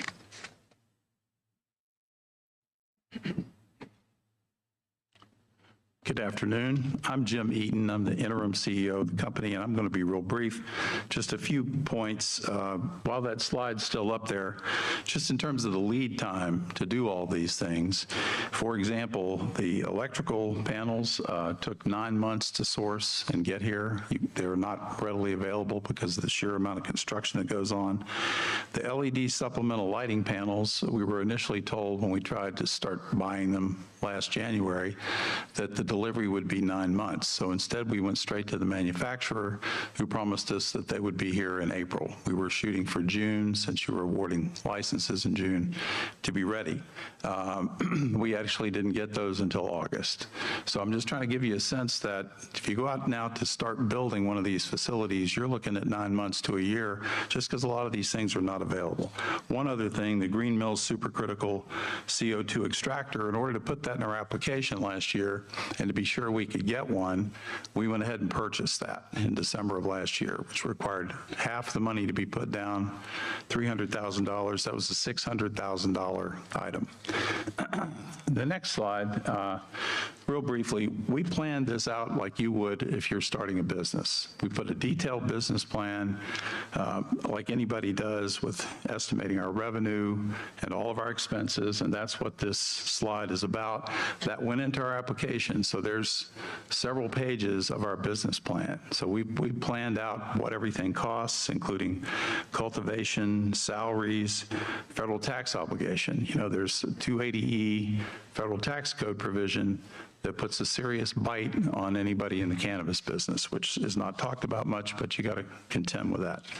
Next slide. So one of the legal requirements under the statute is integrated license applicants shall have a performance bond of $2 million. It's very clear that you must have that, or a commitment letter that's a firm commitment for that $2 million bond. Now, a bond does not mean cash in the bank. It means a third party is going to pay the money on your behalf. It took us 3 months working with an insurance underwriter to get this bond. They investigated us. They wanted to know that we could grow cannabis. They looked at our bank balance. They looked at the business plan that you just saw. And finally, in December, we started in late August last year. About the second week of December, we got this bond, that's the contract, and this is the actual bond from Continental Heritage Insurance Company. We understand others have looked through the applications. I have not, that we're one of only 2 companies that actually has the bond in hand. And I think that's an important thing to note. One other thing, real quickly, we're not associated with any multi-state operator. Robert Tornillo that you see here, and Greg Erdeman, myself, we were approached by friends from Alabama to come up here and help them start a company. We had been involved in a company in Florida that Robert was a shareholder of. I was their lawyer. Greg was their scientist. That company got a license. We stood it up. Robert grew cannabis for 3 years there. It was sold. We haven't been in the cannabis business since. So we're not, some giant MSO that's coming in here. One point I would also note, the statute says that the legislature did not want out-of-state MSOs, these are multi-state organizations, that sell recreational cannabis to be involved in Alabama. If they could be a multi-state operator, but not if they sell recreational cannabis. I don't know who does and who doesn't, but it's something that you should consider. But we are not that. One last thing, and I'm done, is all 5 of the retail stores that you're about to see from in a little bit more detail here with Ben McNeil are under lease, and they can all be fully operational before we finish growing the plants in about May. So nobody, I don't think, can do this any faster and get 5 stores open than our company can. Thank you very much.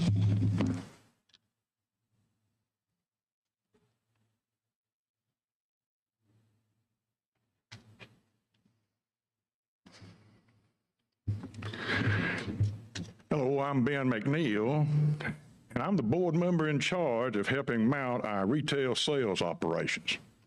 Our family company just recently sold all our United Food and Fuel stores that we operated across central Alabama.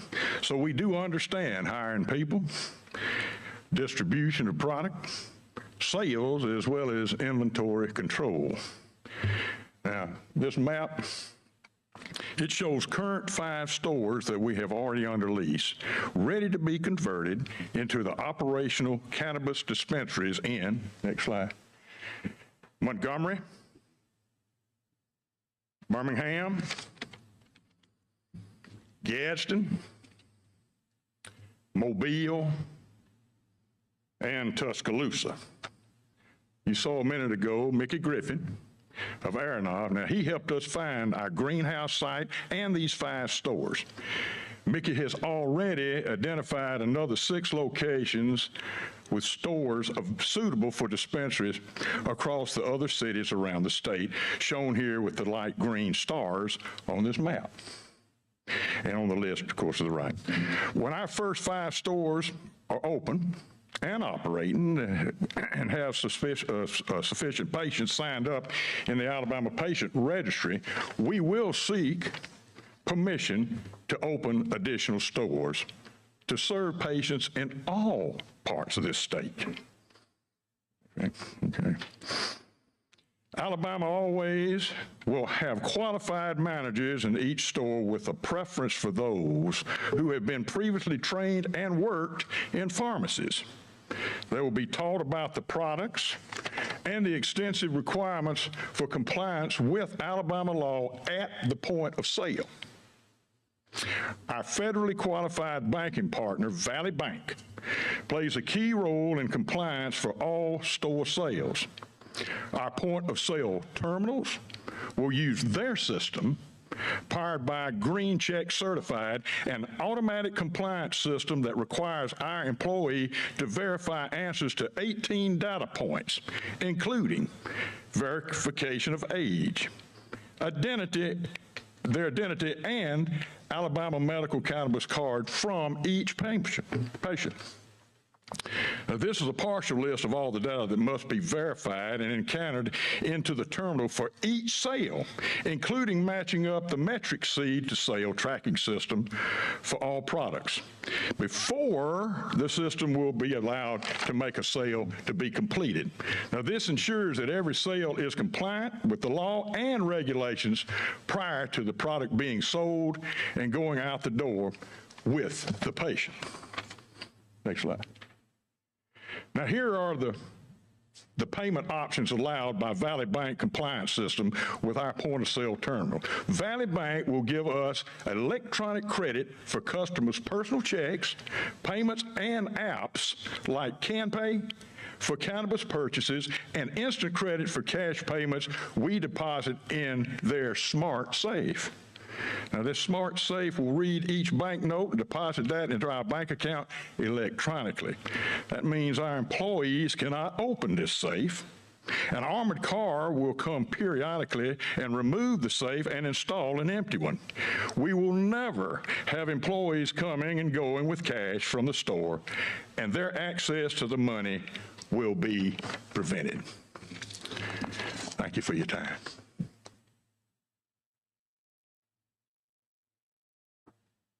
Good afternoon.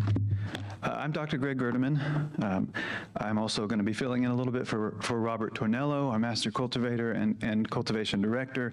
He had a family emergency, and if he could be here, I know he'd agree with me that it is an honor to present to you. Thank you for your service, and it's an honor to present on behalf of this incredible group of investors for Alabama Always. I thank them and you sincerely for taking medical cannabis seriously.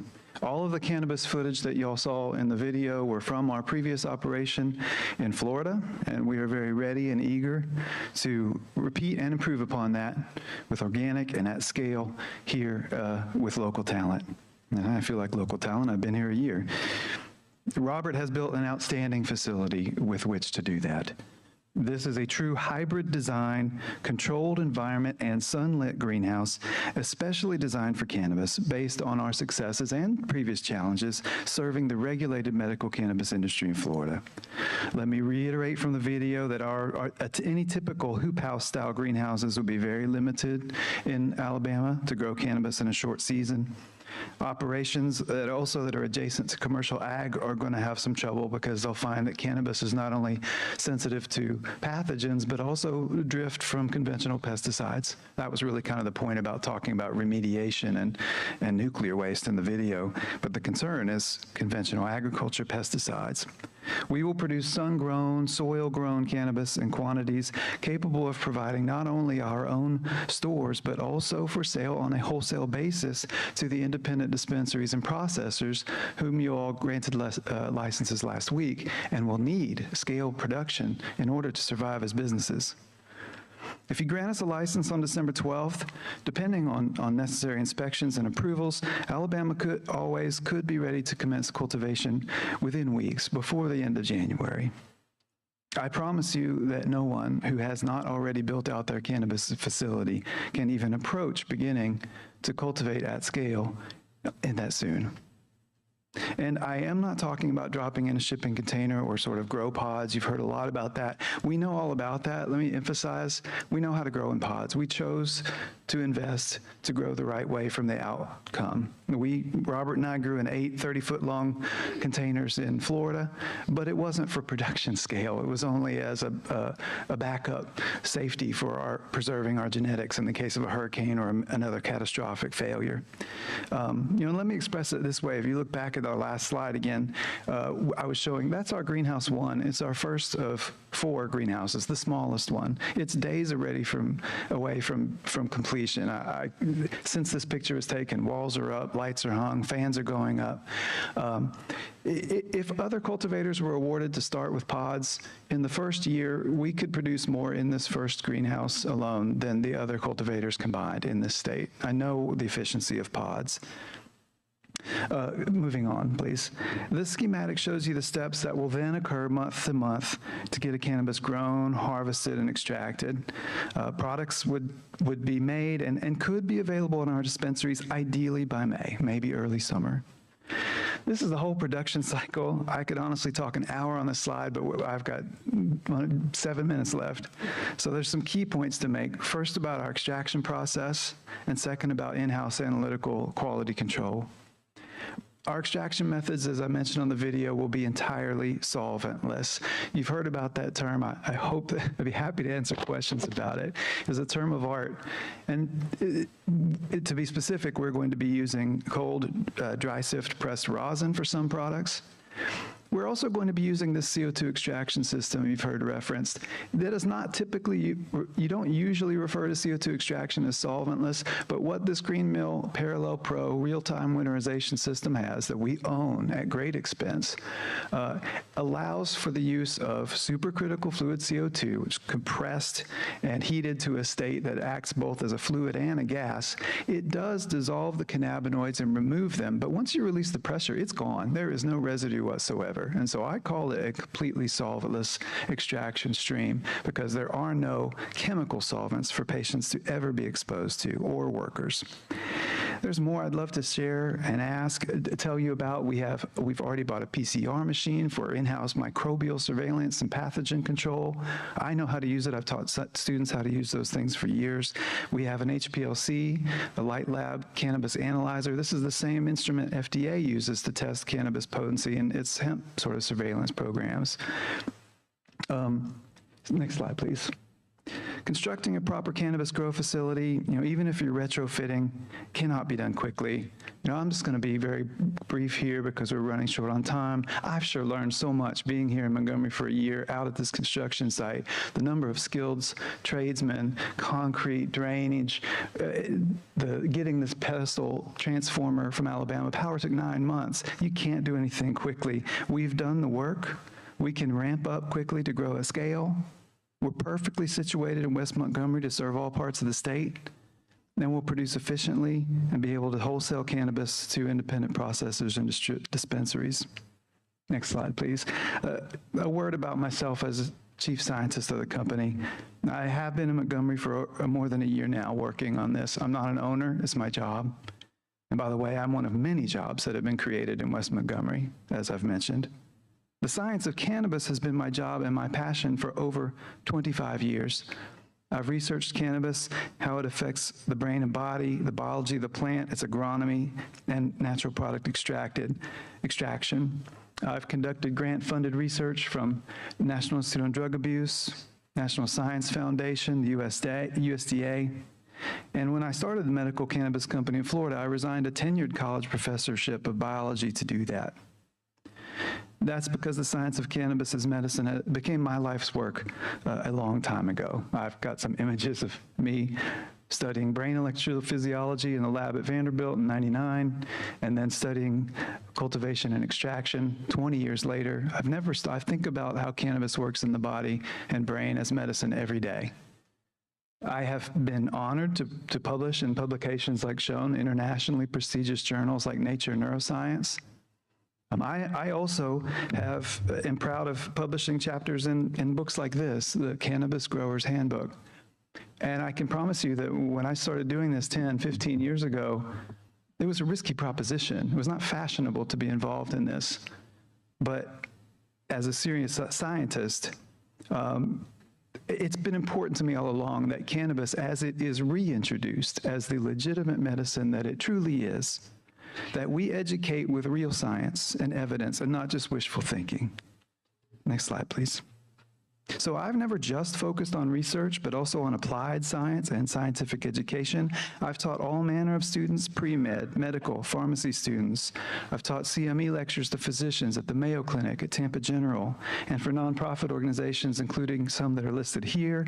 I want to highlight the Association of Cannabinoid Specialists because it's run by my friend Dr. Jordan Tischler, who I point out because he was recently chosen by the Medical Association of Alabama to run the curriculum for training physicians in this state to certify patients. I commend you for that choice. Dr. Tischler and I would be happy to put on educational events in Alabama, combining my expertise in cannabis pharmacology and neuroscience and his clinical experience. I've learned from people like him for years. Education of employees will be a big part of my job at Alabama Always. Employees who are growing and extracting the flower need to know how and why we maintain strict protocols for hygiene and quality, because this is being made into medicines. They need to maintain accurate records and inventories to be able to audited for accountability regularly, requirements for GAP and GMP certifications. Dispensary employees need to understand what the various products are, how they're used, and any appropriate warnings about overconsumption. We've got curriculum we're going to use. We're going to be working with our board chairman, Mike Bruce, to find staff from his healthcare contacts and pharmacies and the hospitals he manages. On this picture on stage is also a good friend and expert, Dr. Ethan Russo. I'm running short of time, so I'm going to be very quick and say, next slide, please. Dr. Russo's project currently is called Breeders Best. Please look them up, breedersbest.com. It's on the slide. They are our genetics partners, our nursery partners. They are going to provide proprietary, unique genetics, truly special. I can tell you, not all cannabis is the same. There are thousands of so-called strains with various different names. But we are going to have very specific proprietary genetics that will allow for Alabama Always to create medicines differently. Let me skip to the last slide here. Because this is all about caring for people in need. You know, over these 25 plus years, I have come to know so many patients with serious debilitating illnesses, people who have found dignity in their last days because cannabis is real medicine. And I want to close by expressing our sincere thanks to you as a commission, because despite anything else that has gone on, this commission has never failed to say that cannabis is real medicine and it needs to be to patients as soon as possible. That's our mission. It's your mission. I'm very thankful for that. Thank you.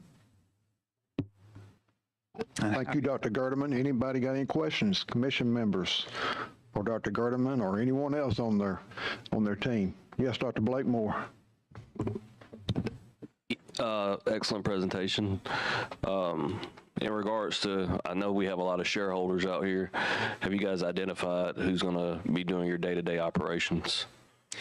We have hiring plans for bringing in qualified, in terms of the dispensary, you mean? We've got leads in the just overall, from seed to sale. We have identified sort of second in commands for cultivation.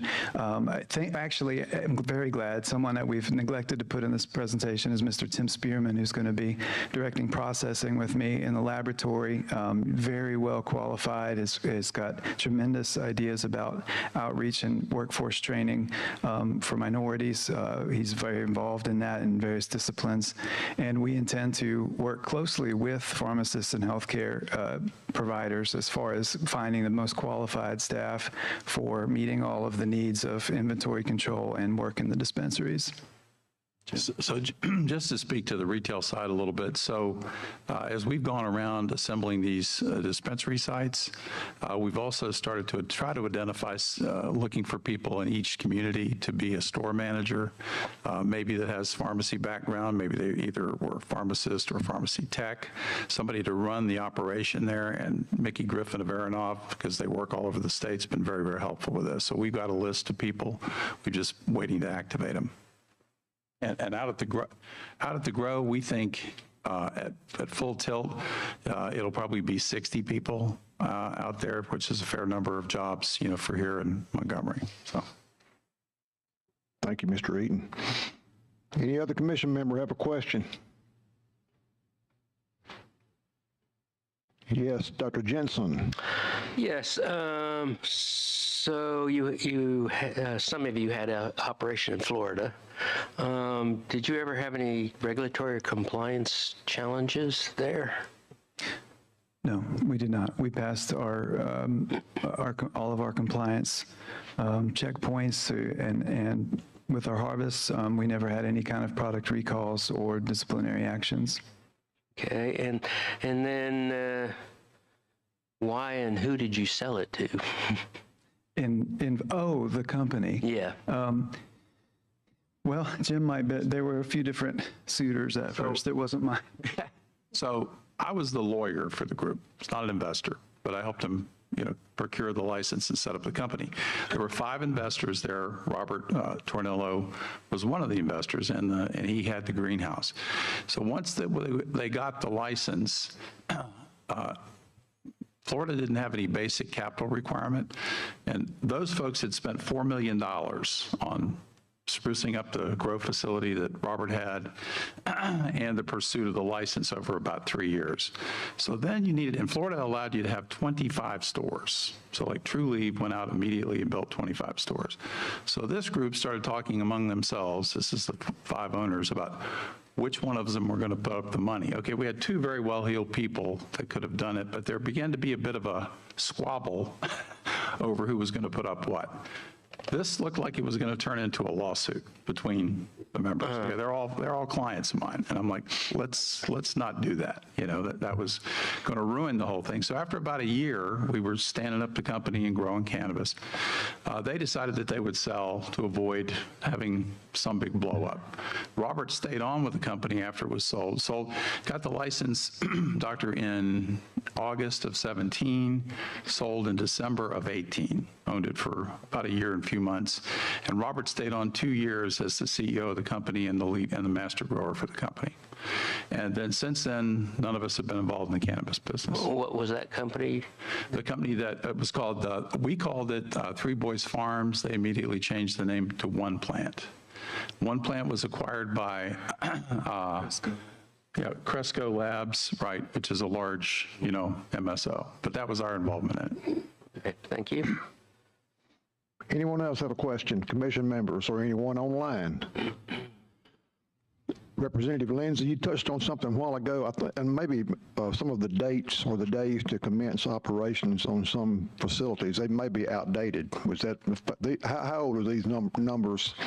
For instance, on the dispensaries, do you think, I think 5.5 months is the earliest one dispensing, or the earliest one can be open for business, the one that you own. Is that one being built out? Go ahead, Mr. Eaton. They're all, so the one here in Montgomery literally would maybe be 4 weeks, and we won't have any product in 4 weeks. Okay. As you saw from that one slide, the earliest we think we'd have product with the grow cycle would be sometime in May, and all of them could be fully operational before May. Okay. Because they're all retail stores. Yeah. The one in Gadsden, we may put up a few petitions, some point of sale things that we'll leave the carpet in there, for example. So, Aronov's really good at sourcing retail stores. It's what they do all over Alabama for lots of people. So that's the kind of store we have. So all of these would open at the same time in May or June as soon as we have product. Okay, thank you. The numbers may be getting dated by now. Yeah. Yes, Mr. Hart. Go ahead, Mr. James Harwell. Thank you, Mr. Chairman. Do y'all have any concern about growing in a greenhouse in Alabama? Go ahead. I would like to address that. No, we don't, because of the climate control. It is a really innovative design. We are using natural sunlight through diffused polycarbonate, but it's extensively air conditioned. That's part of the discussion that I kind of snipped through, but we have over 35 5-ton AC units. The greenhouses are going to be divided in different rooms so that different cultivars can be handled differently, and we have dehumidification, a lot of airflow. During the summer, we will have a luminette over the top to actually cut down on some of the solar intensity, because we'll have way more light than we need. So no, I'm actually very excited to grow in Alabama in these greenhouses.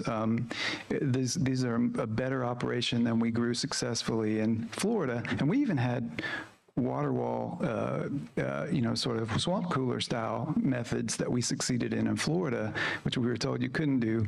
We agree we don't want to do that here. These are really, it's honestly like an indoor, very easily sanitized grow that uses the sun. Yeah, Alabama growing in a greenhouse is completely different. Right. Yes, sir. And when you got 99 degrees outside. Yes, we're out there with the guys working to put it up, even in this temperature. Like it's hard for air conditions to keep it. Well, listen, I'd love for you to see it. I mean, we have a 5-ton AC unit for every maybe 900 square feet. I mean, it is over-engineered when it comes to environmental controls. Okay. Thank you, Mr. Harwell. Anyone else? Any of our commissioners online have a question for Alabama Always? Dr. Gerdeman? Yes. Yes, Dr. Harvey. I was very interested in your extraction method. Is this unique in the industry? Because it's the first I've heard of this after listening to a lot of testimony. Yes, sir. I consider it unique in the industry. There have been a few different manufacturers and thank you for that question. There have been a few different manufacturers who have attempted to do what we call winterization using only CO2, and they have, when they've been able to do that, they also still lose a tremendous amount of the cannabinoids, making it very inefficient. And again, if I can back up, most ethanol extraction, most CO2 extraction, you come out with people call it a crude extract, sort of first packs, very black and kind of nasty. I mean, I've worked in lots of extraction methods. And again, you have to do what's called winterizing, which is basically a term of art, meaning you put it in extremely cold ethanol, and the heavier waxes from the product precipitate out. Then you have to filter that, you have to distill it, you see these rotary evaporators, and then you've got to do post-processing, use typically another distillation method, and then you have to do solvent recovery. I mean, I've seen some pictures, some of the images you guys have seen. I love working with some of this fancy chemistry to reclaim solvent and whatnot. But again, to your question, the Green Mill Parallel Pro with real-time winterization is, I believe, an engineering masterpiece, frankly. I mean, it's not... I sold this company on a $600,000 machine, I can tell you that. The engineer who created and patented the machine has been working closely with me. I've extracted with some of their previous models before. It is actually not available right now, this machine, to be perfectly, tell you all about it, because the Green Mill, the company, cannabis industry has just not been investing that much on this kind of upfront capital, and with all the supply chain issues that happened, the pandemic, and companies going under, Green Mill hasn't been able to keep up production of this particular machine. But we have a long-term service agreement with the engineer who has the patent, who is become a good friend of mine. And so, yeah, I truly think that even if this was commercially available, it would take somebody 18 months to get it. And no one is going to have a system like this that is what I'm going to bill as truly solventless. Thank you, Dr. Gerdeman. Anyone else have a question? I requested with our commissioners a while ago to try to ask questions that could be addressed with a yes or no answer, and they said there's no such a thing. And I understand why. We're dealing with new ground. We're literally plowing new ground, aren't we, Representative Lindsay? For sure. Thank you for... Anyone else have a question before we dismiss and move to our next one? Well, thank all of your team for showing up today. It's impressive for all of you to be here and on behalf of one another but great presentation, great video. Appreciate you, Mr. Eaton and Dr. Gerdeman. Thank you. All of you, Mr. McNeil, Dr. Boyd, thank all of you for coming today. As we're gearing up for Hornet Medicinals, any commissioner needs to take a bathroom break, do so right quickly.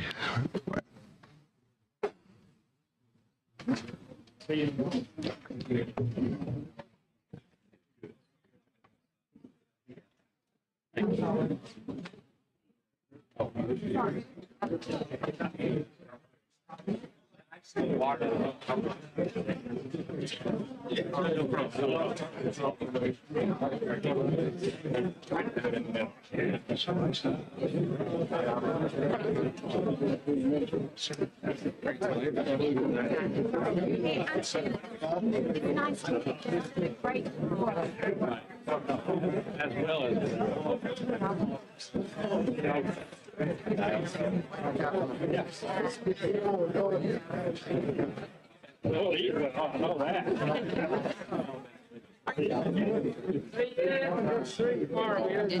she need to eat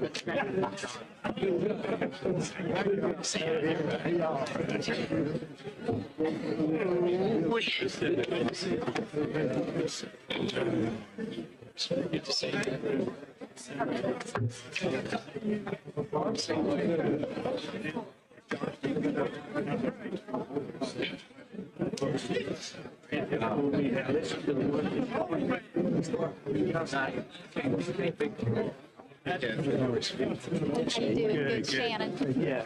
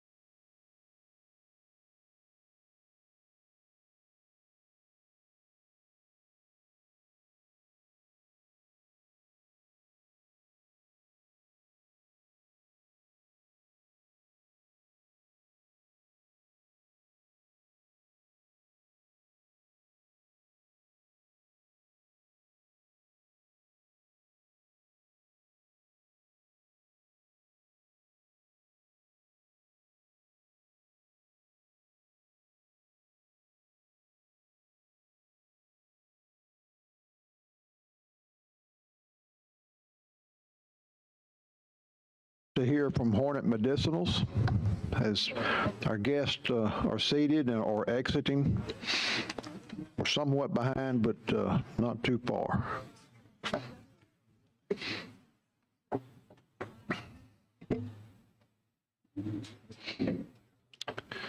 I think we have most of our individuals here representing Hornet. Are you missing someone yet? Well, go ahead and locate who. In the bathroom. Dr. Ross. I'm sure he appreciates that. We'll hold off for just a minute or two. The bathrooms have been slammed here today for some reason.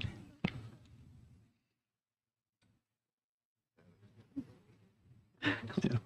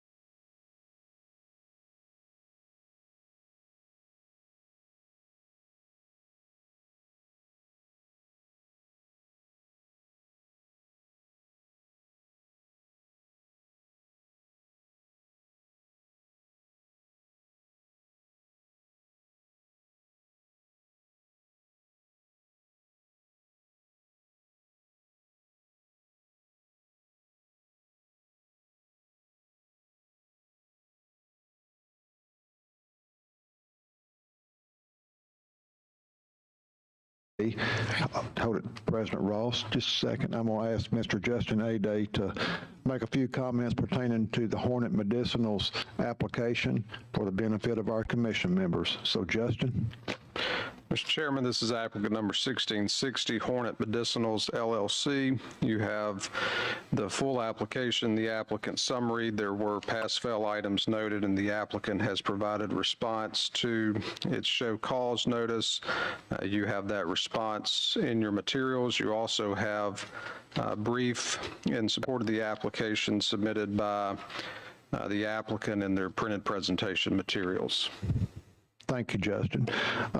Dr. Ross, I guess as you and your other presenters come up to the podium, just have either you can introduce all of them or they can introduce themselves, whichever you prefer.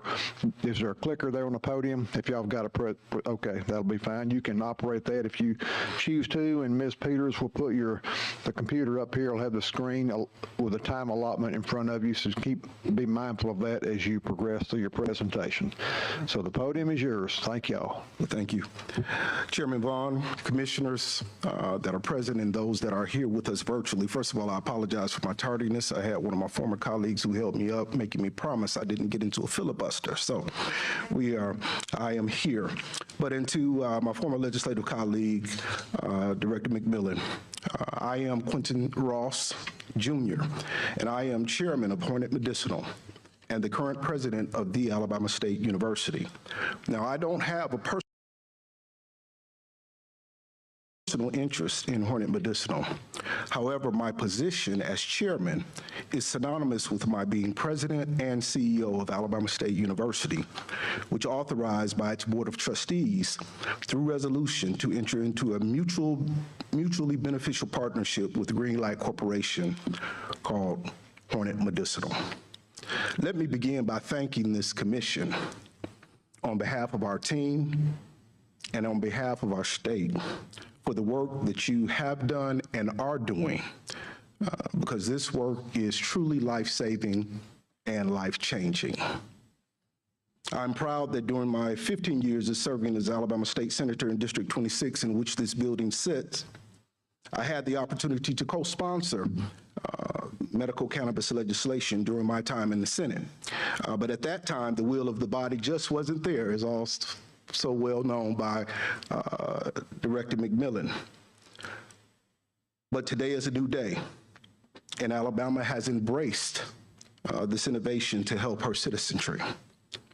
We want to thank you for your time and opportunity for us to share why we know, without a doubt, that Hornet Medicinal would be a unique and logical choice for an integrated license in the state of Alabama.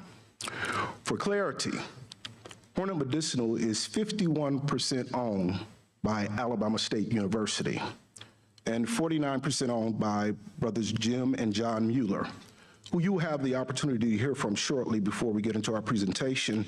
I'd like to introduce members of our team. Jim and John Mueller, who are here with us today, owners of Greenlight, a well-established and award-winning multi-state cannabis operator with an impeccable track record. Dr. Tangela Petty, our Vice President of Institutional Effectiveness, Strategic Initiatives, and Transformation. Mrs. Mia Williams, Director of Continuing Education. Retired Lieutenant Colonel Gregory Clark, Vice President of Institutional Advancement. Dr. Kennedy Wakesa, Associate Provost of Academic Affairs.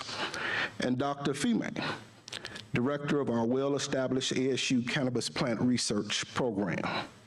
Lastly, while not a member of our membership team, ownership team, the gentleman probably doesn't need an introduction, but we have former State Senator Gerald Dow, who's with us here. He's the chair of the Board of Trustees at Troy University, but he is also the one who was the brainchild behind us coming together to do something extremely special in the state of Alabama. Again, I want to thank you for this opportunity, and we will begin with Senator Dow.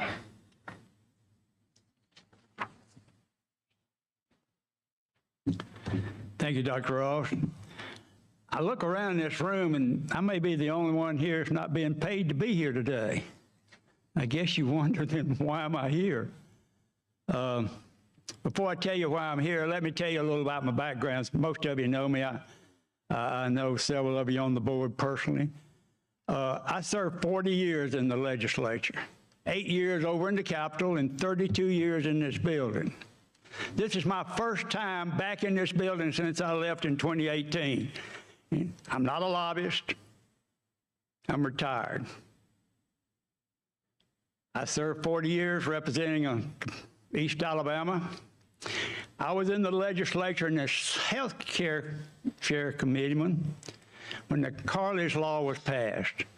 I heard in public hearings the need for medical cannabis.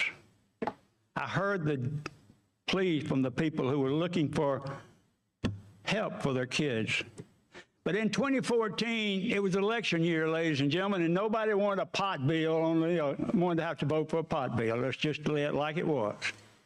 So we changed that bill and put $1 million in the budget and asked UAB to do a study of the benefits for medical cannabis. And that's why the foundation for this bill is today. Paul Sanford handled that bill in the Senate, and I know you've heard about Mike Ball. They both handled that bill, and it came through my committee, and I had the pleasure of voting for it. So that's why we're here today, and that's why that we understand the importance of this. A little bit more about my background. I spent 38 years in the military. I joined as a pre-FC, and I retired as a brigadier general. I went from peeling potatoes to commanding troops. I spent most of it in the National Guard. But the little leadership I possess and what I used in the legislature, I learned from the military. Because the military requires you to either meet the skills or get out of the way. And I met that obligation, and I fulfilled my obligation to this state and this country by serving in the military. As I said, I served 40 years. I came with John McMillan in '74. John got promoted and moved up to Commissioner of Agriculture, and I served with his brother, who was a great statesman and a great individual. Not only did I serve in the military, but today I serve on the Board of Trustees at Troy University. I've been on the Troy University Board for 30 years. I was on the Troy University Board when we moved from Division II to Division I. We just won the conference-ship, and we're going to play in the bowl in Birmingham, and I hope you'll all come and support the Trojans. We're going to play Duke, and that's a great... I tell you that to give you a little reference for you who don't know me. about why I think I have an opportunity to be here and to talk to you about this bill. I realized when this bill passed, two things were going to happen. It was going to create a brand new industry in the state of Alabama, something we'd never done before. And I understood something else. And I know it's become quite apparent to you on this committee. There's going to be a lot of money involved. Some people are going to make a lot of money off of this license that you're going to grant. A lot of money. More money, more zeros than I can count almost. So I began to think, why can't we benefit more, get more benefits to all the people of the state of Alabama? So I came up with this crazy idea that why not Troy apply for an application, take that money we're going to make and give scholarships to kids. The reason you're seeing the decline in enrollment in colleges today is because of the cost. No kid wants to go to college and work across the stage and have facing them when they get that diploma of $40,000 or $50,000 or $60,000 debt. That's hurting us. That's dumbing down our country. And I said, there should be some way that we could gather some of that money that's going to be made, instead of giving it to people who are going to buy condos and airplanes and jets and sports cars, and I used to going to say Rolexes, but most of them I've seen have already got a Rolex, so I don't think we need to go there. Why not take that money and revert as much of it as we can back to the state of Alabama? So I came up with this god-awful plan. Let Troy University apply for a grant, application, get an application, and become a processor, cultivator, and distributor. So before I got too deep into it, because let me tell you one thing about retired. If you're not retired, you got a lot of time to think. And so I began to think, and I said, first, before I go any further, I need to make sure, can we do this? So I called Tim Melson, Senator Melson, Dr. Melson, who's a close personal friend of mine. As you know, I consider him one of the most intelligent people in the legislature. He's an anesthesiologist. Not only does he put you to sleep in the operation room, but he's been known to put you to sleep in the Senate, and that's for another story. But he's a great guy. I ran by him the plan I had. I said, is your bill prevent that from happening? No, in no way. In no way does it prevent a university from getting a license. I said, and I told him my idea, and he said, go with it. I think it's a great idea. So I went one step further. I knew Austin Latham real well because he works for the Legislative Service Department, came to us from the University of Alabama, one of the smartest lawyers I know. And I asked Austin the same question. He said, no. I said, do me another favor, Austin. Read the bill over the next 2 days, because I know sometimes you overlook things like that, and let's talk back. I called Austin a couple of days later. He said, in no way does it prevent a college from making an application and being awarded a license. So with that in mind, in the meantime, I read the bill again. And I got to be honest with you, when you're retired, you got a lot of time. I've read this bill about 8 or 10 times, and I find something a little different in it every time because it's a pretty complex bill. But I began to realize that it gave preference to minorities. I'd known Dr. Ross. I came to the legislature with him, and he came to us in 2002. Been there 20-something years. You got to remember, you can't serve in the Alabama Senate unless you're a resident of the state of Alabama for 1 year. So I knew he met the 15-year requirement. I knew Alabama State met the requirement because they've been an institution for 153 years. And I knew one thing else. There's no doubt they're a minority university. There's a federal court case in Knight versus the state of Alabama where the federal court said Alabama State University is a minority school, and it went even further, John. It said you've got to give them extra appropriation for 10 years. And we gave them $10 million. So the federal court has said they're a minority.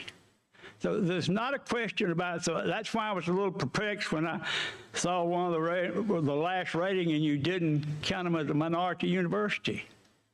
There's minority university and a minority application as anybody you've got, and maybe more so. So my plan was this. I went to him because several times Dr. Ross had questioned me about, can you find some use for the property we got in Bruton? Bruton was a normal school given to the university. And it's hard, I don't mean to be negative to Bruton, it's kind of like, wow, well, it's hard to get industry into Bruton. They're not near an interstate. They don't have access to the main thoroughfare, and they're outside the 50-mile limit to become a supplier for the automobile industry, so it's hard. So I thought, what a great fit. Normal school at Bruton, buildings already there, substantial buildings can be converted, a place that needs jobs, and a place that Alabama State already owns. So you won't have to buy property and you won't have to buy buildings. But let me tell you the main thing that made me excited about this when I talked to him was the scholarships and the new curriculum. This is unique. This is unique to anything you've heard up here. Alabama State will give a minimum of 50 scholarships a year to kids. Any kid that qualifies, not just in this field, any kid that may go on to be a doctor, a lawyer, a pharmacist, nurse, or teacher, might even be a legislator, bless the heart, or might even become governor. But that opportunity will go to 50 kids, a minimum, that would never had the opportunity that you and I've had to go to higher education. The other thing is, it will create a new curriculum. It will create a curriculum where they can license cultivators, license processors, and license transportators and distributors. So it'll be so much better for the rest of the industry. They can go out and hire somebody that's already been trained in this field. And ladies and gentlemen of the committee, another thing that what's going to face you after this, as tough as this has been, your next major task is going to be discipline those who make mistakes and sending inspectors out to make sure they're not violating the law. Alabama State can train your inspectors, certify them, and give them a license rather than you having to do it. So this is a great part to this. Dr. Ross and I agreed, and we looked for somebody who we could partner with. Because your bill and this bill and the legislature bill were very explicit. They gave you directions to follow. They didn't complicate. A lot of times people think the legislature is not very smart, and some of us wasn't. But there's some smart people in that legislature, and Dr. Melson's one of them. He put in that legislature on 7 different occasions that you needed to have skills, expertise, and knowledge in the field. He didn't just put that in there to fill pages. Skill, expertise, and knowledge. And you've already heard why. It cuts down the mistakes. 80% of the mistakes that will be made when you issue this license will be made to those who have never done it before.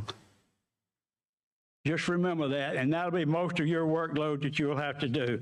Dr. Ross and I flew to Kansas, and I saw my first ever marijuana plant. You say, God, you're a pretty old guy. Surely you've seen some out hunting and fishing. Maybe I did. I just didn't know what they were because we hadn't had any much. All of our great marijuana growers in this state are doing 10 and 20 and that more. They're not here in Alabama that you can go out and talk to. So it amazed me that in the last application, you didn't classify Alabama State as a minority. That's just beyond my comprehension. Somebody just overlooked that, I'm sure. The Bruton property I mentioned is already there. So after our meeting in Kansas City with Greenlight and Jim and John, we asked them would they partner. They were a little reluctant. Let me tell you why, because this is so unique. There's never been in the history of any of the applications in any state a private partner policy. Where the private industry partnered with a public entity to do this process and bring more benefits to the people of the state. Never. And this is a unique application. We wanted a company that was licensed, experienced, worked in multiple states, and had no blemish record and had the financial ability to do this. And let me remind you of one other thing about Alabama State. Alabama State gets this license. They will be the only licensee that will be evaluated and examined by the Alabama Department of Public Accounts and by the state audit. So they will always be transported. Think about that. The others you'll get reports from their CFOs, you'll get reports from their financial people and their lawyers. The state of Alabama examines the accounts of Alabama State University every year. The examiner of public accounts, I know that. I get the report from Troy every year. I get the report from Troy every year. As I told you, I serve on the board of Troy trustees, and I'm very proud of that. But I get those reports. So after Dr. Ross and I traveled back, he went to his board and got permission from his board to pursue this endeavor. Outside the box, never been done before, but it's different. You know, the interesting thing, and I told you, I've been here a long time, 40 years, like John. Anytime you come up with a good idea in Montgomery and somebody don't like it, the rumor mill starts. The best way to kill a great idea in this state is a rumor mill. And fortunately, I still got eyes and ears in this state. And the eyes and ears in the state begin to tell me what those rumors. Surely this board's not going to fund a black university into this business because mostly minorities are the ones abusing marijuana to start with. Surely this board is not going to fund a college. They don't really qualify. The rumor mill persistence in this state, it's killed more good ideas in Montgomery than anything else. I've seen it. John's seen it. If you've been here 40 years, you've seen it. Kill a good idea with a rumor mill. Unfortunately, a lot of people in this town drank the Kool-Aid. They believe those facts. And it began to determine that this application began to slide down the scale of probability. It began to reduce the opportunity to get a license. So for those who drank the Kool-Aid and those who helped spread the Kool-Aid, because rumors are driven by three things. Jealous. A lot of institutions were jealous that they didn't come up with this idea. And let me leave you with another thought. If the court told you today to start over and throw every one of these in the trash can, you'd have at least 5 universities put in an application just like this because they realized the benefits they could gain from it. So it's unique. It's outside the box. I'm proud of it. I'm not the smartest guy that's ever come down this pipe. When I first got here, they said Dow came down here on a load of pulpwood. That's probably pretty so, because I was pretty naive when I got to the legislature in '74. But I think this is a great opportunity. It's a great opportunity to make a difference. When you as a member raised your hand and took the oath of office to support the law, and this is the law, it doesn't give you the ability to change this law. It doesn't give you the ability to add or take from this law. You're to abide by this law. And you took an oath of office to do that. You can't delete or add to it. And the legislature went a little further. They gave you specific instructions. This is not just a brought-up bill. This bill was written by the Legislative Service, National Latham and his group. They write every bill that's introduced in the state and the Senate. They write every amendment that's introduced in the state and Senate. And that's to our advantage because it keeps us from winding up with a lot of our legislators going to court. They will tell you if a bill is unconstitutional. They will tell you a bill is, you can't do that. That is important.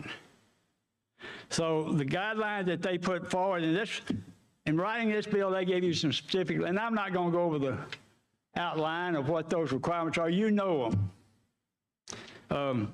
Resident requirement, 15 years. Certainly Alabama State represents that. Financial bond. One thing that's been quite a point of contention is the 60-day cultivation startup. Ladies and gentlemen, they didn't put that 60-day in there just to say, hey, can I make 60 days? The real reason the 60-day limit is in there is to prevent what's happened in other states. Many other states issued a license, people got their license, sat on their license, and began to market and sell their license. Many states, I even understand, I know my time's running out, and I'm filibustered. Got to close the petition. Anyway, that's why the 60-day limit's in here. But 7 times in the bill, they told you to favor experience, knowledge, and skill. They didn't just put that in the field page. And 5 times it said demonstrate. And let me tell you, I can tell you I can fly, but I can't demonstrate to you to fly till I get up in that chair and flap my wings and fly around here. Demonstrate has to exhibit it. So I'm going to leave you with this. This application meets every box that you've squared in that legislation. It checks every box, but it checks one more. It maximizes the benefits to the people of the state of Alabama by returning some of this money to the taxpayers, by creating scholarships. And if you create scholarships at the Alabama State, they're also going to create a curriculum to train those people. You won't have another better opportunity to fulfill your obligation on this board than to approve this license. And let me leave you, if I leave you with nothing else, let me leave you with one thing. How could you face those kids that won't get those scholarships if this application is not approved? How can you look them eye and tell them you're denying them the opportunity that you had? There'll be doctors, lawyers, and all those things. This is a very important part of this. This maximizes the benefit to the state of Alabama. Thank you and for your time. And I've sat where you are. My seat wasn't hardly as hot as yours is, but I've sat on boards like this, and I appreciate your willingness to serve on that. I hear Bobby singing some passion around a cloture petition because I'm going to have to quit. I've taken too much of your time. Thank you.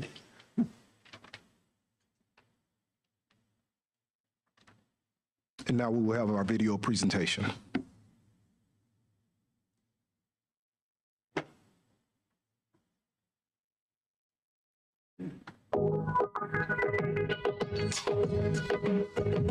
Welcome to Hornet Medicinals, a pioneering venture that combines the rich legacy of Alabama State University, ASU, with the visionary expertise of Jim and John Mueller, the founders of Greenlight, one of the largest multi-state medical cannabis operators in the nation. Together, we're uniquely positioned to define the landscape of medical cannabis in Alabama, with a shared commitment to excellence, innovation, affordable patient access, and training the next generation of leaders in the medical cannabis industry. Alabama State University, with 153 years of historical significance, is deeply rooted in the state's heritage. ASU's horticulture and agronomic experience spans decades. Our board chairman, Dr. Quentin T. Roth, as former Alabama State Senator and the 15th and current president of ASU, brings invaluable leadership experience in K-12 and higher public education.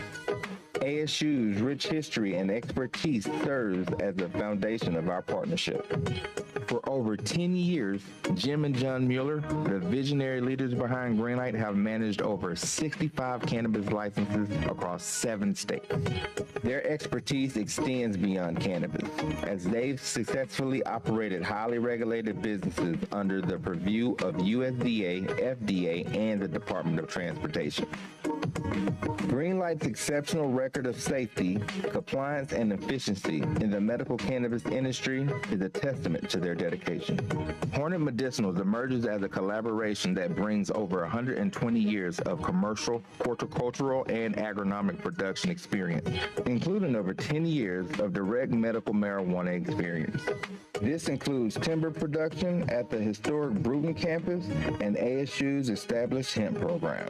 Our board of advisors includes Dr. Alafimi Ajayi, ASU's Industrial Hemp and Specialty Crop Program Director. This program conducts cutting-edge research on plant-insect interactions and exploring the potential use of chemical compounds in the cannabis plant for pharmaceutical purposes. The Muellers and their Director of Product Processing and Cultivation, Paul Chapman, contribute over 28 years of commercial cannabis cultivation experience. We are committed to driving innovation and knowledge in the cannabis industry. Our security philosophy is unwavering. Greenlight's fully monitored network and security operations center, complete with live video monitoring and state-of-the-art alert system, ensures the highest level of security. ASU's experience in maintaining safety on a 172-acre campus with thousands of students highlights our commitment to public safety. Hornet Medicinals takes immense pride in the opportunity of revitalizing the historical Southern Normal School in Brewton. This campus will be the hub for our best-in-class cultivation, processing, educational training, and secure transportation operations.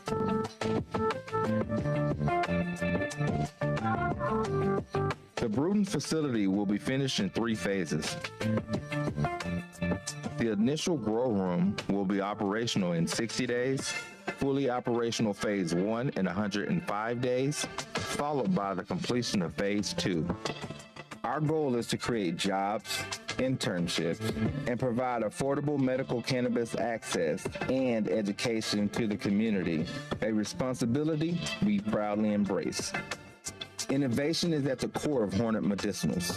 One such endeavor is participating in the REX program, which will utilize kiosks placed in our dispensaries offering patients real-time, direct virtual access to a state-licensed pharmacy consultant, ensuring the safest and most informed outcome for our patients. Hornet Medicinals represents the perfect synergy of experience and expertise. Our collective knowledge gained from operating in highly regulated medical cannabis jurisdictions and responsibly managing public university resources uniquely positions us to provide safe medical-grade cannabis to Alabama patients. This, coupled with our commitment to developing a school-to-career pipeline for the next generation, underscores our vision for the future. In collaboration with ASU and Greenlight, we are poised to create world-class medical cannabis facilities in Alabama and groom the next generation of leaders in the medical cannabis industry.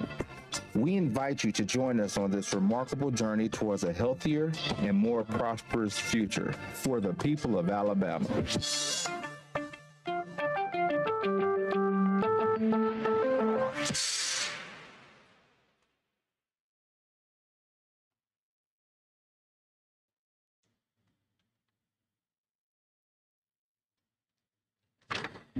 Good afternoon. Alabama State University, we are extremely excited about being at the forefront of educating our community and our students on the cannabis industry. Academia now has the opportunity and the potential to support cannabis and career pathways through academic programs. Ma'am, can you state your name for our reporter? I'm sorry. Please? Okay. Tangela Petty. I serve as the Vice President of Institutional Effectiveness, Strategic Initiatives, and Transformation. Tangela Petty. Yes. Thank you, ma'am. Okay. Through our College of Business and Administration, we will be able to teach our students the business aspects of cannabis by preparing them to serve as product managers, marketing, and sales associates. Our College of Health Sciences will be able to educate our students in health information technology and management, as well as our College of Science, Technology, Engineering, and Mathematics. Our students will be able to be certified as dispensers immediately. And additionally, our students will be able to secure employment in the plant cultivation as bud tenders, dispensary technicians to meet and respond to the dynamic evolution of the cannabis industry. Alabama State University is flexible and will continue to find ways to expand quality for workforce development to support Alabama Works.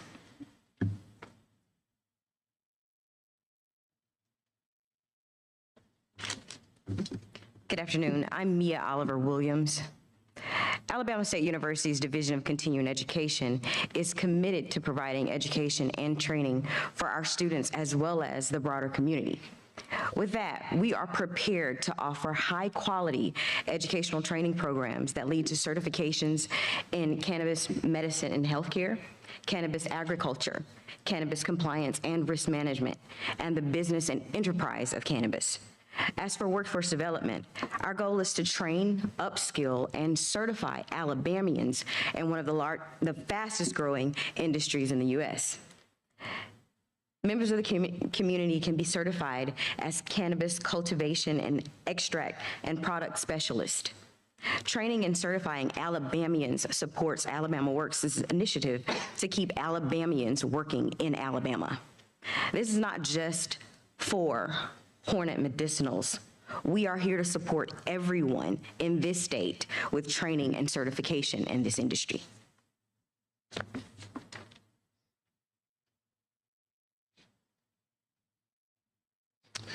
Good afternoon. I'm Colonel Retired Gregory L. Clark, and I serve as Vice President for Institutional Advancement and Executive Director, Alabama State University Foundation. Piggybacking on General Dow, scholarships. That's what gets us going. This is going to give us an opportunity to not only piggyback on those 50 scholarships General Dow talked about, but we're actually projecting around 100 scholarships a year that we're going to be able to touch young men and young women that's matriculating through our university. We also project that over the next 5 years that we'll be able to give out a little over $2 million in scholarships. This is certainly will touch our community, and we'll get these young men and women out into the Alabama economy and start paying into our tax base. So this is a great partnership, and we look forward to making it come to fruition. Thank you.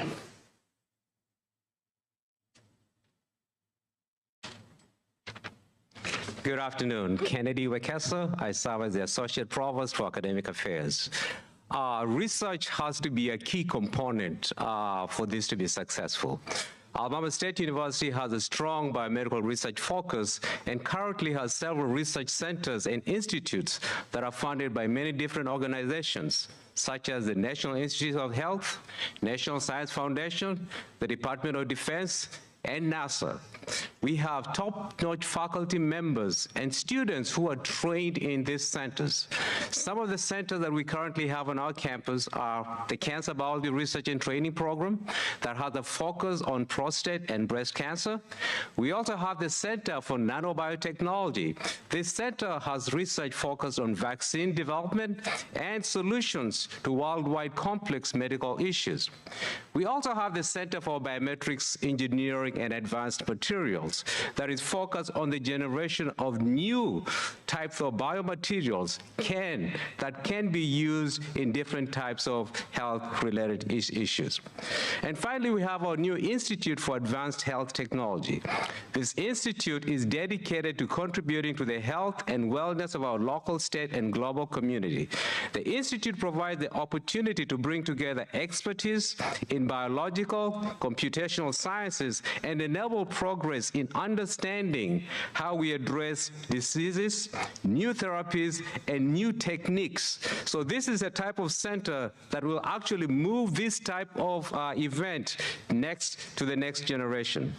ASU is at the forefront of innovation and technology and was one of the recipients of a grant from Innovate Alabama to actually perform research on cannabis. At this point, I'll have Dr. Femi talk about that project.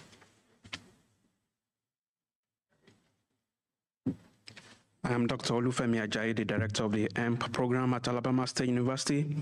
The university was one of the very few universities in the state that was awarded the first license of hemp cultivation in 2019 when it was legalized in the state of Alabama. What have we accomplished so far? So far, we've successfully graduated a couple of master's students. One of them is actually currently serving as the clinical research associate in a health institution. And another one is also serving as a research associate in California. Currently, we have state-of-the-art facilities. We recently constructed a greenhouse, the size of 7,200 square feet. It's climate controlled. It's dedicated to the cultivation and research of cannabis. And also we partner with professors within the university and across the university. So we are into research into the potential biomedical properties of cannabinoids, such as THC, CBD, CBG. Also, we are looking at the potential impact of pests on the fluctuation of the levels of CBD, and THC, because growers, they don't want to test out, above 0.3% THC. So we are looking into research on that. And right now, I'll now hand over to Mr. Thank you very much. Mr. Chairman, members of the commission, thank you so much for having us. My name is Jim Mueller with Greenlight. Both myself and my brother will be presenting on behalf of the company. We've been in business together now 25 years and haven't killed each other. We have been in the cannabis space for the last 10 years, so that makes us grizzled veterans in this emerging industry. We are extremely excited to partner with ASU in this groundbreaking industry and this groundbreaking application. I think you probably heard from some other applicants that talked about partnerships with various universities. This is different. This is an applicant that's a 51% owner of this company. John and I founded Greenlight. Prior to that, we had a company called Acres in Eureka out on the West Coast. We operate 65 licenses across 7 states. We have served in the last 12 months, this is key, 1.2 million patients. So in the last 12 months, our operations have served 1.2 million patients. A lot of folks have come up here and talked about what they're going to do. We've actually been practicing what we preach for the last 10 years. We are a significant size company. We'll generate plus minus $240 million this year. We're extremely profitable. We're the only large cannabis company that's actually doing dividends to our shareholders. And we are a multi-state operator that has built this company from ground up. We don't have a large backer. We don't have big funds behind us. We don't have one of the large public companies behind us. My brother and I have grounded out and built this company brick by brick. One of our keys to success has been speed to market. In a 12-month period, we built 17 dispensaries and over 150,000 square feet of cultivation across 3 states. No other cannabis company, not the largest, not the smallest, nobody else has ever done that. We also have the ability to get plants quickly in the 60-day time period, as you saw from our presentation, up at the Bruton facility. We have an internal construction team that builds everything out across all of our operations. A couple other things I want to touch on is the REX program. We have a similar pharmaceutical type program in Arkansas. This is a new technology and next level. In Arkansas, we have a patient number. You pick up a phone, you can call a registered pharmacist at our dispensaries and talk through your medical needs. This is an interactive live stream operation under the REX program. I think we're the only applicant that has this. And finally, before I turn this over to my brother, commitment to security and compliance. You saw some of that in the video. We are extremely proud of our record. We have a very large security and compliance team. We've had no issues across the country in doing this for over a decade. Very proud of our track record. And with that, I'm going to turn it over to my brother, and he's going to get into some more details related to cultivation and processing. Thank you very much. Thank you all, and I'm going to be very, very efficient.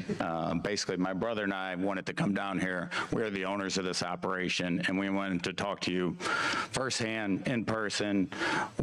We have a team of 620 people that work at Greenlight today. So we have everybody from extraction to cultivation, 15 people that sit in compliance, full vehicle crew that goes and drives 200 deliveries every single week. We're serving about 12,000 consumers every single week as we sit here today. As far as extraction and how these facilities will operate, as we're redoing the Bruton facility, we believe in indoor growing in a medical market. We don't believe in greenhouses. The hemp program is great to do that kind of stuff, but in a medical grade market, it's got to be state of the art, and that's basically what we're going to do at the normal facility. So we've got the technology to do this stuff. We've done this in the past. We were the second person out of 60 to get up and operate in the state of Missouri in a 96,000 square foot facility. So we like to move quickly, and most importantly, we want to be the lowest cost producer for medicine in the state of Alabama. We see we can deliver medicine. I've heard some other of these presentations at about $3.50 per dose. And I think what you have to do that, you You can't come in here and pour in $50 million into these facilities. You got to be very efficient, have LED lights, have been able to stand this up before. We're now at the 38th state that it's been operating in this business, and now is not the time for the state of Alabama to basically practice. We've done this before. The facility will be state-of-the-art. Our extraction method is both CO2 and ethanol. We've done that across the board. All these grams we're producing, we have the in-house staff, in-house testing, all these other things that you heard from people talk about that they're going to add and bring on. These are happening in our facilities as we sit here today. I want to leave a few minutes left for Dr. Ross to kind of walk you through why he's passionate about this and why this makes sense, not just for this group here, but also I speak all over the country. I'm on podcasts nonstop. This will be industry news around the country if we are awarded a license. So I'll turn it over to Dr. Ross. You're John Mueller, is that right? Yes. Okay, thank you, sir. Okay, Dr. Ross. Thank you, and quickly, while we still have a few minutes, again, I want to thank this commission for your commitment to the work of providing medical relief to thousands of Alabamians. But I'm a proud graduate of Alabama State University. My parents are graduates of Alabama State University, born in Mobile, Alabama. I know there was a question about my residency, and I said, well, you know, I don't know why that is, but I am from Alabama, been in Montgomery 32 years. But the fact of the matter is that, you know, Alabama State University understands your charge with this life-saving and life-changing. Through its mission of teaching, research, and service over 156 years, Alabama State University has saved and changed hundreds and thousands of lives. From the prominent role in the civil rights movement to its most recent call to action in the COVID-19 pandemic. Our partnership with Moderna, Dragonfly, and the state of Alabama aided and saved lives of thousands of individuals in the river region and beyond. Our campus health team tested and vaccinated thousands of Alabamians, even those who wanted to go back to work at the Hyundai Motor Manufacturing. While calls across the country demand that institutions of higher education retool themselves and meet the immediate needs of the workforce, Hornet Medicinal represents that type of entrepreneurial partnership needed in higher education where academia and business meet. This unique partnership with an emerging industry epitomizes what our state promotes through Innovate Alabama, helping innovators grow roots in Alabama by implementing programs and policies that support Alabama's innovation ecosystem. When the commission approves an integrated license for Hornet Medicinal, it will be as we are designated the nation's first state-sponsored institution of higher education for Blacks. The approval by this commission will be recognized nationwide as the first minority-owned integrated license through a collaboration between higher education and business, which in turn will be a model of innovation for the state and the nation. Again, I thank you all for your commitment to saving lives and changing lives in the state of Alabama. Thank you, Mr. Chairman. Thank you, Dr. Ross. You might want to stay there. Some of our commission members I know have questions for you and your team, so anyone want to start off? Dwight Gamble. Yes, sir. How will this be financed? How will the financing work? The university being involved. So we're providing a debt structure to the operation, which we proved up in the application, $10.5 million in the first one, and then we basically we generated about $80 million in EBITDA this year. So any additional funds that we would need, we see that as that's about 75% of what our budget is to stand up this business and operate. So that's how we'll be funded. And then obviously the scholarships and all that other stuff that are built in there is actually in the budget that you guys can look at, as well as if and when there's profit margin, then they would be able to utilize that for additional scholarships. Okay. Thank you very much. Thank you, sir. Thank you, Mr. Gamble. Anyone else? Any of our commissioners participating online have a question? Dr. Blakemore. Just want to review with you guys. Maybe you went over it, but can you guys go over the days to commence operations for Cultivation and dispensaries. Either one. So we have 1,560 square feet in the front of the gym facility that you're looking at. If you're looking at the application, that would be up and operational in 60 days. Like, we've done the pod before. We have a pod that we own today. We could ship it down here if we thought that was more efficient. But we can have that first section up and operational in the 60-day time period. And then what we say is phase one is basically 15,000 or 16,000 square feet off the top of my head that would be up and operational in 105 days. And then just regarding dispensary operations, are you guys going to work with Alabama State to fully get that staffed? Like, are you going to use students, or like, how's that going to work? Actually, I think the most exciting one is one of their facilities right down the street. I don't know which way I'm facing here, but the 32 Commerce, thank you. We see that as a place that you guys are going to be able to send the regulators out, train, et cetera. We're converting that to a dispensary right on Commerce Street there. So then we have 4 other locations that are spread out throughout the state. And I may add to that, Jim Mueller, I may add to that we have a full training facility in all of our other states. So we can bring residents from Alabama up, train them under our best practices, send them back down here, both students as well as employees we hire here. So we have a whole training team and whole training system based out of Kansas City. So is that 149 days you have on your earlier application still applicable for the dispensaries? We are opening, that's on the outside. We're opening dispensaries, and these are all retrofits. Like I said, we have construction teams. All of our dispensaries look the same. We have the same flooring, the same back walls, the same tech stack. So we have all that stuff already warehoused. Like, we've opened up 31 dispensaries in a couple years, 17 in a 12-month period. So we have that dialed in, and we're opening up dispensaries in 90, 100 days now. And will you have pharmacists at each location, or are you relying on your call-ins? We are not. We will not have a pharmacist full-time on each location. We're going to use the rec system. Okay. And additionally, we do this as well in the other states, where basically we have a set room aside. Somebody can get on the phone with a pharmacist. I question some of the people that say they're going to have a pharmacist in all locations. There's some real licensing issues associated with that, in our opinion, that they would, potentially risk their long-term license. So having a dedicated source that's available to the public is, I think, the key.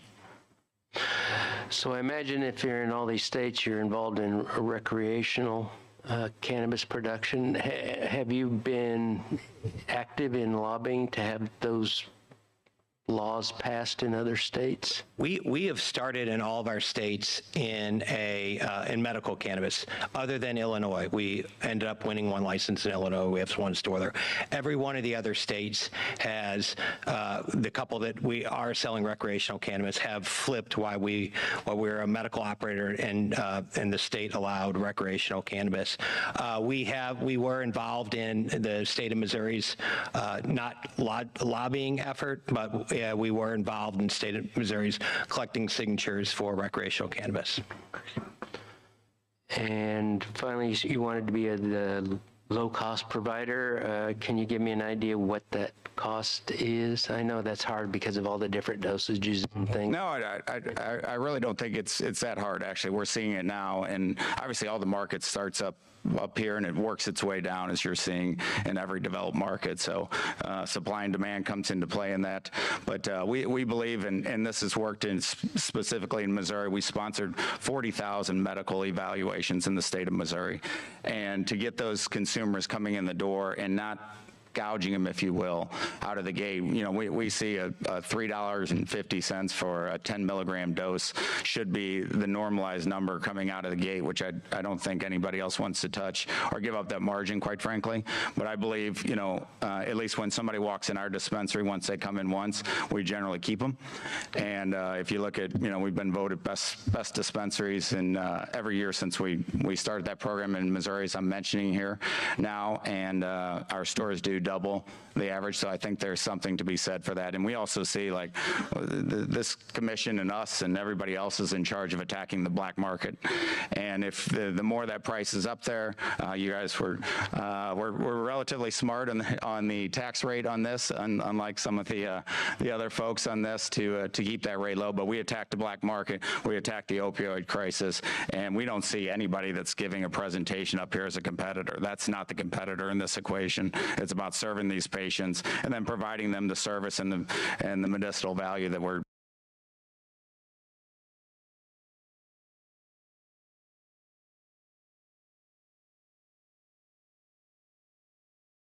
delivering in the store. And if we can be the lowest cost and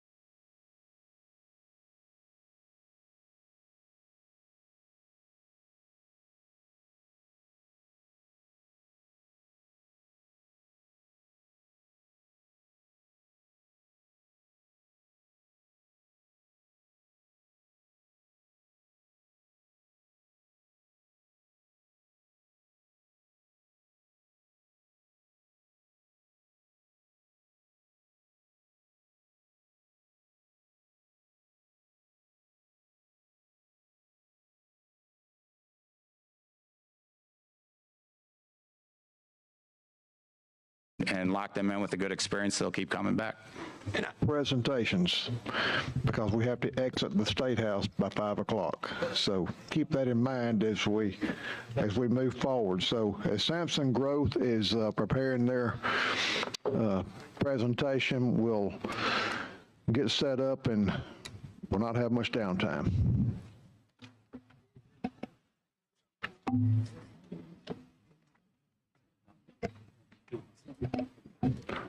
Are all of your folks from Sampson here? We're here. Okay. I tell y'all what, before we start y'all off, I'm going to have Mr. Justin A. Day make a few comments pertaining to your application for the benefit of our commissioners. And then you'll have the podium, and Ms. Peters will put the time clock up on the counter so you can see your time. So be mindful of that as you go through your presentation. That's fine. Justin, if we can have order in our room here, we'd appreciate it. We'll need a quiet audience so our commissioners can hear what's going on. Justin? Mr. Chairman, this is applicant number 1664, Sampson Growth, LLC. You have the complete application and the applicant summary. There were no pass-fail items noted in the application. You also have written brief in support of the application that the applicant submitted. Thank you, Justin. Are you Mr. Nyathri? That's me. Mr. Carr? Yes. I'm Mr. Bill Carr. I got you. Go ahead, Mr. Carr. You have the podium, and she'll put the time thing on the counter for you. Thank you, Director McMillan, Chairman Bond, and Commission. My name is Bill Carr.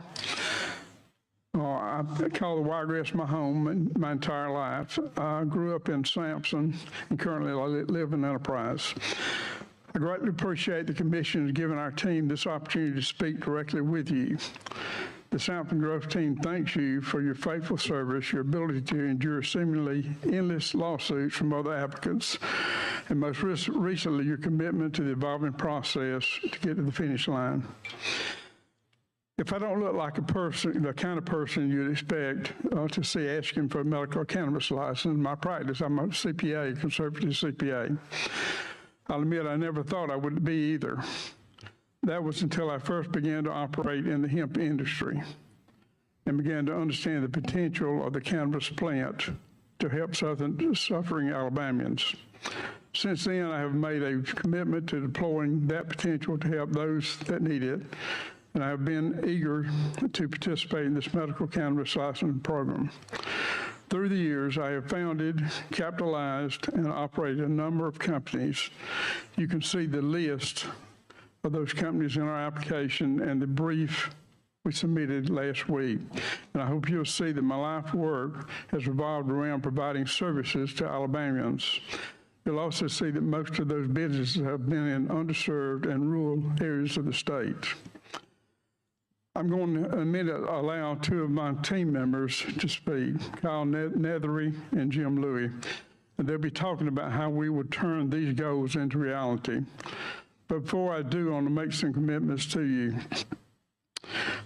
I will provide the necessary funds and oversight and resources to execute on our team's commitments. We will make medical cannabis available to the rural and underserved communities at accessible prices. And finally, the other commitment, I will never lie to you, neither will my team. I've spent my life operating within the rules of highly regulated industries and complying and cooperating with government agencies. I've had oversight from the SEC, from the PCOB, State Boards of Accountancy, the IRS, the state of Alabama, the FINRA. We just had a company 60 days ago go on the NASDAQ as a listed company. So I've always operated in regulated industries. So now let me introduce to you our team members. Success in any business is who you surround yourself with. At the time that we got in the hemp business, I employed a recruiter to find a CEO that would be very experienced and trustworthy in that industry. We interviewed people all across the United States and really in South America. While the buck stops with me, I learned a long time ago that when founding and operating a business, there's no substitute for the extraordinary chief executive who understands not only the ins and outs of business, but also the various stakeholders involved. We've been blessed to have Kyle come into our lives just when we needed someone to make Samson Growth a reality. I trust him. I understand what I'm signing up for. I'm putting my name and my reputation on the line. And I want you to know that when you hear from Kyle, you'll be hearing from me. I'm proud to call him the leader of our vision. Secondly, Jim Louie. Jim's biggest contribution to our family was he's the father of two of my grandchildren, two of my 8 grandchildren. Jim and my daughter Lauren met at Huntington College here in Montgomery. He grew up in Moulton. He followed his father and his grandfather's footsteps, joined the Army when he got out of school. When he was in the Special Forces, and then he came back to our area to work in the agriculture operation. I could not have accomplished near as much as I have without his assistance. He'll tell you that we talk at 6:20 every morning. We meet every Saturday morning at 7, and we debrief on what's going on in the operations. And so let me turn it over to them at this time. I want to, again, thank you for your patience and your time, and we'll be happy to answer any questions. So Kyle, if you want to come over.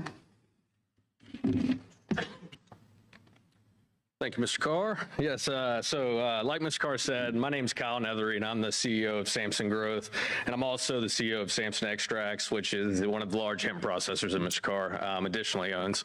So just want to say, it's day 5. We got a couple more days going through these presentations, but I think sincerely, we do want to thank you all for giving us the time to come and just tell a little bit about ourselves. Applications, you have a good bit of time to make them. You can make them look pretty, but I think nothing's better than getting to kind of tell our story and the things we've done and so forth. So just kind of kicking out, and Mr. Carr, I was operating a large cannabis facility in Michigan. I was employed as a general manager and director of operations.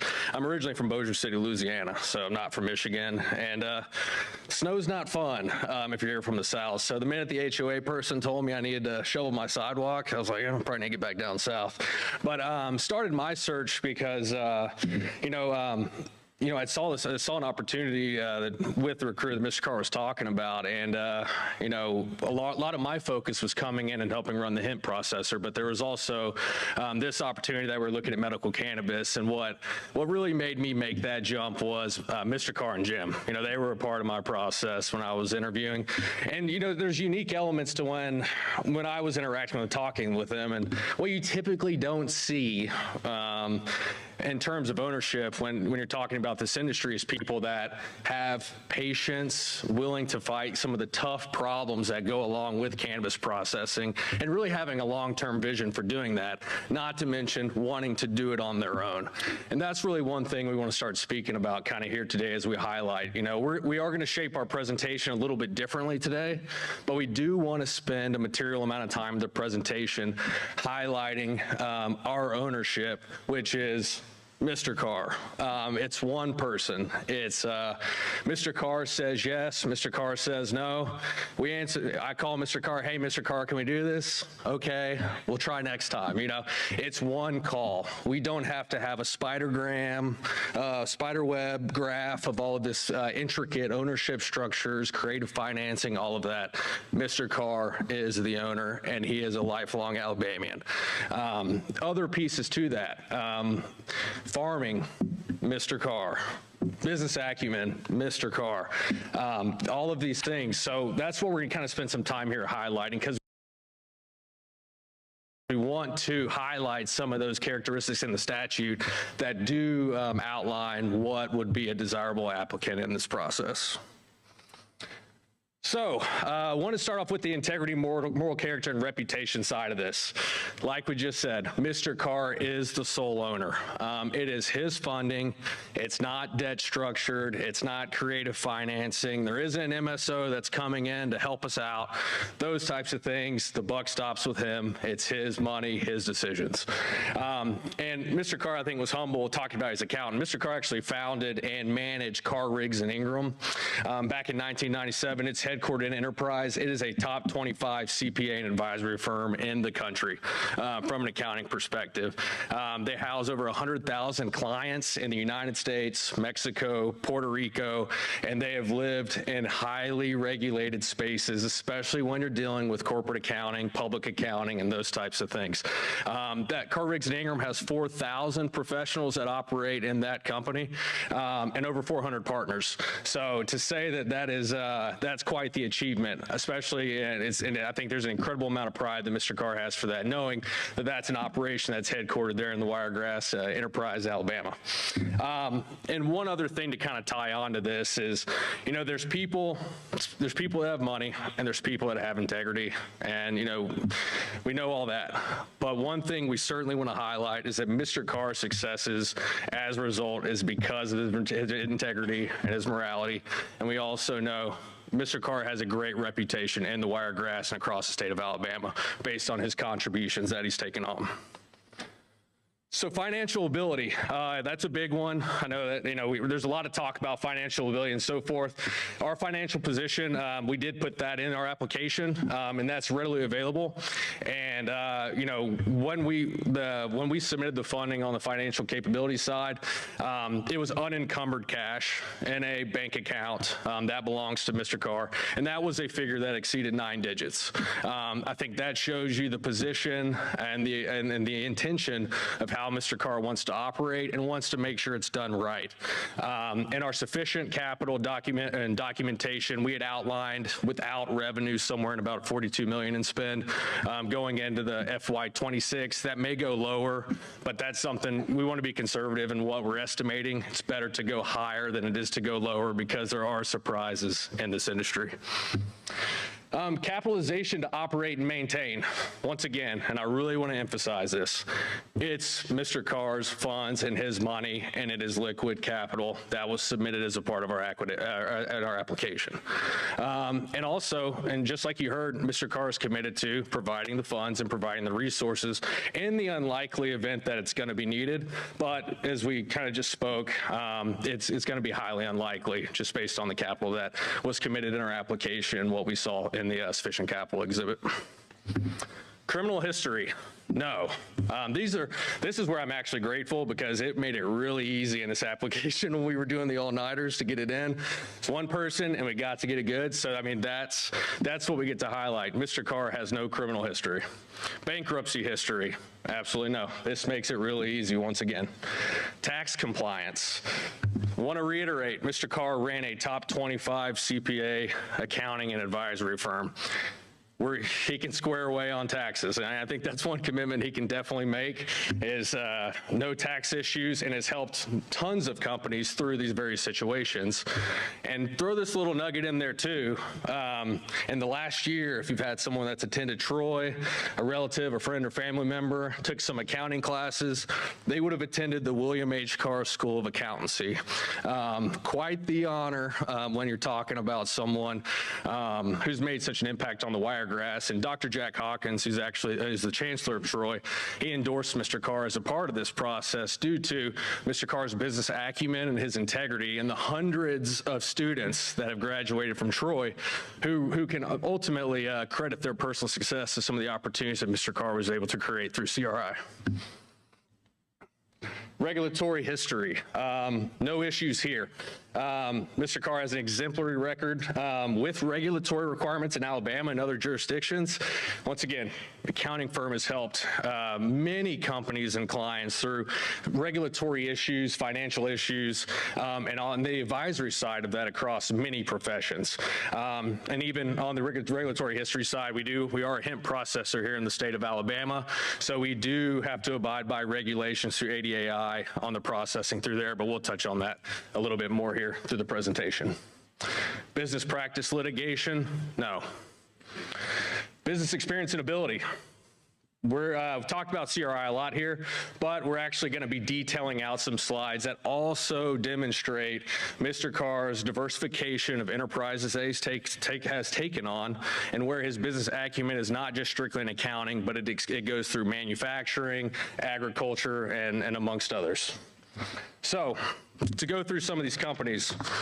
The first one, this was a company that was acquired, Badger Sportswear, Statesville, North Carolina. Made uniform apparel, team wear, spirit wear.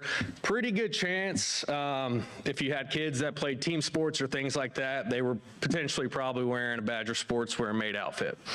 All Metal Acquisitions. They're in Slocum, Alabama, in the Wiregrass. Manufactures metal building components.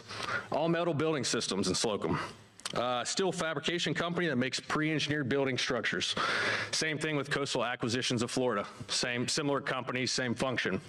Ozark Safety Services, based in Montgomery. They manufacture highway signage. Ozark Traffic Management, they make traffic control systems, also based in Montgomery. Ozark Distribution Services, based in Montgomery. They make traffic safety supplies and also other coated products. A recently acquired company that Mr. Carr sold was Ozark Striping, also based in Montgomery. They specialized in pavement marking for streets and so forth. Ozark Materials, a recently acquired company, pavement marking materials so that the streets could get striped. Linden Lumber, LLC, based in Linden. That is a sawmill that Mr. Carr operates. P River Pallet Company, based in Geneva. P River Pallet Company makes a lot of specialty pallets for our sod operation that Mr. Carr owns and operates, and that is located there in Geneva, Alabama. Emaus Foods, based in Albertville. They make a lot of food products for national food chains, hotel hospitality companies, and so forth, so a large food-based manufacturer. By the Sea Resorts, that is a company that Mr. Carr operates that has 11 hotels in Panama City Beach, as well as 2 group retreats and 4 restaurants.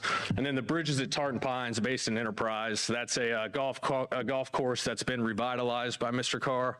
Operates a driving range, pool, restaurant, bar, pickleball courts, because that's the cool thing now. So they're starting to add a lot of those in. But once again, as you can see kind of over and over in here, there is a diversification of experience and a lot of commitment to that Wiregrass region of Alabama that we're so dedicated to. Now on this next slide, I'm going to introduce Jim Louie. Jim Louie, as Mr. Carr said, he oversees a lot of Mr. Carr's businesses, especially on the agriculture side, so he's going to speak to some of the farming. How y'all doing?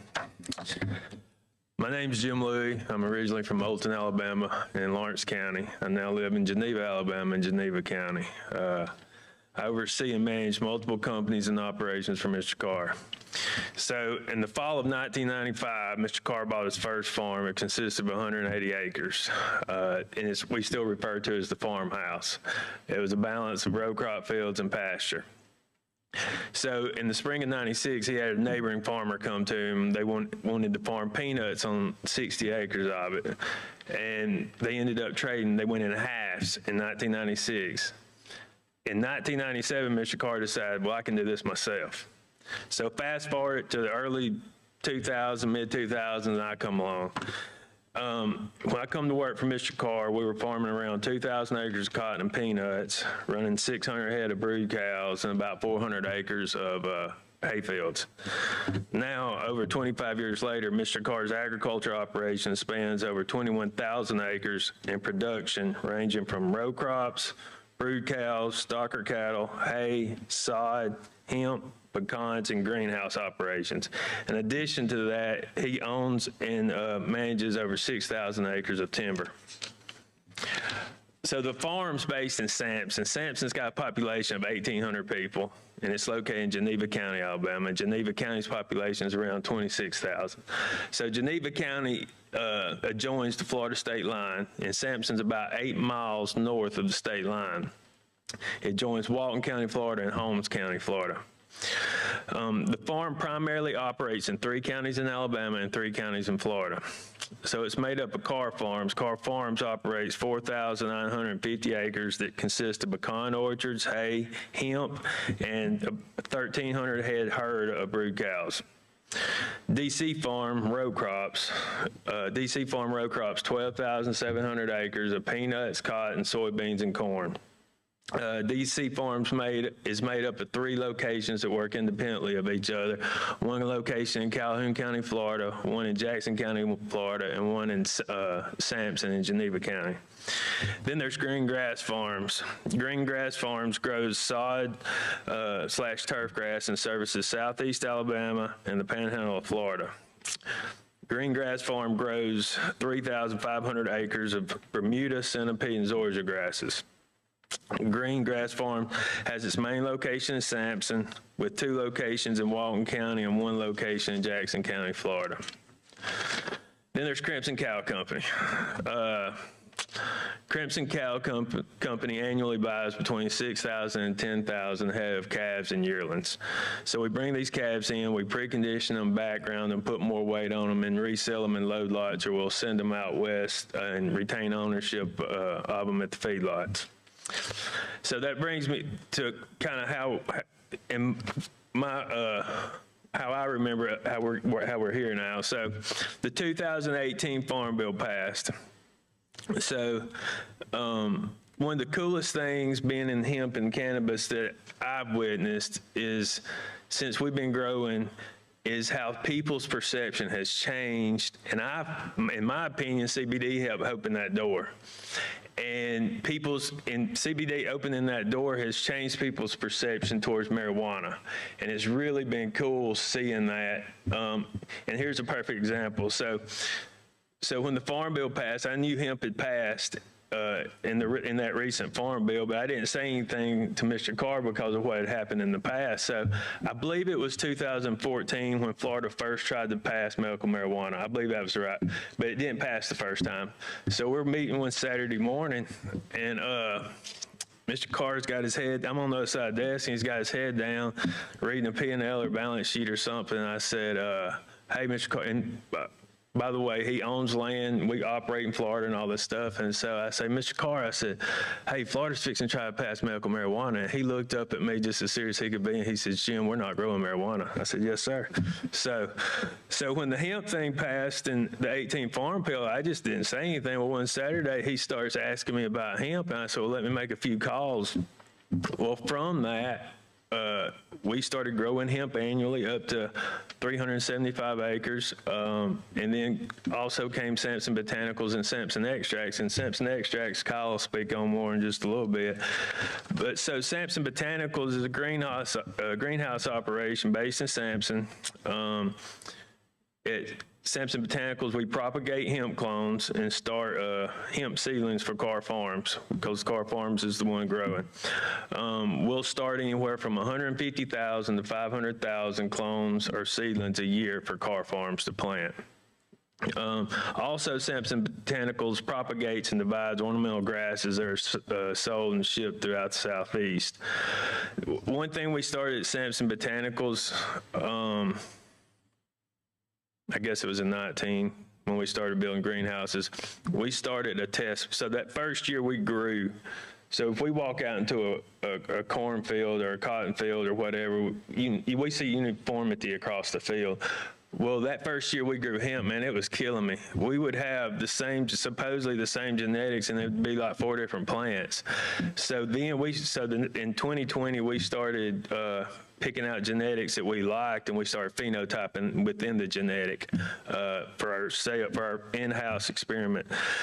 So telling y'all all this, the farm is a very large, diversified agriculture operation, and it's based right here in Alabama, and that Mr. Carr started, he owns, and he operates.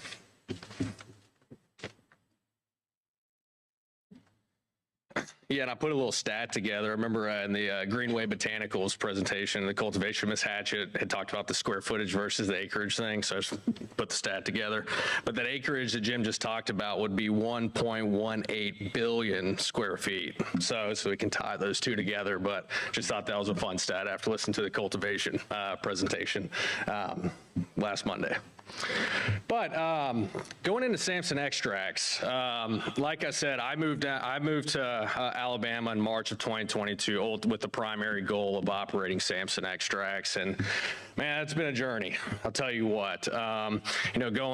Going from a regulated cannabis state and a hemp, you think you know a lot, you really learn a lot, especially when you're looking at hemp, which is a nationally legal crop, and so some of the safeguards, things like that you're used to, like with metric system and those types of things that you have in regulated cannabis, you don't really have a lot of that in regulated hemp because every state does a little differently. It's more traditional farming than you would see in manufacturing facilities.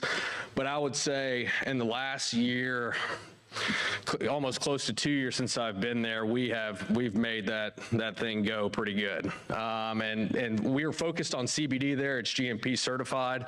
But what I meant by going really good is year to date, we've extracted 750,000 pounds of hemp. That would be years and years and years of Alabama medical cannabis cultivation.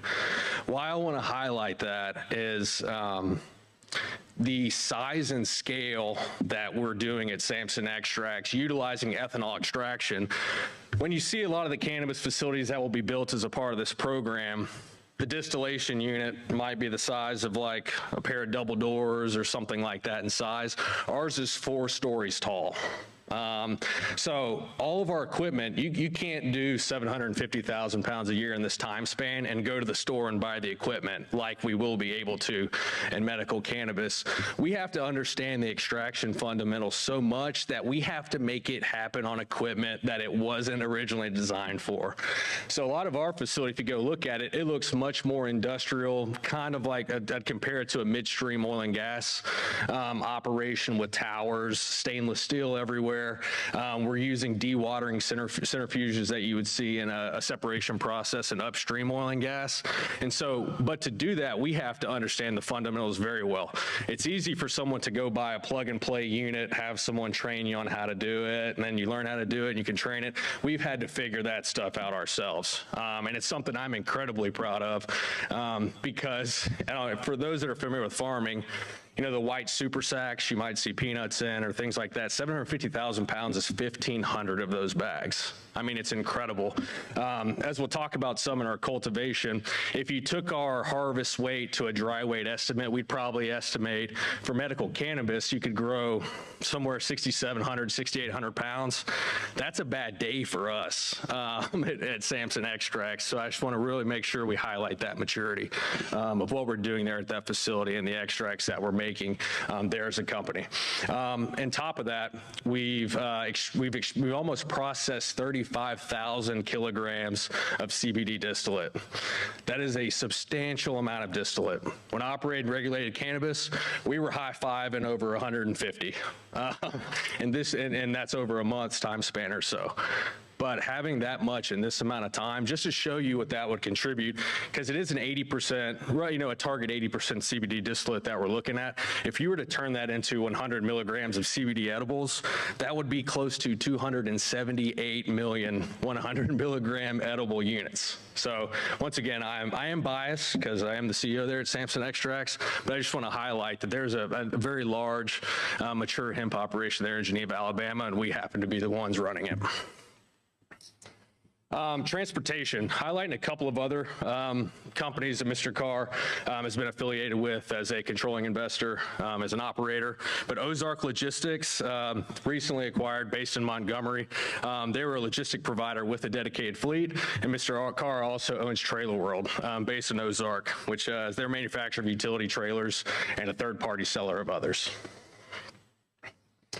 So tying it back, now that we've passed the business factors of that statute, suitability of location, So our application, we did turn in all the zoning, all of our property bases, if we're leasing, those types of things.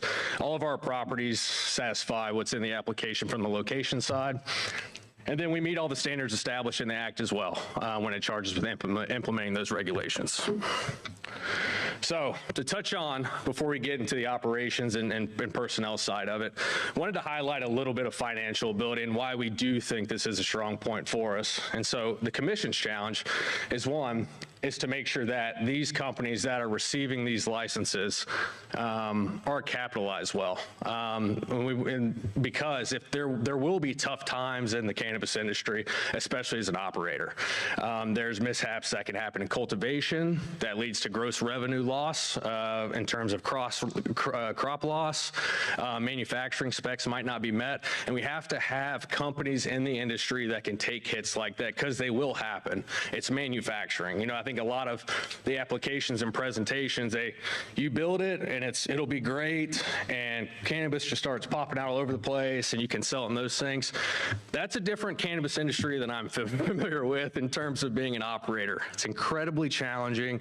You're dealing with a plant that it's very, very testy in what it can take. It takes on yeast in a great way. It takes on mold. It's prone to pest. There's a lot of these challenges, and we have to make sure that these businesses are capitalized well. And also to put onto the other part and make sure that the funding is secure and it's not overly creative. Like we've said many times, Mr. Carr is funding this operation. He has a commitment to make sure that the business, if needed, will be funded properly. Going to go through this pretty quick. We've done a lot of this, but once again, money's in place. Mr. Carr's made the commitment, and the taxes, we've talked enough about the accounting side there. But what we want to do is we're going to go through some of our team members to highlight our expertise in this industry. We feel like we've built a great team, and we just want to go through them. And what you'll see is you'll see a lot of fancy titles, the chief this, the chief that, the director this. We're not ivory tower executives or anything like that. I think it's quite very opposite. Even at Extracts, we're the ones a lot of times pulling the all-nighters, fixing a pump, rebuilding a pump, doing a lot of those things. And if a manager can't work on the weekends, we go in and we cover the shift. That's kind of the mentality we have, kind of the motto we have. No one's too cool to do anything. So when you see this isn't going to be people that are sitting in an office in Birmingham or Montgomery. We're at the facility every day operating it, because we're operators just like we are leaders. So to start off, go through Jim. Jim, of course, Mr. Carr made an introduction there, but Jim's a native Alabamian. Like I said, from Moulton. He went to Huntington College where he got his BS, veteran of the U.S. Army, and his agricultural oversight of a lot of the agricultural businesses that he spoke about with Mr. Carr. And he also oversees P River Pallet Company, Sampson Extracts, and the Bridges of Tartan Pines.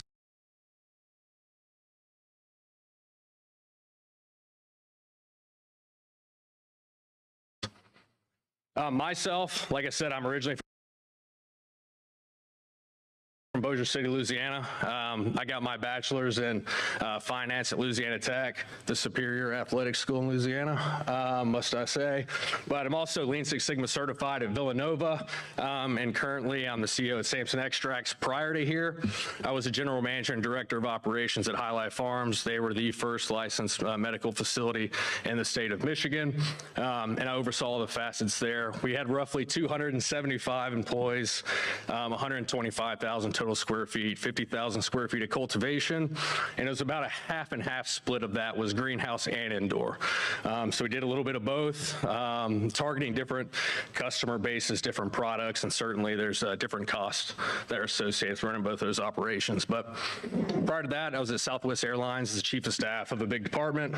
I was a advisory consultant at PwC, and I was also one of the builders of the fraud, waste, and abuse program for the Deepwater Horizon oil spill back in the class action days, aka the BP spill. Did that in New Orleans, and yeah, that kind of rounds me out. Aaron Todd. Aaron Todd we have as our COO. Aaron was my number 2 in Michigan. So I live in Dothan now. I work in Geneva every day. Aaron lives in Dothan. She works in Geneva every day. Aaron went to Michigan and got her bachelor's in business and accounting there. She is the director of sales and marketing right now at Sampson Extracts. It's a good role for her to fit on, especially after she was the wholesale planning director at Cureleaf, overseeing multiple states across the Midwest and working on a lot of the product architecture of some of those dispensaries in that area. She was a sales director and inventory controller for me at Highlight Farms, where we processed and cultivated. Worked for the IRS. It's kind of an interesting kind of career change. We're going revenue officer in the IRS and then goes into regulated cannabis. So she did that, and she was also in accounting prior to there. Connor Schilling. Connor's our chief scientific officer. Connor is my number 2 at Sampson Extracts. He works in Geneva every day. He went to University of South Dakota, where he got his BS in biology, minor in chemistry, and he's also the COO at Sampson Extracts. He was my extraction manager at Highlight Farms in Michigan. So when I came down here, I definitely pulled some of my best folks, as y'all can see. He was an extraction manager in Incandescent in California, an extraction lead at MedMen in Nevada, and then he was also did some work for the USDA. Dave Welker. We have Dave as our Chief Compliance Officer. Dave was a 25-year vet of the Federal Bureau of Investigation, the FBI. Dave won multiple awards from Director Sessions and Director Louis Free for commendations for some of the work that he did in the Bureau. He was also the Director of Fraud, Waste, and Abuse for the Virgin Islands home repairs from some of the hurricane activity there. And Dave was my first mentor, as you'll see below there, as Dave was the Director of Fraud, Waste, and Abuse for the Deepwater Horizon class action settlement for the oil spills. So we had some fun doing that when the federal court had charged us with building that program out. Saw some things. It was crazy. It was the largest class action behind tobacco. So, you learn a lot going through that type of a process. But we did it together, and we still have a great relationship, and he's intending for this role.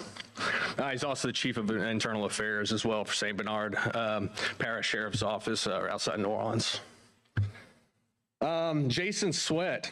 Jason, we've gotten to know Jason very well over the last few years. Jason's a native Alabamian. He lives in Andalusia, Alabama. Jason was a staff sergeant, 10-year vet of the U.S. Army, but Jason actually has owned a few dispensaries in California. And one of the cooler things, and why we think this is great experience for us to pull onto our team, is Jason actually is an owner, a co-founder and director of the Santa Cruz Veterans Alliance. And what the Santa Cruz Veterans Alliance does is they have programs in Santa Cruz County where they allow low-income veterans to be able to get free cannabis product on a regular basis. So you'll see, as we talk about here in a minute, veterans are going to be that's a huge cause for us that we were creating this company to as one of our main nonprofit directives on our side. Dr. Harrison Irons is our Chief Medical Officer. He attended Stanford University and got his Doctor of Medicine from University of Alabama. He did his residency in anesthesiology and his fellowship in pain management. He's currently working in pain management in Birmingham. We think that's a great fit, especially as we know the pain that these patients endure with the causes that we know we've been discussing over this large amount of time. And he's going to be critical in an advisory role for us to make sure that we're making the right products and the patients are getting what they need. Mike Nixon, he's our Director of Facilities. He's currently our Senior Manager of Maintenance at Sampson Extracts and was a maintenance supervisor at Tri-Delta, which is a large mechanical contractor in the Wiregrass. Mike is, it's been interesting when we have him and now even going into this process. Mike, we have welders now, we have electricians now, we have people that can do controls. We have an intense capability now to do a lot of the work ourselves, which is great because, we can tend to be in a bit of a trade desert in the area we're at around Geneva County. So now we have our own internal capabilities. So when we talk about how do we get these things done, we have that team. Heather Marlowe, native Alabamian, works in Geneva with me every day. She has her BS in biology. We have her as our Director of Quality, and she's also our Director of Quality at Sampson Extracts right now. Her team is largely in charge of our GMP process overviews and also doing a lot of our testing that we do at our hemp facility. Last month, we ran 650 or so tests on potency on the HPLC, LODs for various moistures, solvent detection, and those types of things when we're trying to make a great extracted product at Sampson Extracts. Tracy Brentlinger, native Alabamian, lives in Enterprise, works in Geneva. She's our accounting controller at Sampson Extracts as well. She prior payroll administrator at Troy University and 17 years of accounting experience and enrolled agent as well with the U.S. Treasury. So we've gone through the people, and I do want to talk about a little bit on operations now. So to go on cultivation, I've got some lessons learned from my days in Michigan operating on the cultivation side. And basically it's indoor versus greenhouse. It's the ultimate cultivation war in terms of what thinks best. We're going to be combining the two and making a hybrid model. And what I mean by that is, as we've seen some of the questions, the greenhouse does have some susceptibility when you're utilizing water walls and louvers. If you get high moisture or high humidity that comes in the greenhouse and your temps aren't quite there, that can lead to some issues, powdery mildew, other types of molds, which can spread drastically through your greenhouse. But what we're doing is we're actually sealing the greenhouses and doing HVAC to control the moisture, the humidity, the dryness, and those factors of the plant. The environment is the most important part to the process, so we're sealing those, and then we're going to be able to control our environment because we won't be bringing in outside air, which is the huge issue there. What this is also beneficial for is we won't be emitting odor into the areas that we operate. That's a big one. You want to be a good neighbor where you operate, and some people think it's cool if you have odor and things like that, but a lot of people don't think it's very cool. So that's another reason why we want to do the HVAC side for our greenhouse methodology. LED lights will be used, great for utility savings on power there. And also, by we're using a greenhouse, we'll actually be able to detect our PAR levels inside of that greenhouse. So if we don't need all of the lights to go on, they actually adjust their PAR levels so we can rely on the sun. So there'll be many days in the summer where we don't use lights at all. We'll just strictly be utilizing the sun. And when you get in some of these winter days like we've had here lately, we'll probably be using more of that lighting that aids in that process. For water, we will be using City of Sampson water, and we will be running that through reverse osmosis to remove any of the metals or any other type of particulate that could be harmful to creating a quality plant. And for our pest control, we'll only use OMRI approved pest control methodologies. And the other thing that we've had a lot of success with in Michigan was using beneficial insects. You actually can put ladybugs or other types of productive insects into your crop that eat a lot of the invasive and other pests that you don't want, like spider mites, thrips, forms of worms, things like that. Rock wool will be our media, so we'll grow our plants in rock wool. Why rock wool? It's a manufactured product and it's quality tested. It's the same every time you get it. It comes in a variety of sizes. It doesn't adjust your pH level, and it's aerated, but it still holds moisture. You know, that's one thing is if you have too thick of a soil media, then it'll hold too much water, create mold. Rock wool is great for that. That's what we have experience with. Methodology-wise, mother plants will be grown, and we will take clones from our mother plants, and that will be the feedstock for our fields. We don't use mother plants very long. We like to go through really one cutting cycle of those and then recirculate them out of the crop, because if you keep taking cuttings and cuttings and cuttings over time for mother plants, you will eventually have degradation on the strain and, of course, the DNA of that plant. And the other big one, we won't be hang drying in our facility. We'll actually be fresh freezing. So when we do a harvest in cultivation, we'll debuck the plant, take the bud off, remove the fan leaves, and freeze that product so that it can, all of the terpenes, we can eliminate a lot of the degradation. So when we freeze it, we don't have to worry about drying timelines and those types of things. And that's why that feeds into the extraction part. Butane extraction is our selected methodology.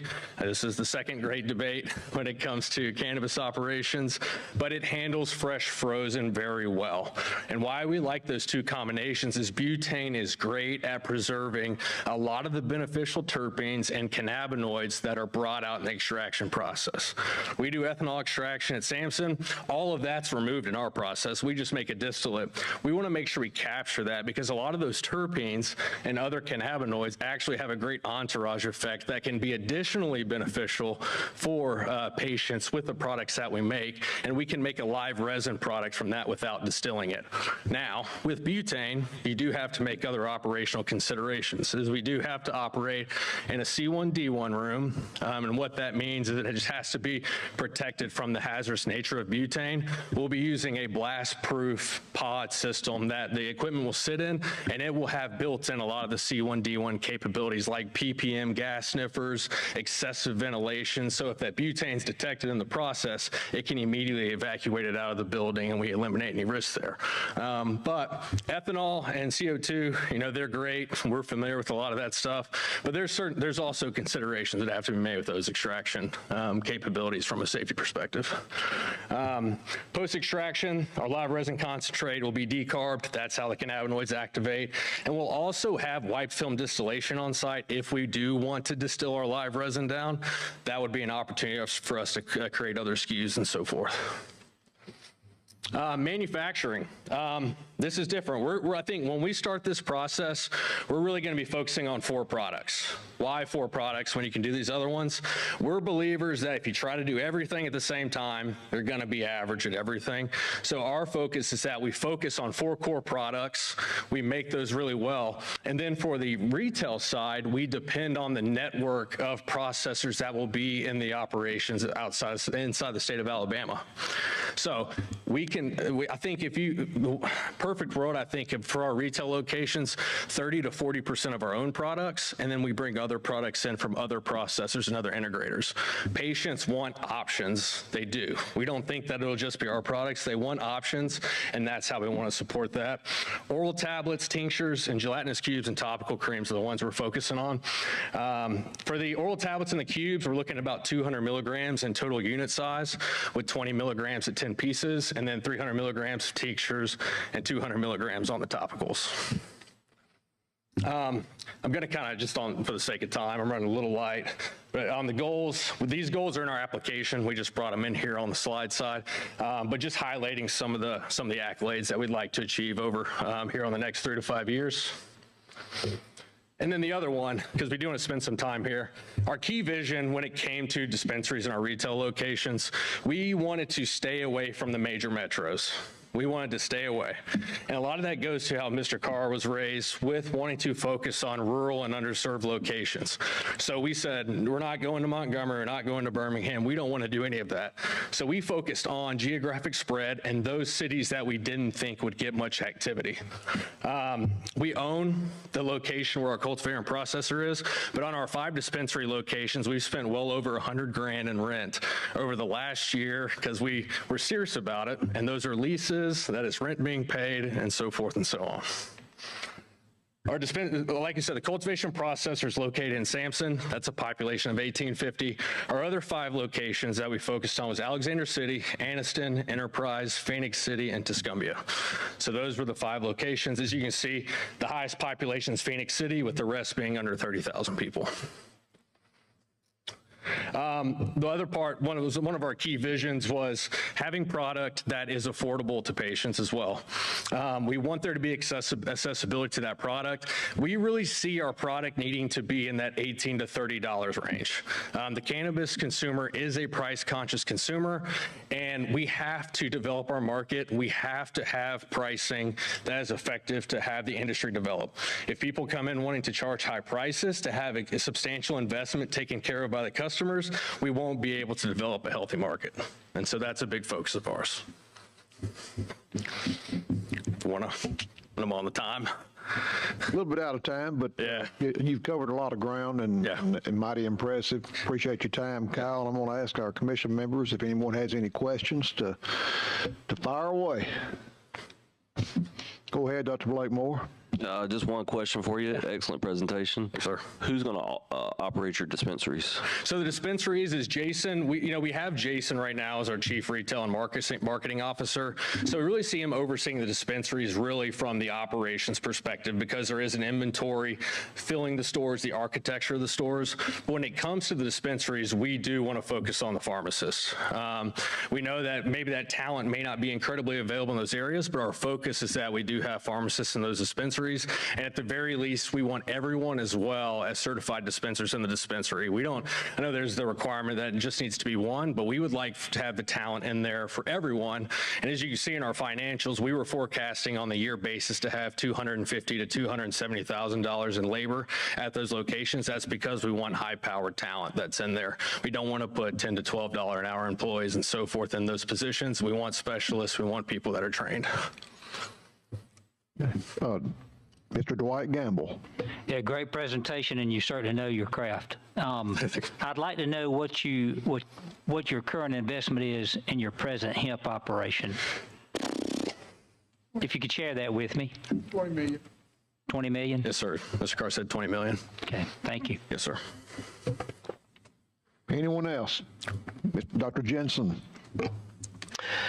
So you said you were quite large in the hemp extract CBD business, I guess. Yes, sir, we are. And where do you market that product? It's a product, with it being a CBD extract and its federal legality, we're a business-to-business extract provider. So we make extracts so that people can make CBD products out of those.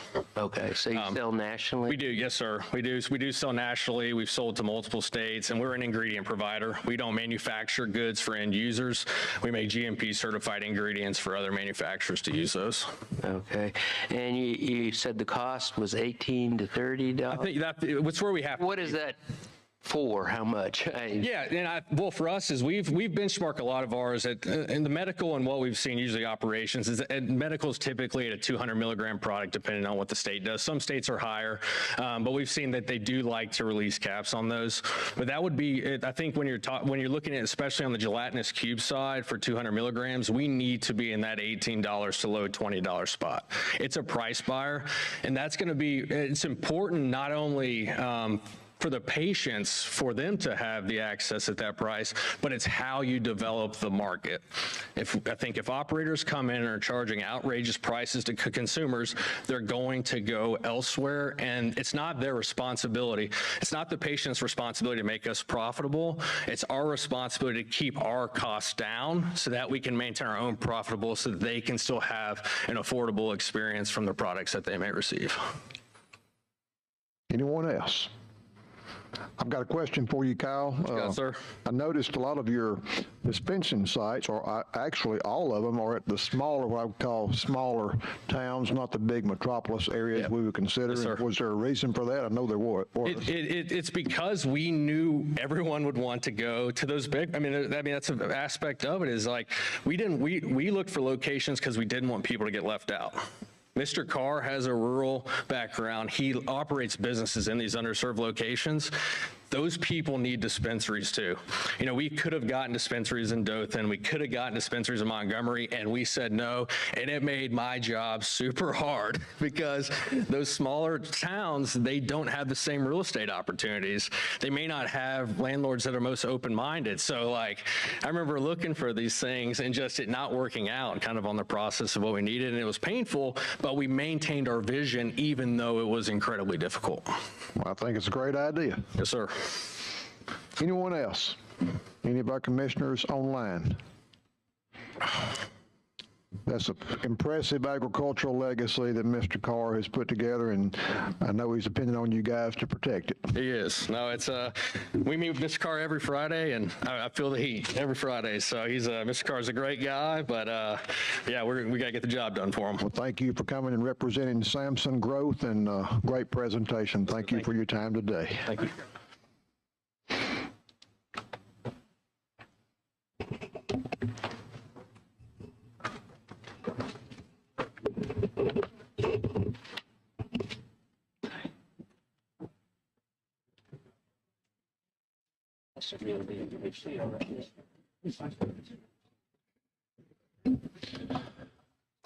A couple of our commissioners are taking a little moment to stretch. Stretch or go to the bathroom. Yeah, just a second. We got plenty of time. I think we're in good shape. I think we're in good shape. Sometimes there's benefit in being the last one for the day. Yeah.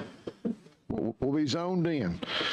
But if are all of you guys from BSWMC here and ready to go? We're ready. Okay, as y'all are kind of making preparations, who's going to, look like you got several who are going to present, is that right? Yes, sir. Let our commissioners get back in place and we'll kick it off. Yeah.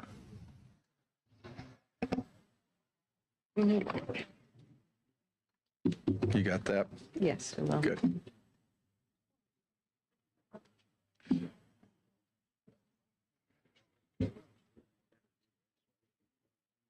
Just so you know, I emailed the.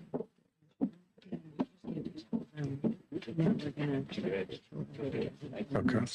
Okay. Well, I'm going to tell them when I'm doing it. Nice. I'm going to read everything. Yeah. Yeah. Right here. Brief.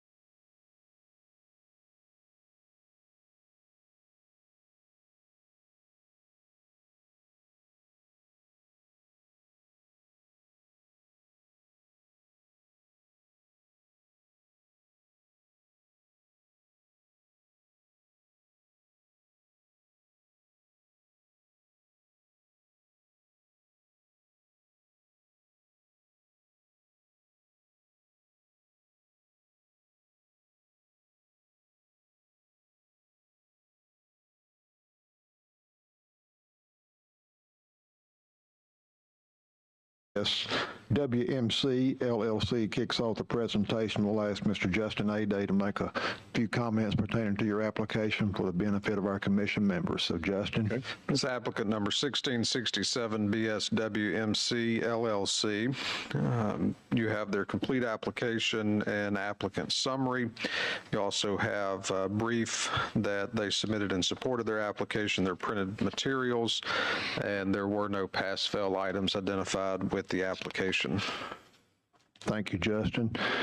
As y'all begin to make your presentation, Ms. Peters will put the time allotment up here on the counter. So just kind of be aware of that time remaining as you move through your presentation, and maybe we'll have time for questions at the end. Well, you're going to be glad to know we're going to go kind of quick for y'all this afternoon. Well, you take all the... Y'all look like y'all are getting tired up there this afternoon. Well, I'm not going to say we're not tired, but you have done done your due diligence, and we're look forward to hearing from you today. And sounds good. Thank you for being willing to be the last one on our agenda today. But well, we didn't think we had a choice, so that's why we're here. Well, sometimes people fret about being last, but I have heard several comments by other presenters that went last. Right. So it's not always a bad thing. But welcome today, and we're glad to have y'all here. We're glad to be here and the opportunity. And my name is Will Wilson. Okay, just as each of you come and present, I know you got several speakers, so just announce who you are for the benefit of our court reporter. Sounds good. We ready? Yes, sir. Director McMillan, Chairman Vaughn, commissioners and staff, thank you today for this opportunity to present. We can't imagine the monumental task of deciphering all this information you've seen in the last week. With that in mind, we have opted to give you a brief presentation and overview of our company and leave ample time for questions at the end. We are excited here to give you an overview and the application of our submission. We are BSWMC LLC. BSWMC was created to represent our ownership team, the Bassetts, the Smiths, and the Wilsons Medical Cannabis. We will be doing business as soulless. This is derived from the Latin word sol, literally meaning sun. The medicinal plant would not be able to grow without the sun. We believe the sustainability with minimal carbon footprint and a positive environmental impact in this business is paramount. As I said, my name is Will Wilson, and I'm president of Jim Wilson & Associates. I have 30 years of commercial real estate experience, provided leadership and direction in both internal and third-party interests. With me today is our ownership team, which includes Hunter and Cope Smith brothers, Jimmy and Wayne Bassett, and also with us is our COO, Rebecca Adams. Hunter and Cope Smith are the owners and operators of Smith Plant Farms in Union Springs.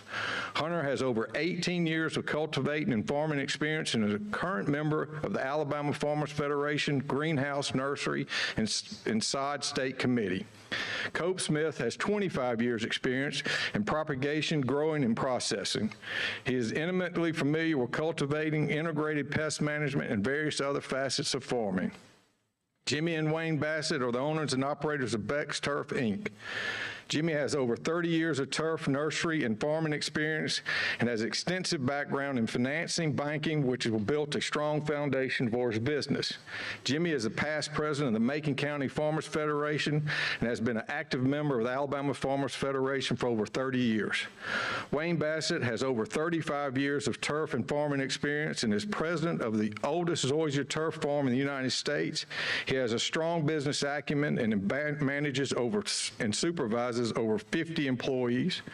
Rebecca Adams currently resides in Massachusetts, but she has roots here in Alabama. She is looking forward to settling those roots back here with us. She has 20 years of business operation experience working with Fortune 500 companies in the pharmaceutical, biotech, college, university, and healthcare industries. Over the past 8 years, she has provided regulation, compliance, and consulting for operation in medical cannabis industry. Her experience includes performing pre-inspection audits, compliance and security audits, metric, OSHA, and H&S training, and providing operational cannabis consultant for cultivation, processing, and dispensary. Today, we'll be presenting to you on our ownership team why BSWMC is the best candidate for medical cannabis license, our operational timelines, detailing regarding our facilities, their locations, an overview of our operations, and how BSWMC will continue to contribute to the community in which we serve. We have a brief video to give you a broad overview of who we are.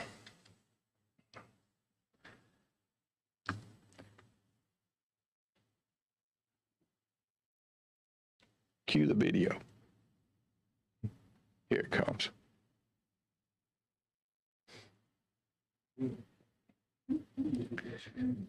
I got it. I got this one. Yeah. This is State Representative Kevin Warren giving my support for Do I need to get out of the way?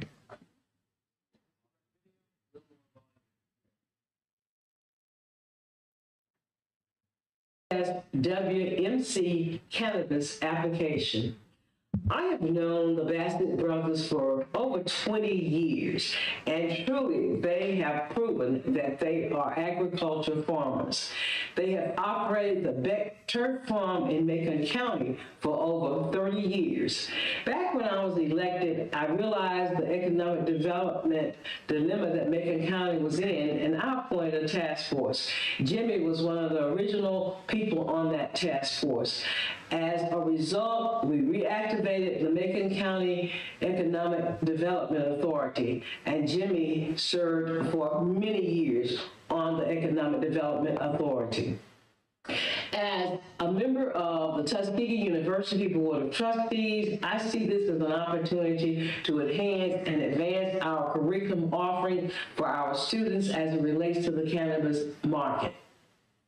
Finally, I just want to say thank you to the Commission under the leadership of Director McMillan for the great job you're doing in spite of all the opposition you're confronted with. I ask that you please continue to stand tall to make Alabama a better state. Thank you.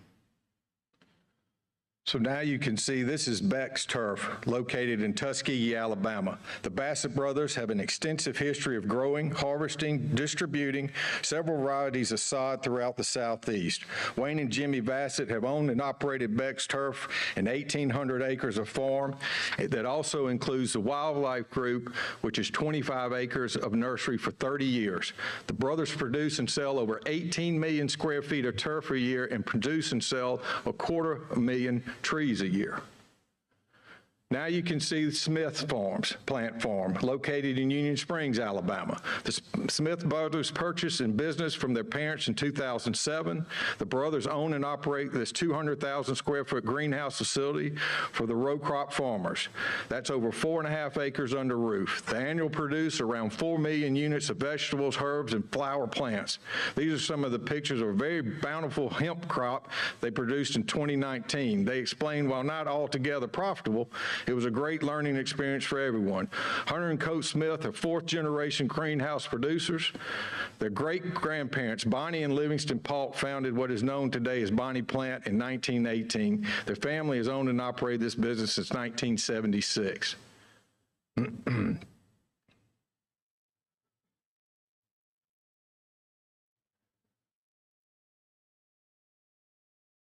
Jim Wilson Associates has almost 50 years experience in developing land use for over 24 million square feet of retail, commerce, commercial, and office purposes.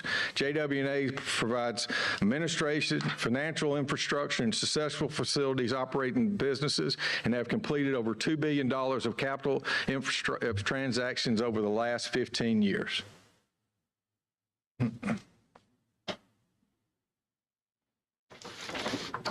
I'm Billy Beasley. I'm a state senator. I represent District 28, and family of Jim and Wayne Bassett, and then Hunter and Cope Smith and Will Wilson have made an application for an integrated medical cannabis operation.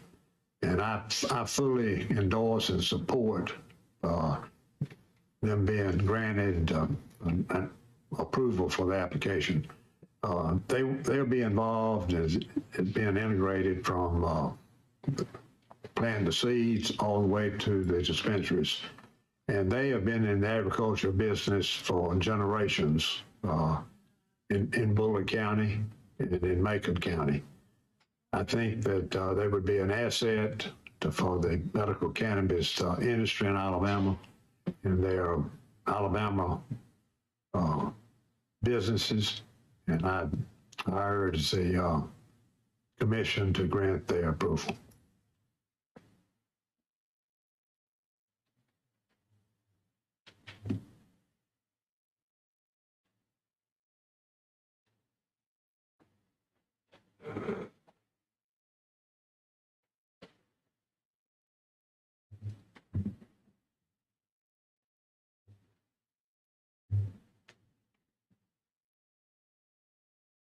There we go. Good afternoon. As Will said, I'm Hunter Smith, an owner and the CEO of BSWMC. Our entire ownership team consists of the individuals sitting and standing in front of you here today. We are 100% lifelong Alabama residents, born and raised here in our great state. The 5 of us have all owned and operated successful family businesses for over 30 years. BSWMC is 100% financed by the 5 of us. We do not have, nor do we need, any outside investors. We want to own and operate this company. It is not our intention to secure the license and sell the company. The state of Alabama does not need out-of-state interests coming in this state and trying to change our values. We believe for our company to have long-term success and to make an impact in the Alabama medical cannabis industry, we need to own and operate this business. In the top right corner, you can see our greenhouses that were constructed in March of 2023 on our facility property in Union Springs. We'll discuss that facility in more detail later in our presentation. Not only are we 100% owners and lifelong residents of Alabama, but we are also confident we will be able to commence operations within 30 days of receiving our license. We have met and exceeded the application requirements, and because we have successfully operated multiple agricultural companies, we are confident that we will be successful in operating a medical cannabis license. Through the Bassett's and my involvement with Alabama Farmers Federation, our connections throughout the state with other cultivators and farmers is extensive. We already have LOIs with multiple cultivator applicants, dispensary applicants, and processor applicants who were approved by the Commission on December 1st. Our business plan was based on realistic projections showing sufficient capital, which has been financially verified. Additionally, we have the appropriate banking and insurance commitments necessary to commence operations in an accelerated time frame. We have immense experience already working in a highly regulated industry, and we know we will maintain compliance with the regulations. Now I'll talk about our timeline. When BSWMC is granted a license on January 9th, 2024, our cultivation facility will be fully operational by February of 2024. Initial construction began back in February of 2023. We built those 3 greenhouses and started demolition within the interior areas of the processing facility. The processing facility will be retrofitted and completed in August of 2024. We anticipate, pending the testing process timeline, distributing products to our dispensaries and begin wholesale distribution in September of 2024. BSWMC will meet the regulatory requirements to operate within 30 days. We own the former Dixie Electric Cooperative Warehouse, shown here in this slide, located at 155 Hicks Drive in Union Springs. We have 4 acres inside of a chain link security fence with barbed wire at the top. The existing buildings are currently 8,700 square feet, and when renovation is completed, will be just over 12,000 square feet. We have the full support of our local government and access to land to expand to 25 acre if the market demands. BSWMC has thoughtfully and carefully selected this facility, which has quick access to U.S. Highways 29 and 82 and State Highways 110 and 223. This site will provide efficient logistics and cost-effective delivery of products to our retail locations. The cultivation and processing facility is less than 4 miles from my home. I can be readily accessible to employees, vendors, other licensees, law enforcement, and other local and state regulatory agencies within minutes. We understand other groups may have experience cultivating cannabis in other states. We have direct experience cultivating and harvesting product here in Alabama's challenging climate. As you saw in the video, we have successfully grown hemp, which requires very similar cultivation techniques as medical cannabis.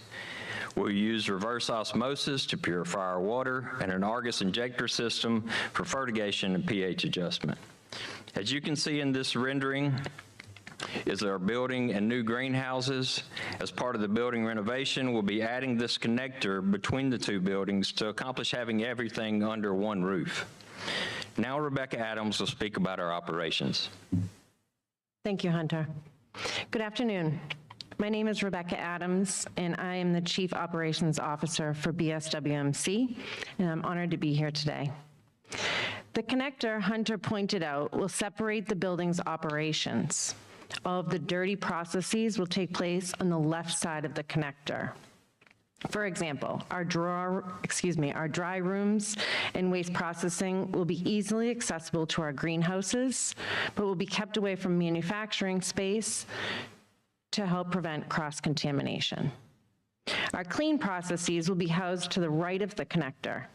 An example of some of those spaces are the extraction lab, the manufacturing space, the kitchen, and the vault. We intend to process and manufacture medical cannabis using ethanol extraction. Our final product will be a high-purity cannabis oil. Utilizing ISO 9001 quality management standards, we will establish, verify, and certify consistent quality products for distribution to our dispensaries and to the wholesale market. Our facilities will meet the critical patient product demand, so they receive relief to their pain and other debilitating symptoms. We hope to provide high-quality products for patients with debilitating conditions so they can function and have a better quality of life. Hunter will now tell you about our dispensaries.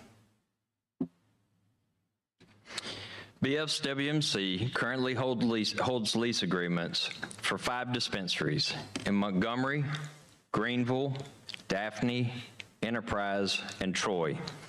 We deliberately and thoughtfully selected our dispensary locations in close proximity to our cultivation and processing facility to ensure we could provide an ample supply of products to each location efficiently.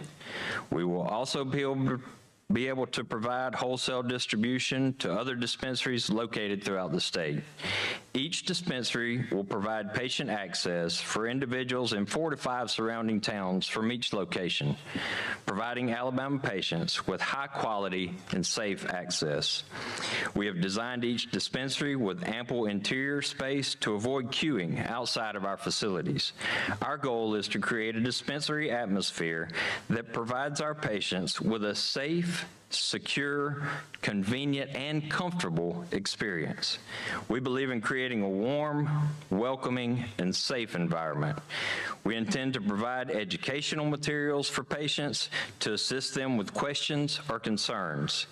In each dispensary, we plan on providing an area for patient consultation to maintain privacy and confidentiality.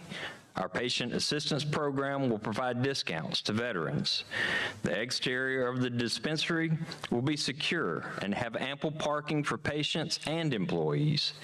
BSWMC will be a good neighbor and bring many benefits to each neighborhood. Each building will be renovated and revitalized. We will give hiring preference to local applicants for our general manager and certified dispenser positions. It is our intent to help boost the local economies in each city where we operate our dispensaries. Rebecca's going to talk about staffing. The ownership team, Hunter, Cope, Jimmy, Wayne, and Will, are the board of directors. As you can see, we have a streamlined ownership structure and a limited number of C-suite positions. We have carefully selected positions that are imperative to an efficient medical cannabis operation, while ensuring our staff are not overwhelmed or stretched too thin. We project 20 employees in our cultivation and processing facility and 9 employees in each dispensary. Employing staff is the first step to operating a successful company, but focusing on employee retention and elevating our employees is our priority. We will strive to create an environment of inclusion and diversity. We are committed to recruiting, employing, training, and advancing talented people of any race, sex, age, culture, religion, socioeconomic background, veteran status, or ability. We will search for a diverse pool of candidates to provide us with the depth of talent, skills, and potential to meet our goals in all levels of the of the employment within our operation. We understand it's our responsibility to develop and retain our existing team members and create an environment of belonging and authenticity.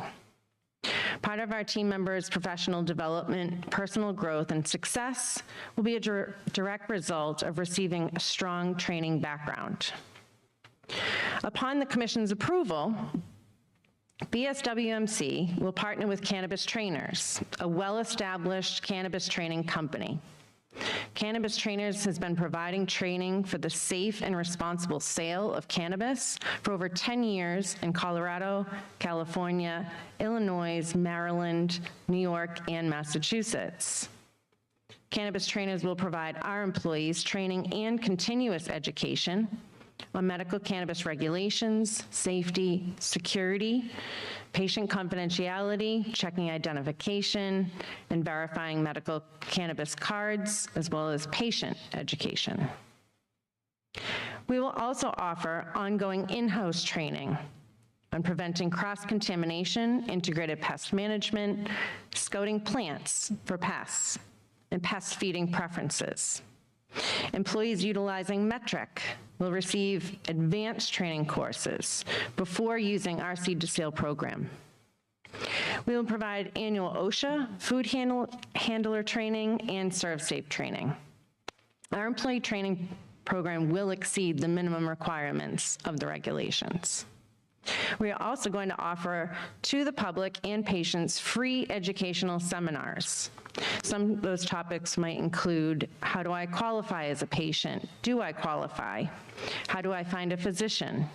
How do I receive a medical cannabis card, ABD? And what are factors that can affect a person consuming medical cannabis? We will offer various seminars to educate the public on medical cannabis and medical cannabis products. As mentioned by Representative Peblin Warren in our video, we have been in communications with Tuskegee University and hope to be able to expand their Certificate of Medical Cannabis program. Now Hunter will discuss our procedures for producing safe pharmaceutical grade products. Our team has an intimate familiarity with good manufacturing practices, good quality practices, good agricultural and collecting practices, and ISO 9001 quality management.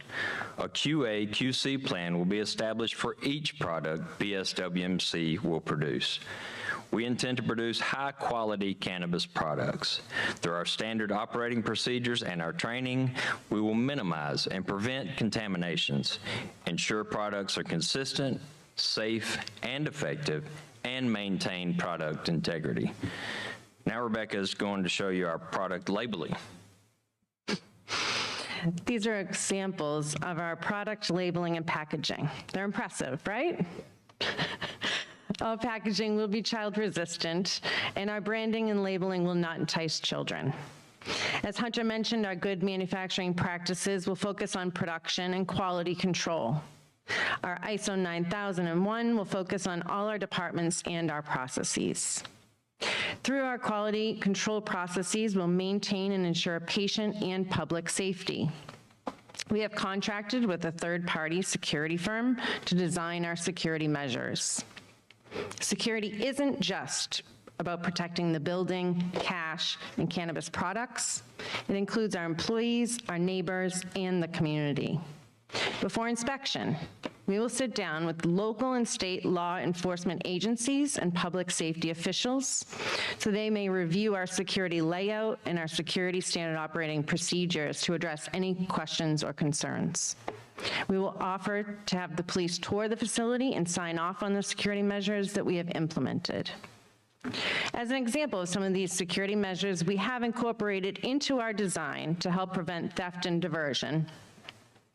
Some of these include redundant intrusion alarm systems and motion detectors, secure safes, secure vaults with panic buttons, and 24/7 video monitoring of the interior and the exterior of the facilities.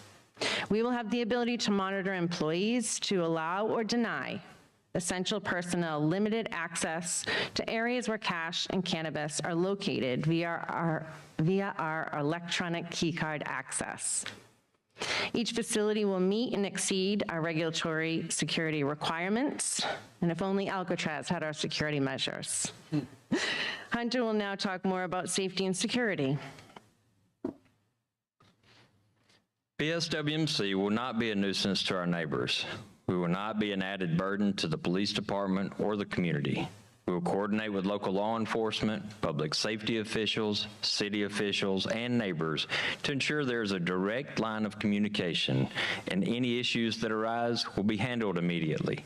Our security staff will patrol our facilities to prevent loitering, littering, and will monitor the premises to prevent on-site consumption. We will maintain strict inventory control using metric.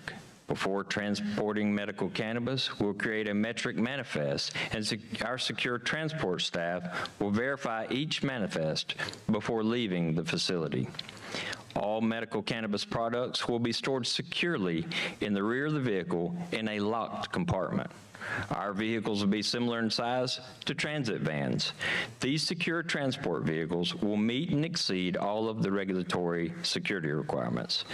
All vehicles will be equipped with live GPS tracking systems, video cameras, and will travel variable route plans. BSWMC will have a backup vehicle ready if a vehicle has a breakdown or has been in an accident. We have a strict maintenance plan for all of our vehicles. This slide is to illustrate how we will separate general deliveries from all medical cannabis deliveries. We anticipate products leaving our cultivation and processing facility to be 2 to 3 times per week. The days and times will be randomized to prevent theft and diversion. Our transportation security is not only important to the security of our products and employees, but also to the commitment to our communities. We don't want to be just another cannabis business providing products to our customers. Community outreach is near and dear to all of our hearts. Our existing businesses currently support and will continue to support charities and organizations, and organizations to give back. We believe in the benefits of medical cannabis and how it will assist the Alabama community. Now, Will and Hunter will speak to a couple of the organizations that they have supported over the years. My family got involved with Maine in 1994. Maine provides a safe and effective therapeutic horse riding opportunities for children and adults.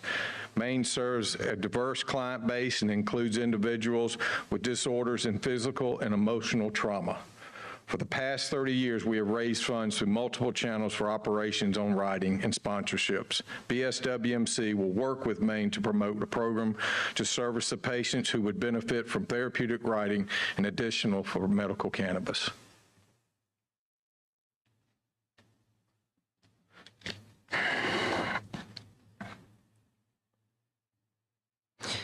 This slide is very personal to me. Sorry. In the summer of 2018, Cope's daughter and my niece Caroline, that's her in the top center picture,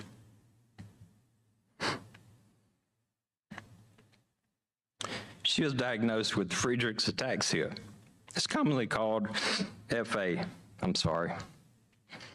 FA is a debilitating, life-shortening, and degenerative neuromuscular disorder. Friedreich's Ataxia Research Alliance, or FARA, is dedicated to the pursuit of scientific research leading to treatments and hopefully a cure for FA. Smith Plant Farm has held numerous fundraisers to fund research and awareness for FA.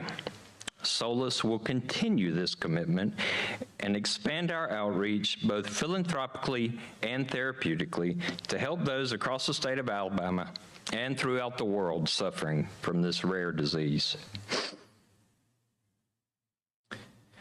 We want all qualified patients to have safe access to medical cannabis. We are a highly dedicated team of professionals that will work tirelessly to maintain high values within our community. Our uncompromising work ethic and principles have set a strong foundation for us to continue to be an unshakable pillar for our local economy. Thank you for your time and consideration. We'll accept any questions you have for the team. Y'all did blow through that fast. I know we got questions. You'll have plenty of time for questions. So what commission members, Hunter, Rebecca, Will, I guess any of your other team, if they want to address questions or with answers, they're open for business. Anybody got any questions? Go ahead, Dr. Jensen. So you will be using more of a traditional greenhouse process to grow your cannabis? Yes, sir. Go ahead if you have. Well, I guess we've heard a lot of comments back and forth today about environmental control and the challenges that there may be more with the greenhouse as opposed. I think there are two sides to that argument, probably. I think efficiency was a driver in putting up greenhouses for us. We can be fast getting into the market, and we can be efficient and cost efficient. I think that was our main thing with the greenhouse is speed to market initially. But if you get mold and you lose a crop, are you efficient, I guess? Well, as we did with hemp, we over-engineered our ventilation and our airflow, and I think that's where a lot of people mess up, putting them in a hoop house or something that doesn't have adequate airflow. Airflow will mitigate that mold. Okay. And well, I guess I take it you were in the cannabis business in Massachusetts. No, I was just going to say, do you have an idea of? Yes, I do. I have been in the cannabis industry since 2016. And, you know, there's a lot of variable factors, as I'm sure you can all imagine. And so, you know, our pricing, I'm not sure if we did not discuss in our presentation our pricing. However, we have tinctures that we will be selling for $40, capsules at anywhere between $30 and $40, gelatinous cubes at $25, and then we will be producing gels for $45. And so, you know, our cost is anywhere really from $3 to $4 per unit. However, you know, there's some variables that I am not including right now. And that gel is 200 milligrams? It is, yes. It's okay. I'm trying to compare apples to apples here. Yes, it's hard. It's hard. Yeah. Any other commission member have questions? Go ahead, Dr. Blakemore. Are you guys affiliated with the multi-state operator? Or are you guys fully? Absolutely not. And then you might have gone over, who's going to be over our dispensaries for you guys? Yes. So in our staffing plan, we have a medical director. We also have general managers, and then we have the certified dispensers. Ms. Adams, your specialty, I guess your history is in the compliance side, is that right? Yes, it is. So I've assisted groups anywhere from the application process all the way through to ongoing compliance operations. So I'm constantly in facilities of all different sizes. I've worked with MSOs as well as small family outdoor cultivators. Okay, thank you, ma'am. Anyone else? Yes, Mr. Dwight Gamble. What do you expect your estimated startup cost to be? I'm going to ask our CFO, Ronnie Brown, to take that one.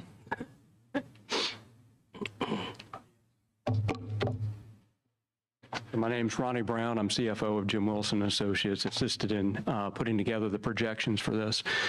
For this, we've looked at over the period of time needing somewhere between $5 to $10 million over a multi-year period to fund both construction of our facilities and also funding working capital during that time to commence operations and build out our dispensaries. Okay, thank you very much. Thank you, Dwight. Anyone else? Commissioners online, do you have a question?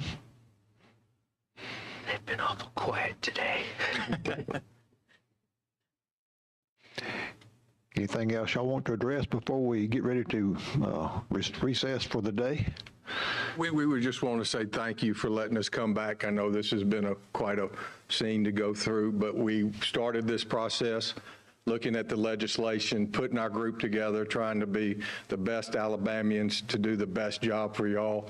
And this group, we feel like we put together, can make sure that we don't get in trouble, we run a good business, and y'all don't get in trouble. And we will be the best medical cannabis producer in the state of Alabama if y'all will give us a license. And I hope y'all will do that. When you go home tonight and go to bed, you'll think about Solus BSWMC. That's who we are, and we'll do y'all a great job. And thank y'all for the job y'all are doing. Well, thank you. We appreciate the comments. You've got a great presentation, like a great team. So Rebecca and Hunter and Wayne and Jimmy and Cope and Ronnie, thank all of you for being here. Thank We you. appreciate your time today. Thank you. Y'all be careful going home tonight. And once again, before we recess for tomorrow, commission members, we will have a half a day tomorrow with presentations until lunchtime. So keep that in mind. But anybody else got any comments before we recess? I'll entertain a motion to recess till tomorrow morning till 8:30. So moved. Got a motion Second. from Dwight Gamble, second from Dr. Jensen. All in favor, say aye. Aye. We stand adjourned at 4:42.